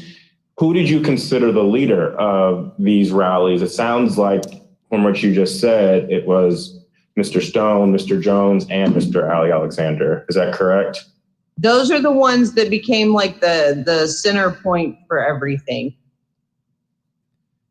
We'll learn more from Ms. Murphy about these individuals and their involvement in the days leading up to the violent attack on January 6th. We'll also hear how they were allowed to speak at a rally for President Trump the night before January 6th, even though organizers had expressed serious concerns about their violent and extremist rhetoric directly to Mark Meadows. And you'll hear testimony from White House aides who were with the president as he watched the crowd from the Oval Office and will testify about how excited he was for the following day. Let me note now that our investigation continues on these critical issues. We have only shown a small fraction of what we have found. I look forward to the public release of more of our findings later, Mr. Chairman, and I now yield back. Gentleman yields back. Chair recognizes the gentlewoman from Florida, Ms. Murphy. During our most recent hearing, the committee showed some evidence of what President Trump, Chief of Staff Mark Meadows, and other White House officials knew about the potential for violence on January 6th. And despite this information, they made no effort to cancel the rally, halt the march to the Capitol, or even to lower the temperature among President Trump's supporters. Katrina Pearson, one of the organizers of January 6th rally and a former campaign spokeswoman for President Trump, grew increasingly apprehensive after learning that multiple activists had been proposed as speakers for the January 6th rally. These included some of the people we discussed earlier in this hearing. Roger Stone, a longtime outside advisor to President Trump. Alex Jones, the founder of the conspiracy theory website InfoWars, and Ali Alexander, an activist known for his violent political rhetoric. On December 30th, Ms. Pearson exchanged text messages with another key rally organizer about why people like Mr. Alexander and Mr. Jones were being suggested as speakers at the president's rally on January 6th. Ms. Pearson's explanation was POTUS, and she remarked that the president likes the crazies. The committee asked Ms. Pearson about these messages, and this is what she said. So when you said that he likes the crazies, were you talking about President Trump? Yes, I was talking about President Trump. He loved people who viciously defended him in public. But consistent in terms of the support for these people, at least with what the president likes, from what you could tell. Yes, the people that would be very, very vicious and publicly defending him. On January 2nd, Ms. Pearson's concerns about the potential rally speakers had grown serious enough that she reached out to Mr. Meadows directly. She wrote, "Good afternoon. Would you mind giving me a call regarding this January 6th event? Things have gotten crazy and I desperately need some direction, please." According to phone records obtained by the committee, Ms. Pearson received a phone call from Mr. Meadows 8 minutes later. Here is what Ms. Pearson said about that conversation. So what specifically did you tell him, though, about other events? Just that there were a bunch of entities coming in. Some were very suspect, but they're going to be on other stages, some on other days. A very, very brief overview of what was actually happening and why I raised the red flags. And when you told him that people were very suspect, what did you tell him what you meant by that? Or what did you convey to him about what your the problems with these folks? I think I even texted him some of my concerns, but I did briefly go over some of the concerns that I had raised to everybody with Alex Jones or Ali Alexander and some of the rhetoric that they were doing.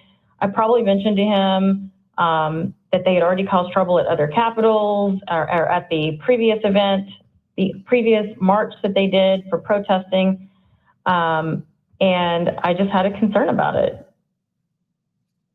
Ms. Pearson was especially concerned about Ali Alexander and Alex Jones because in November 2020, both men and some of their supporters had entered the Georgia state capitol to protest the results of the 2020 election.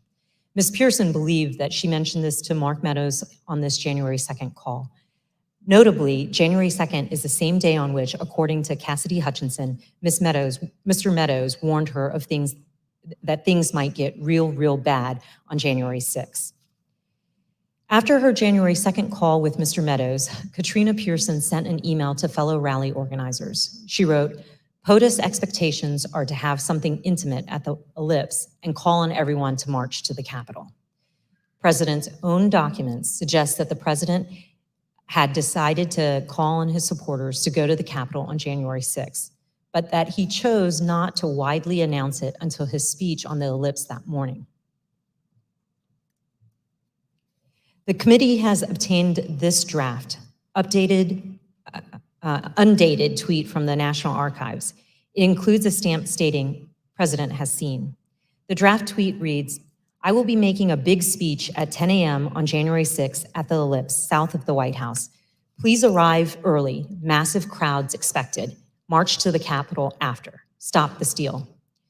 Although this tweet was never sent, rally organizers were discussing and preparing for the march to the Capitol in the days leading up to January 6th. This is a January 4th text message from a rally organizer to Mike Lindell, the MyPillow CEO. The organizer says, "This stays between us. We're having a second stage at the Supreme Court again after the Ellipse. POTUS is going to have us march there / the Capitol. It cannot get out about the second stage because people will try and set up another and sabotage it. It can also not get out about the march because I will be in trouble with the National Park Service and all the agencies. But POTUS is going to just call for it, quote, unexpectedly." The end of the message indicates that the president's plan to have his followers march to the Capitol was not being broadly discussed. And then on the morning of January 5th, Ali Alexander, whose firebrand style concerned Katrina Pearson, sent a similar text to a conservative journalist. Mr. Alexander said, tomorrow, ellipse then U.S. Capitol. Trump is supposed to order us to the Capitol at the end of his speech, but we will see.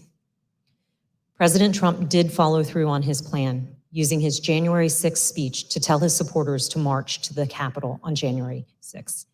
The evidence confirms that this was not a spontaneous call to action, but rather was a deliberate strategy decided upon in advance by the president. Another part of the president's strategy involves certain members of Congress who amplified his unsupported assertions that the election had been stolen. In the weeks after the election, the White House coordinated closely with President Trump's allies in Congress to disseminate his false claims and to encourage members of the public to fight the outcome on January 6th.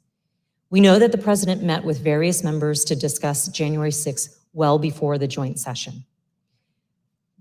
The president's private schedule for December 21st, 2020 shows a private meeting with Republican members of Congress. We know that Vice President Pence, Chief of Staff Mark Meadows, and Rudy Giuliani also attended that meeting. We obtained an email that was sent from Congressman Mo Brooks of Alabama to Mark Meadows setting up that meeting.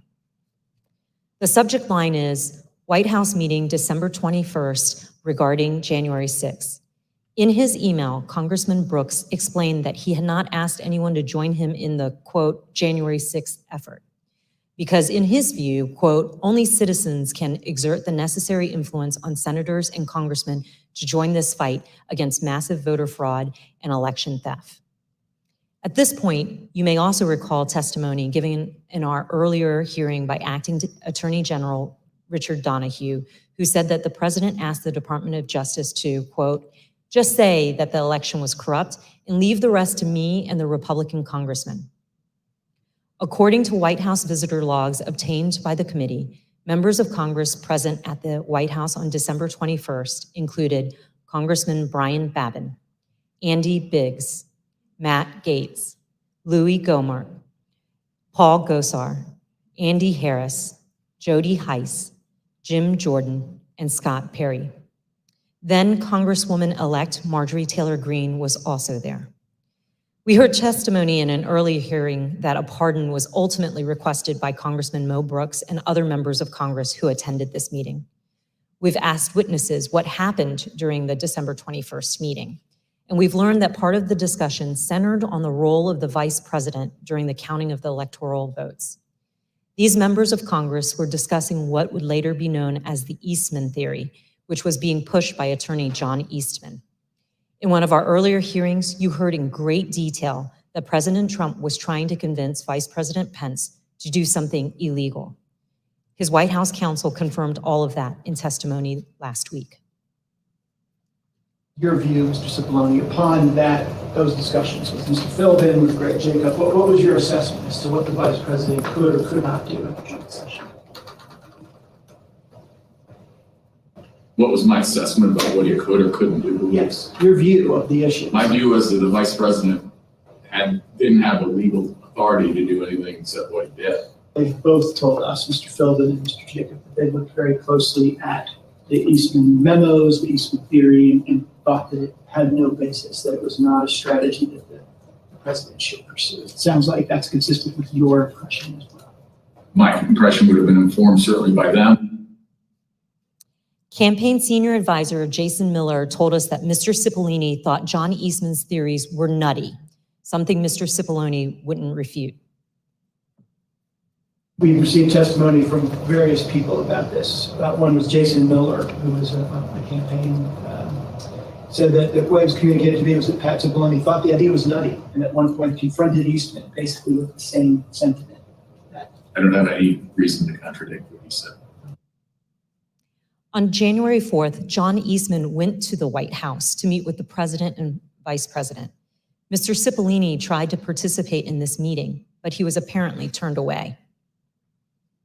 You didn't go to the meeting in the Oval Office where Eastman met with the president and with the vice president. Do you remember why you didn't personally attend? I did walk to that meeting, and I did go into the Oval Office with the idea of attending that meeting, and I ultimately did not attend that meeting. Why not? The reasons for that are privilege. Okay. Were you asked to not attend the meeting, or did you make a personal decision not to attend the meeting? Again, without getting into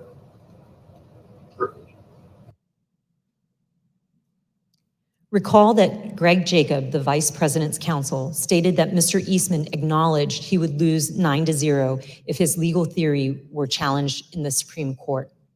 Mr. Cipollini had reviewed Mr. Eastman's legal theory and expressed his view repeatedly that the vice president was right. He even offered to take the blame for the vice president's position. I thought that the vice president did not have the authority to do what was being suggested under a proper reading of the law. I conveyed that. Okay. I think I actually told somebody that, in the vice president's, just blame me. This is, I'm not a politician, I don't, but I just said, I'm a lawyer. This is my legal opinion. But let me tell you this. Can I say a word about the vice president? Please. I think the vice president did the right thing. I think he did the courageous thing. I have a great deal of respect for Vice President Pence. I would work with him very closely. I think he understood my opinion. I think he understood my opinion afterwards as well. I think he did a great service to this country.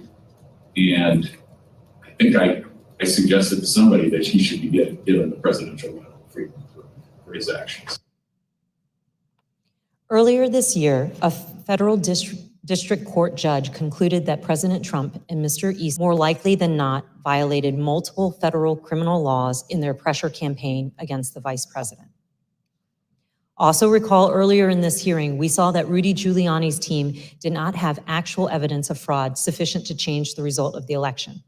That's important because as January 6th approached, the Republican members of the House and Senate were looking for reason to object to the electors, and no real evidence was ever given to them. And we know that Republican members of the House received a memorandum from the chairwoman of the House Republican Caucus in the days before January 6th, explaining in detail the many constitutional and legal problems with objections and describing the principal judicial rulings dismissing the claims of widespread fraud.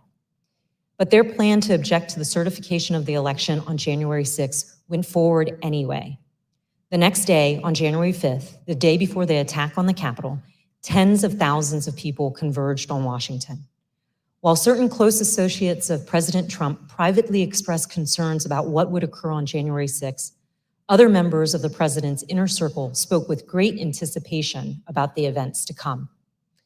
The committee has learned from the White House phone logs that the president spoke to Steve Bannon, his close advisor, at least twice on January 5th. The first conversation they had lasted for 11 minutes. Listen to what Mr. Bannon said that day after the first call he had with the president. All hell is going to break loose tomorrow. It's all converging, and now we're on, as they say, the point of attack, right? The point of attack tomorrow. I'll tell you this. It's not going to happen like you think it's going to happen, okay? It's going to be quite extraordinarily different. And all I can say is strap in. From those same phone logs, we know that the president and Mr. Bannon spoke again on the phone that evening, this time for 6 minutes. That same day, on the eve of January 6th, supporters of President Trump gathered in Washington, D.C. at another rally. This rally was held at Freedom Plaza, which is located near the White House, and featured some of the speakers who Katrina Pearson and others deemed too extreme to share the stage with the president the next morning. And as this rally was underway, the president asked members of his staff to come to the Oval Office. Let's hear from the White House aides who were in the Oval Office that night. I was in the office, in the Oval Office, and he had asked me to open the door so that he could hear. I guess there was a concert or a rap or something going on. Did he say anything other than just open the door? He made a comment. I don't remember specifically what he said, but there's a lot of energy. When we walked in, the staff was kind of standing up and assembled along the wall, and the president was at the desk, and Dan Scavino was on the couch, and the president was dictating a tweet that he wanted Scavino to send out. Then the president started talking about the rally the next day. He had the door of the Oval open to the Rose Garden because you could hear the crowd already assembled outside on the ellipse, and they were playing music, and it was so loud that you could feel it shaking in the Oval. He was in a very good mood. And I say that because he had not been in a good mood for weeks leading up to that. And then it seemed like he was in a fantastic mood that evening. He asked if members of Congress would be with him tomorrow. And what did you understand by meaning voting in his favor as opposed to physically with him or anything like that? Yeah, and I took that to mean not voting to certify the election. Then he did look to the staff and ask for ideas of how, if I recall, he said that we could make the rhinos do the right thing, is the way he phrased it. And no one spoke up initially because I think everyone was trying to process what that he meant by that. The president was making notes then, talking then about we should go up to the Capitol. What's the best route to go to the Capitol? I said he should focus on policy accomplishments. I didn't mention. What was his response? He acknowledged that and said we've had a lot, something along those lines. And then he fairly quickly moved to how fired up the crowd was going to be. And what did he say about it? Just that they were fired up. They were angry. They feel like the election has been stolen, that the election was rigged. Did he give any indication of how he knew that the crowd was fired up or angry? He continued to reference being able to hear them outside. Through the open door of the Oval Office, the president could hear the sound of the crowd and the music at the rally at the Freedom Plaza. And these are some of the things that they were saying there at the plaza, just blocks from where the president sat that evening, excited for the next day. This is nothing less than an epic struggle for the future of this country between dark and light, between the godly and the godless, between good and evil. And we will win this fight, or America would step off into 1,000 years of darkness. Tomorrow, trust me, the American people that are standing on the soil that we are standing on tonight, and they're going to be standing on this soil tomorrow, this is soil that we have fought for, and we will fight for in the future. The members of Congress, the members of the House of Representatives, the members of the United States Senate, those of you who are feeling weak tonight, those of you that don't have the moral fiber in your body, get some tonight, because tomorrow we the people are going to be here, and we want you to know that we will not stand for a lie. We will not stand for a lie. I want them to know that 1776 is always an option.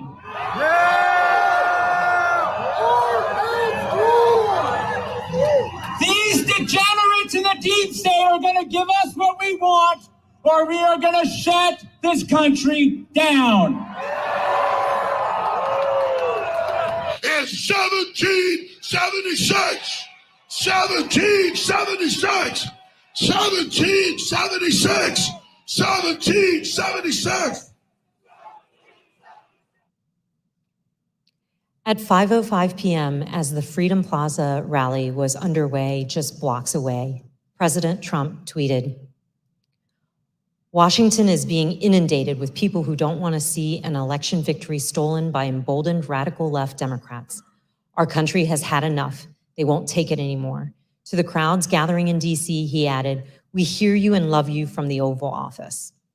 The committee has learned that on January 5th, there were serious concerns at Twitter about the anticipated violence the next day. Listen to what the Twitter witness told us about their desperate efforts to get Twitter to do something. What was your gut feeling on the night of January 5th? I believe I sent a Slack message to someone that said something along the lines of, when people are shooting each other tomorrow, I will try and rest in the knowledge that we tried. And so I went to, I don't know that I slept that night, to be honest with you. I was on pins and needles because, again, for months, I had been begging and anticipating and attempting to raise the reality that if we made no intervention into what I saw occurring, people were going to die. And on January 5th, I realized no intervention was coming. And even as hard as I had tried to create one or implement one, there was nothing, and we were at the whims and the mercy of a violent crowd that was locked and loaded. And just for the record, this was content that was echoing statements by the former president, but also Proud Boys and other known violent extremist groups? Yeah. There were also concerns among members of Congress. We have a recently released recording of a conversation that took place among Republican members in the U.S. Capitol on the eve of January 6th. This is Republican Congresswoman Debbie Lesko from Arizona, who led some of the unfounded objections to the election results. I also asked leadership to come up with a safety plan for members. I'm actually very concerned about this because we have who knows how many hundreds of thousands of people coming here. We have Antifa. We also have, quite honestly, Trump supporters who actually believe that we are going to overturn the election. And when that doesn't happen, most likely will not happen, they are going to go nuts. That same evening, as President Trump listened to the rally from the Oval Office, he was also working on his speech to be delivered the next day. And based on documents we've received from the National Archives, including multiple drafts of the president's speech, as well as from witness testimony, we understand how that speech devolved into a call to action and a call to fight. One of the first edits President Trump made to his speech was to incorporate his 5:05 p.m. tweet, revising his speech to say, "All of us are here today, do not want to see our election victory stolen by emboldened radical left Democrats. Our country has had enough. We will not take it anymore." He also added, "Together, we will stop the steal." President Trump's edits continued into the morning of January 6th. And as you can see from the president's daily diary here, the president spoke to his chief speechwriter, Stephen Miller, for over 25 minutes that morning. Following his call with Mr. Miller, President Trump inserted for the first time a line in his speech that said, quote, "And we will see whether Mike Pence enters history as a truly great and courageous leader. All he has to do is refer the illegally submitted electoral votes back to the states that were given false and fraudulent information where they want to recertify." No prior version of this speech had referenced Vice President Pence or his role during the joint session on January 6th. These last-minute edits by President Trump to his speech were part of the president's pressure campaign against his own vice president. But not everyone wanted these lines regarding the vice president included in the president's speech, including White House lawyer Eric Hirschman. Did you ever speak to anybody in the White House at the time about this disagreement between the president and the vice president, other than the president, based on the objection from your counsel?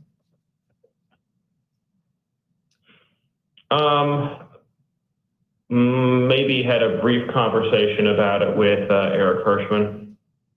Tell me about that. What do you remember him saying to you about this disagreement? I just remember him saying that that he had a I don't want to get this wrong. Sort of something to the effect of thinking that it would be counterproductive. I think he thought to to discuss the matter publicly. So it came up in the context of editing the president's speech on January the 6th? It just came up with the conversation where Eric knew it was in the speech, and so he had a sidebar with me about it. And so the speechwriters took that advice and removed the lines about Vice President Pence. Later that morning at 11:20 a.m., President Trump had a phone call with the vice president. And as the committee detailed in an earlier hearing, that phone call was, by all accounts, tense and heated. During this call, the vice president told the president that he would not attempt to change the outcome of the election. In response, the president called the vice president of the United States a wimp and other derogatory words.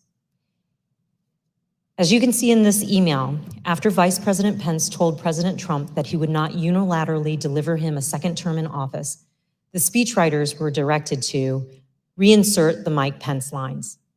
Here is how one of the speechwriters described President Trump's last-minute change to the speech. And as I recall, there was a very tough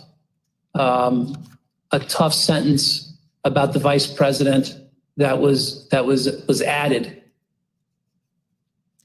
President Trump wanted to use his speech to attack Vice President Pence in front of a crowd of thousands of angry supporters who had been led to believe the election was stolen. When President Trump arrived at the Ellipse to deliver his speech, he was still worked up from his call with Vice President Pence. And although Ivanka Trump would not say so, her chief of staff gave the committee some insight into the president's frustration. It's been reported that you ultimately decided to attend the rally because you hoped that you would calm the president and keep the event on an even keel. Is that accurate? No, I don't know who said that or where that came from. What did she share with you about why it was concerning that her father was upset or agitated after that call with Vice President Pence in relation to the Ellipse rally? Why did that matter? Why did he have to be calmed down, I should say? Well, she shared that he had called the vice president a not an expletive word. I think that bothered her, and I think she could tell based on the conversations and what was going on in the office that he was angry and upset, and people were providing misinformation. And she felt like she might be able to help calm this situation down, at least before he went on to stage. The president did go on stage, and then he gave the speech that he wanted to give. It included the formal changes he had requested the night before and in that morning, but also many important last-minute ad-lib changes. A single scripted reference in the speech to Mike Pence became 8. A single scripted reference to rally-goers marching to the Capitol became 4, with President Trump ad-libbing that he would be joining the protesters at the Capitol.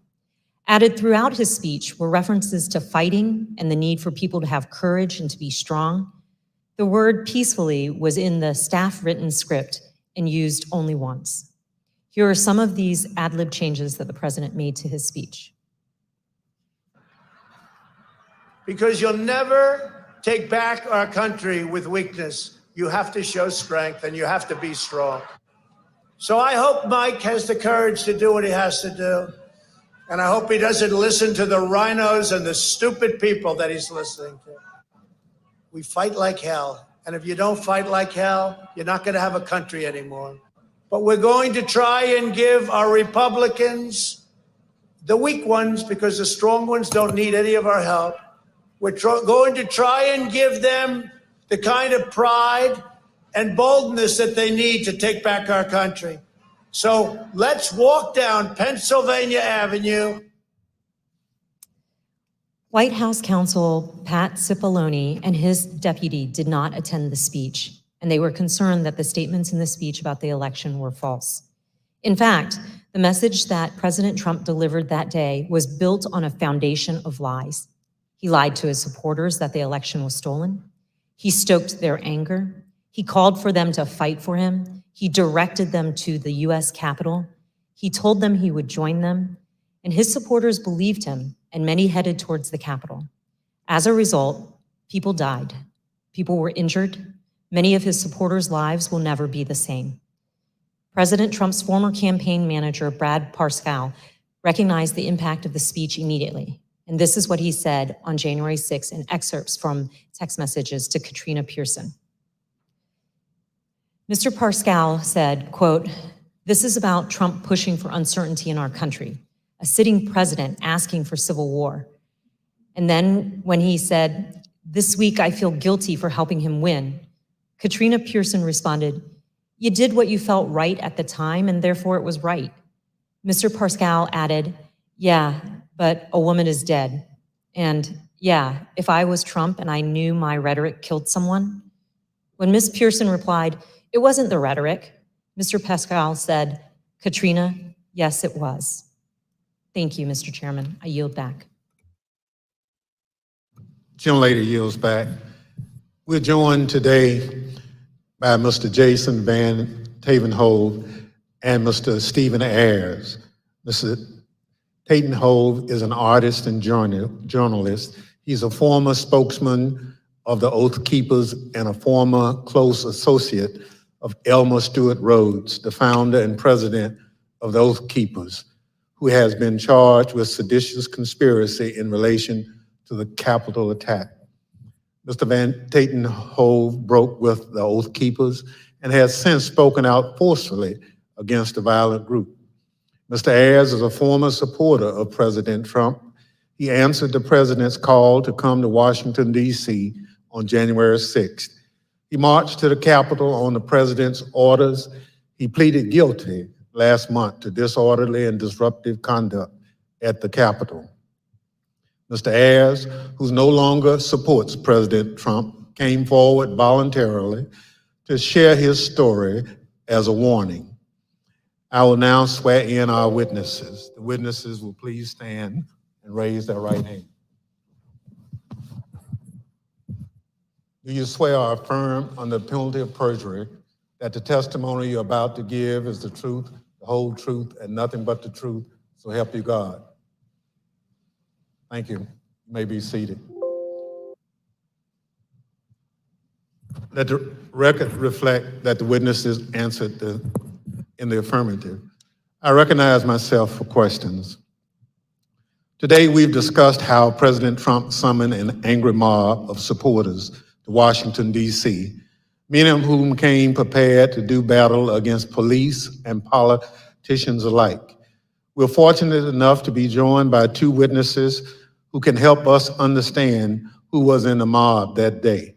Both hardcore violent extremists like the Oath Keepers and Proud Boys and average Trump supporters swept up in the fervor of the day. Mr. Van Tatenhove, can you help us understand who the Oath Keepers are? I can, thank you. My time with the Oath Keepers began back at Bundy Ranch with that first standoff when I went to cover them as an independent journalist. I then subsequently covered two more standoffs, the Sugar Pine Mine standoff and the White Hope Mine standoff. It was at that time that I was offered a job as national media director and an associate editor for the webpage. So I spent a few years with the Oath Keepers, and I can tell you that they may not like to call themselves a militia, but they are. They're a violent militia, and they are largely Stewart Rhodes. And I think rather than try to use words, I think the best illustration for what the Oath Keepers are happened January 6th, when we saw that stacked military formation going up the stairs of our Capitol. I saw radicalization that started with my beginning of my time with them and continued over a period of time as the member base and who it was that Stewart Rhodes was courting drifted further and further right into the alt-right world, into white nationalists, and even straight up racists. And it came to a point where I could no longer continue to work for them. But the Oath Keepers are a dangerous militia that is in large part fed by the ego and drive of Stuart Rhodes, who at times seemed to see himself as this paramilitary leader. I think that drove a lot of it. So in my opinion, the Oath Keepers are a very dangerous organization. Well, thank you very much. You talked a little bit about that danger. So what is the Oath Keepers' vision for America, and why should Americans be concerned about it? I think we saw a glimpse of what the vision of the Oath Keepers is on January 6th. It doesn't necessarily include the rule of law. It doesn't necessarily include, it includes violence. It includes trying to get their way through lies, through deceit, through intimidation, and through the perpetration of violence. The swaying of people who may not know better through lies and rhetoric and propaganda that can get swept up in these moments. And I'll admit I was swept up at one point as well too. But I don't know if that answers the question. Well, it does. And you talk about being swept up. So at what point did you break with the Oath Keepers? There came a point, there were many red flags, and I probably should have broke with them much earlier than I did. But the straw that broke the camel's back really came when I walked into a grocery store. We were living up in the very remote town of Eureka, Montana, and there was a group of core members of the group of the Oath Keepers and some associates, and they were having a conversation at that public area where they were talking about how the Holocaust was not real. And that was, for me, something I just could not abide. And, you know, we were not wealthy people at all. We were barely surviving, and it didn't matter. I went home to my wife, my kids, and I told them that I've got to walk away at this point. I don't know how we're going to survive or where we're going to go or what we're going to do, but I just can no longer continue, and put in my resignation. Thank you very much. Mr. Ayers, there were many people in the crowd that day, January 6th, including you, who were not part of an extremist group. I'd like to start by having you tell the American people a little bit about yourself. Can you tell us about your life before January 6th? Yeah, basically nothing but a family man and a working man. Worked at the company, a cabinet company up in Northeast Ohio for going on 20 years. You know, family's my life. I was a supervisor there, so that took up a lot of my a lot of my free time. Other than that, with my family, camping, playing basketball, playing games with my son. Just what any ordinary American citizen, family man would do. Yep, exactly. So this committee has reviewed thousands of hours of surveillance footage from January 6th. During this review, we identified you entering the Capitol as we see in this video. Mr. Ayers, why did you decide to come to Washington on January 6th? For me personally, I was, pretty hardcore into the social media, Facebook, Twitter, Instagram. I followed, President Trump, on all of the websites, he basically put out, come to Stop the Steal rally, and I felt like I needed to be down here. So you basically learned about the rally on social media and at some point made a decision to come to Washington.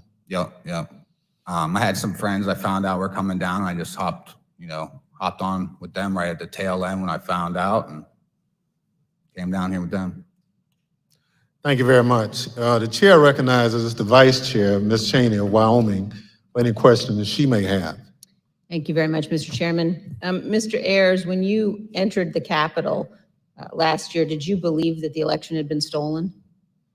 At that time, yeah, everything that I was seeing online, I definitely believed that that's exactly what that was the case. And when you heard from President Trump that the election was stolen, how did that make you feel? Oh, I was very upset, as were most of his supporters. That's basically what got me to come down here. And do you still believe the election was stolen? Not so much now. I got away from all the social media when January 6th happened. Basically deleted it all. I started doing my own research and everything. And for me, for something like that to actually take place, it's too big. There's no way you can keep something like that quiet, as big as something like that. With all the lawsuits being shot down one after another, that was mainly what convinced me.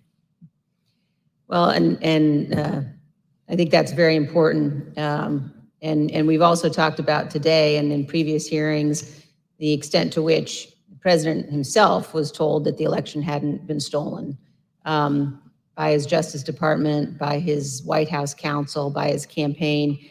Would it have made a difference to you to know that President Trump himself had no evidence of widespread fraud?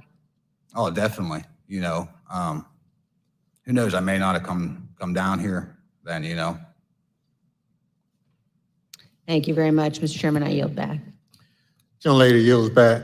Chair recognizes the gentlewoman from Florida, Ms. Murphy. Thank you, Mr. Chairman. Earlier today, we showed how Donald Trump's December 19th tweet summoned both extremist groups as well as rank and file supporters of President Trump to come to Washington, D.C., average Americans. He told them to, quote, "Be there, we'll be wild," and they came. We showed how how President Trump repeatedly told them, "Fight, fight, fight," and they marched to the Capitol. Mr. Ayers, you were in that crowd at the rally, and then the crowd that marched to the Capitol. When you arrived on the ellipse that morning, were you planning on going to the Capitol? No, we didn't actually plan to go down there. We went basically to see the Stop the Steal rally, and that was it. So why'd you decide to march to the Capitol? Well, basically, the president, got everybody riled up, told everybody to head on down. So we basically were just following what he said. After the president's speech, as you're marching down to the Capitol, how did you feel? I was, I'm angry, after everything that was basically said in the speech. A lot of the stuff he said, he already put out in tweets. I've already seen it and heard it before. So, I was already worked up, and so were most of the people there. So as you started marching, did you think there was still a chance the election would be overturned? Yeah, at that time I did, because everybody was kind of like in the hope that, Vice President Pence was not going to certify the election. Also the whole time on our way down there, I kept hearing about this big reveal I remember us talking about, and we kind of thought maybe that was it. So that hope was there. Did you think that the president would be marching with you? Yeah, I think everybody thought he was going to be coming down. He said in his speech, kind of like he's going to be there with us. So, I think I believed it. I understand. We know that you illegally entered the Capitol that afternoon and then left the Capitol area later on. What made you decide to leave? Basically, when President Trump put his tweet out, we literally left right after that come out. To me, if he would have done that earlier in the day, 1:30, we wouldn't be in this, maybe we wouldn't be in this bad of a situation or something. Thank you. Mr. Chairman, I yield back. Chair recognizes the gentleman from Maryland, Mr. Raskin. Thank you, Mr. Chairman. Mr. Van Tatenhoff, in the run-up to January 6th, Stuart Rhodes publicly implored President Trump to invoke the Insurrection Act, the 1807 law that allows the president to call up militias to put down a rebellion against the United States. And I want to get your thoughts about this in the context of your prior relationship with Stuart Rhodes. I understand that you had conversations with Rhodes about the Insurrection Act. Why was he so fixated on that? And what did he think it would enable the Oath Keepers to do? Well, I think it gave him a sense of legitimacy, that it was a path forward to move forward with his goals and agendas. I think we need to quit mincing words and just talk about truths. And what it was going to be was an armed revolution. I mean, people died that day. Law enforcement officers died this day. There was a gallows set up in front of the Capitol. This could have been the spark that started a new civil war, and no one would have won there. That would have been good for no one. He was always looking for ways to legitimize what he was doing, whether by wrapping it in the trappings of it's not a militia, it's a community preparedness team. We're not a militia, we're an educational outreach group. It's a veteran support group. But again, we've got to stop with this dishonesty and the mincing of words and just call things for what they are. He's a militia leader. He had these grand visions of being a paramilitary leader, and the Insurrection Act would have given him a path forward with that. The fact that the president was communicating, whether directly or indirectly, messaging, kind of that gave him the nod. And all I can do is thank the gods that things did not go any worse that day. What did the Oath Keepers see in President Trump? They saw a path forward that would have legitimacy. They saw opportunity, I think, in my opinion, to become a paramilitary force, Last week, the Department of Justice indicated that it has evidence of the Oath Keepers bringing not just firearms, but explosives to Washington ahead of January 6th. And the committee's also learned that Stuart Rhodes stopped to buy weapons on his way to Washington and shipped roughly $7,000 worth of tactical gear to a January 6th rally planner in Virginia before the attack. Did you ever hear Rhodes discuss committing violence against elected political leaders? Yeah, I mean, that went back from the very beginning of my tenure. One of the first assignments that he brought to me wanting me to do as more of a graphic artist function was to create a deck of cards. You may remember back to the conflict in the Middle East, where our own military created a deck of cards, which was a who's who of kind of the key players on the other side that they wanted to take out. And Stuart was very intrigued by that notion and influenced by it, I think. And he wanted me to create a deck of cards that would include different politicians, judges, including up to Hillary Clinton as the Queen of Hearts. This is a project that I refused to do.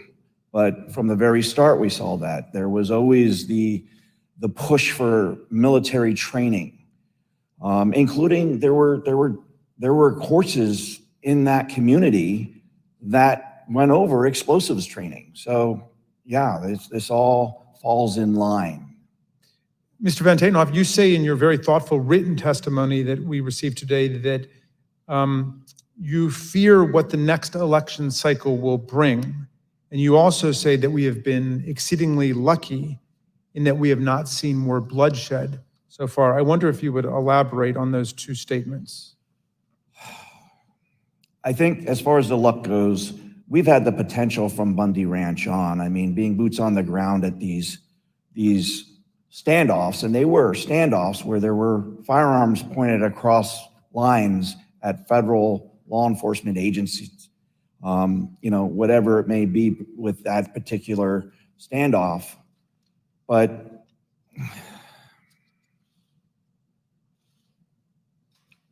I think we've gotten exceedingly lucky that more bloodshed did not happen because the potential has been there from the start. And we got very lucky that the loss of life was, and as tragic as it is, that we saw on January 6th, the potential was so much more. Again, all we have to look at is the iconic images of that day with the gallows set up for Mike Pence, for the Vice President of the United States. And I do fear for this next election cycle, because who knows what that might bring. If a president that's willing to try to instill and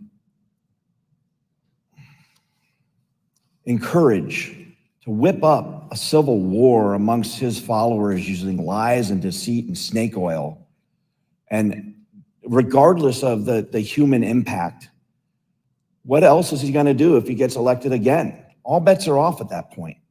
And that's a scary notion. I have 3 daughters. I have a granddaughter. And I fear for the world that they will inherit if we do not start holding these people to account. Thank you for your testimony, Mr. Van Tatenhoff.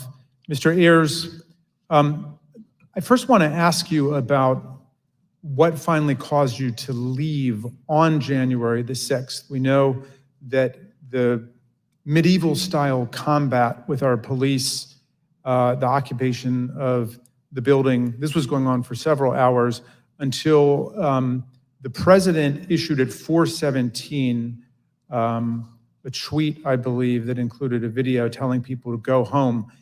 Did you see that, and did that have any effect on what you were doing?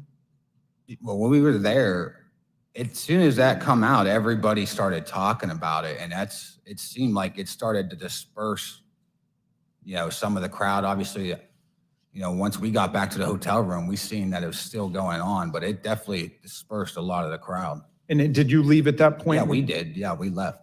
So in other words, that was the key moment when you decided to leave, when President Trump told people to go home. Yeah, yep. We left right when that come out. You were not a member of an organized group like the Oath Keepers or the Proud Boys, as most of the crowd wasn't.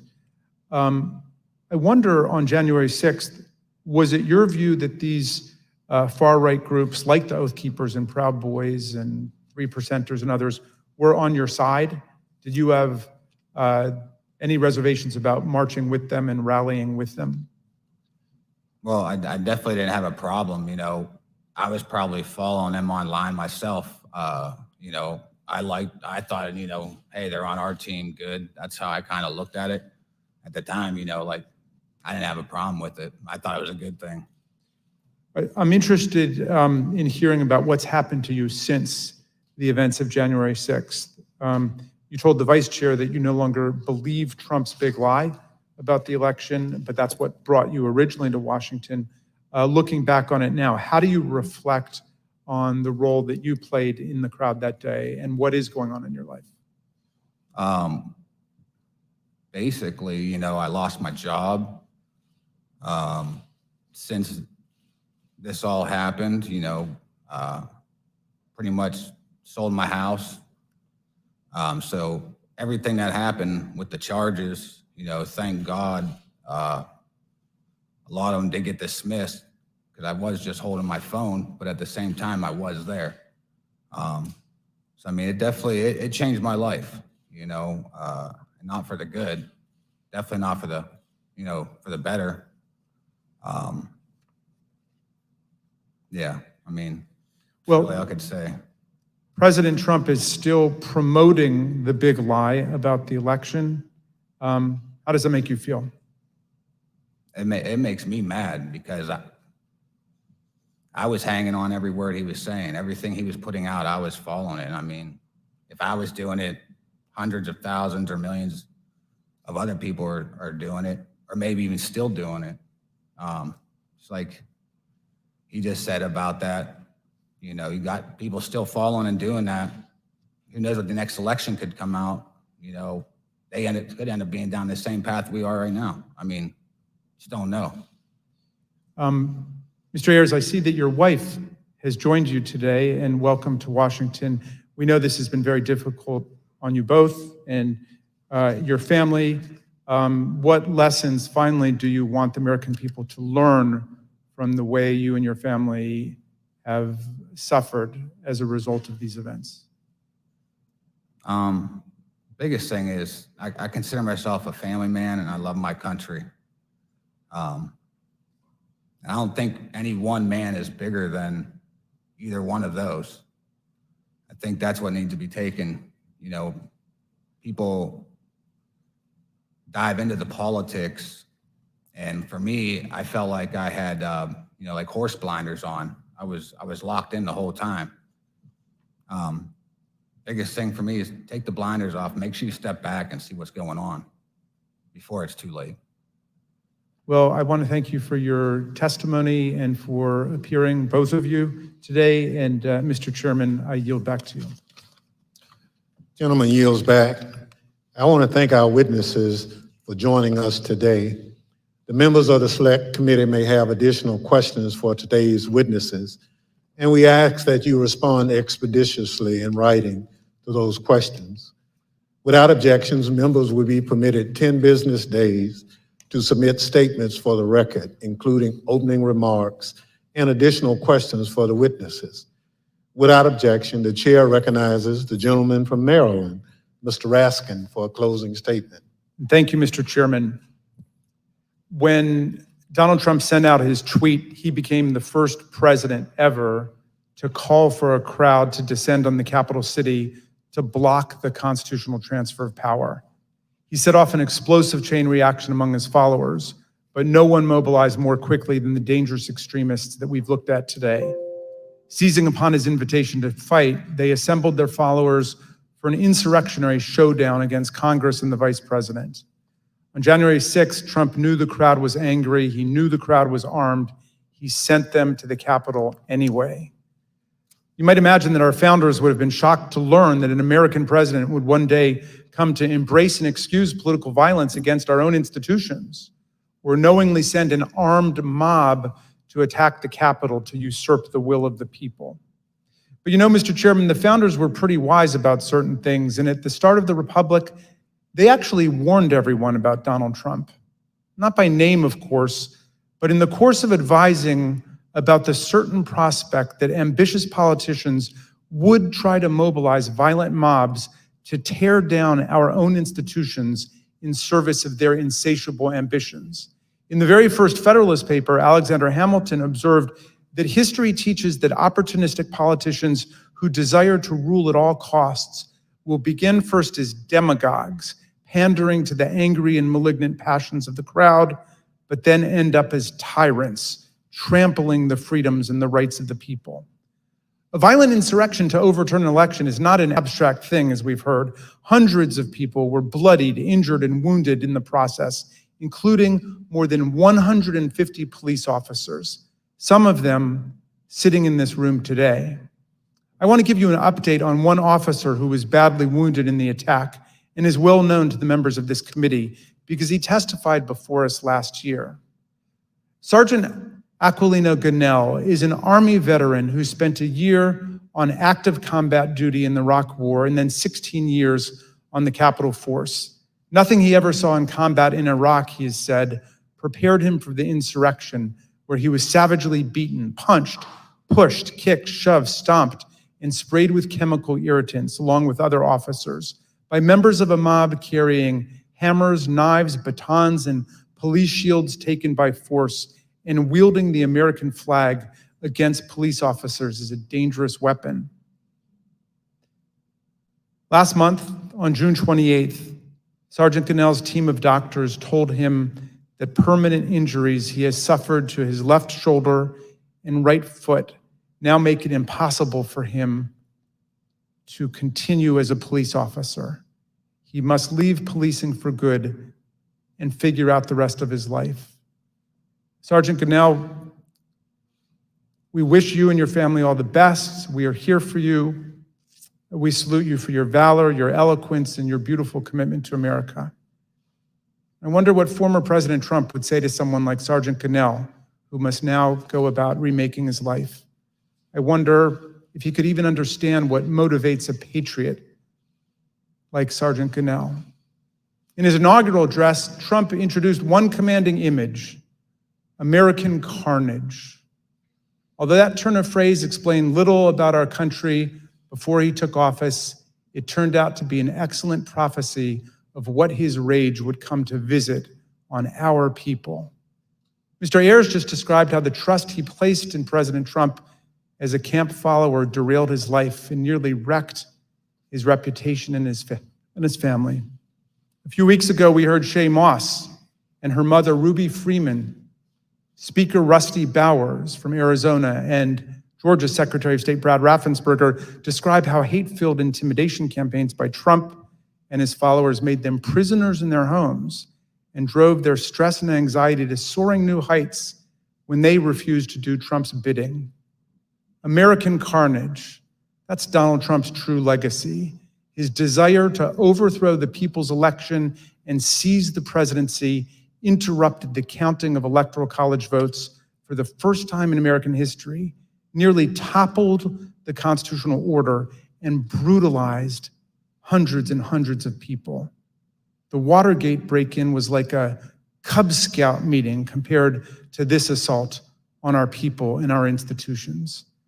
Mr. Chairman, these hearings have been significant for us and for millions of Americans, and our hearing next week will be a profound moment of reckoning for America. But the crucial thing is the next step. What this committee, what all of us will do to fortify our democracy against coups, political violence, and campaigns to steal elections away from the people.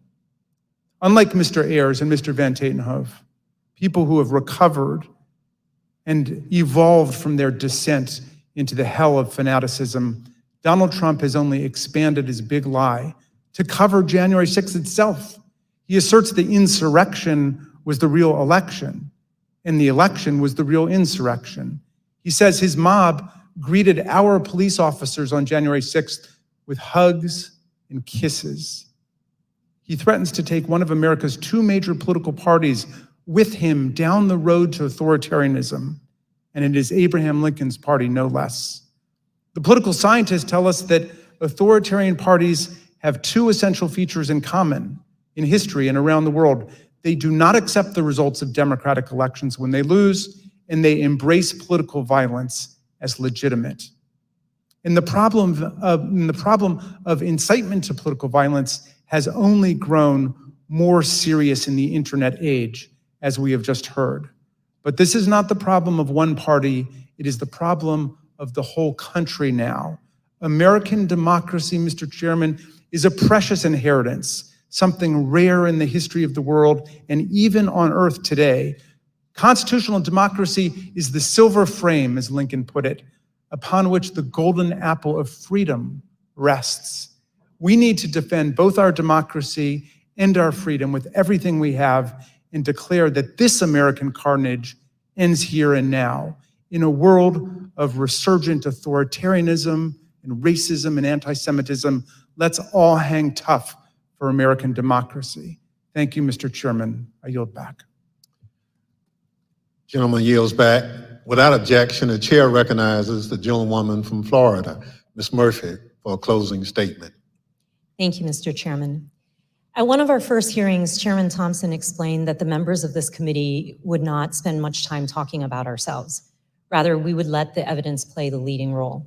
And the chairman was right, because this isn't about promoting ourselves as individuals, it's about protecting the country we love. And it's about preserving what actually makes America great: the rule of law, free and fair elections, and the peaceful transfer of power from one elected leader to the next. But if I may say a word about myself and why I'm proud to serve on this committee. I'm the only member of this committee who was not blessed to be born an American.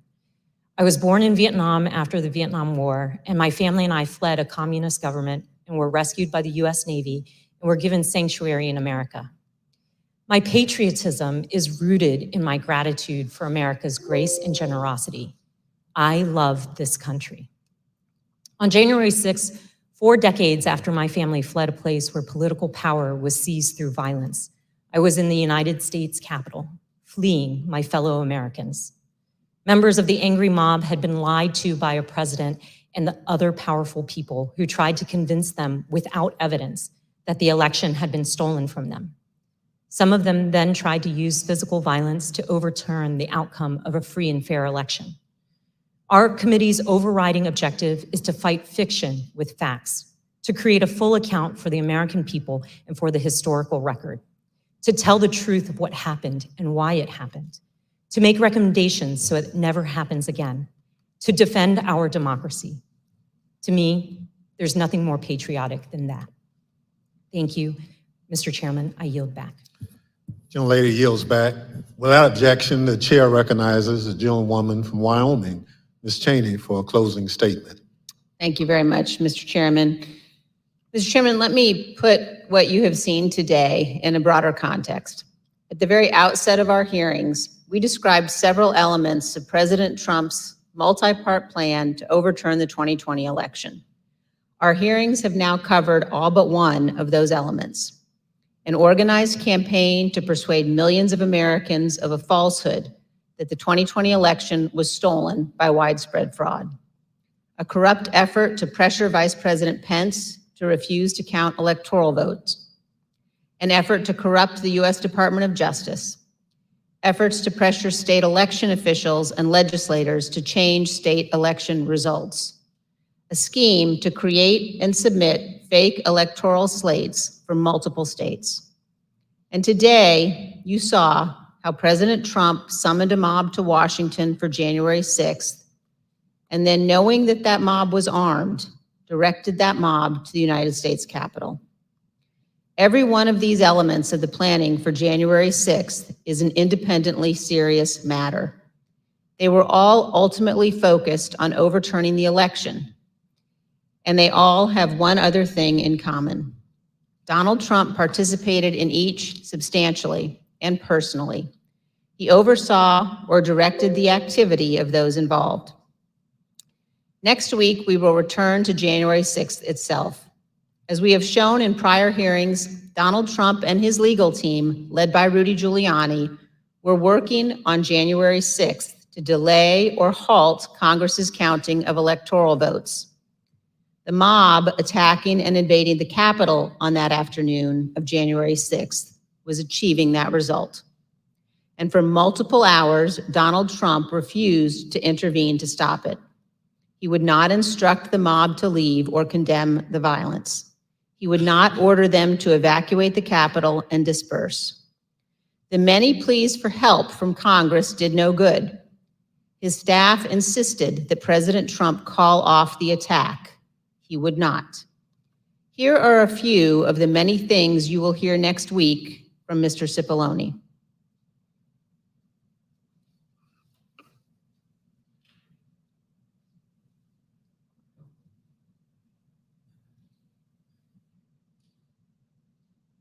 Was that right? I was, and others were. Was it necessary for you to continue to push for a statement directing people to leave all the way through that period of time until it was ultimately issued after? I felt it was my obligation to continue to push for that, and others felt it was their obligation as well.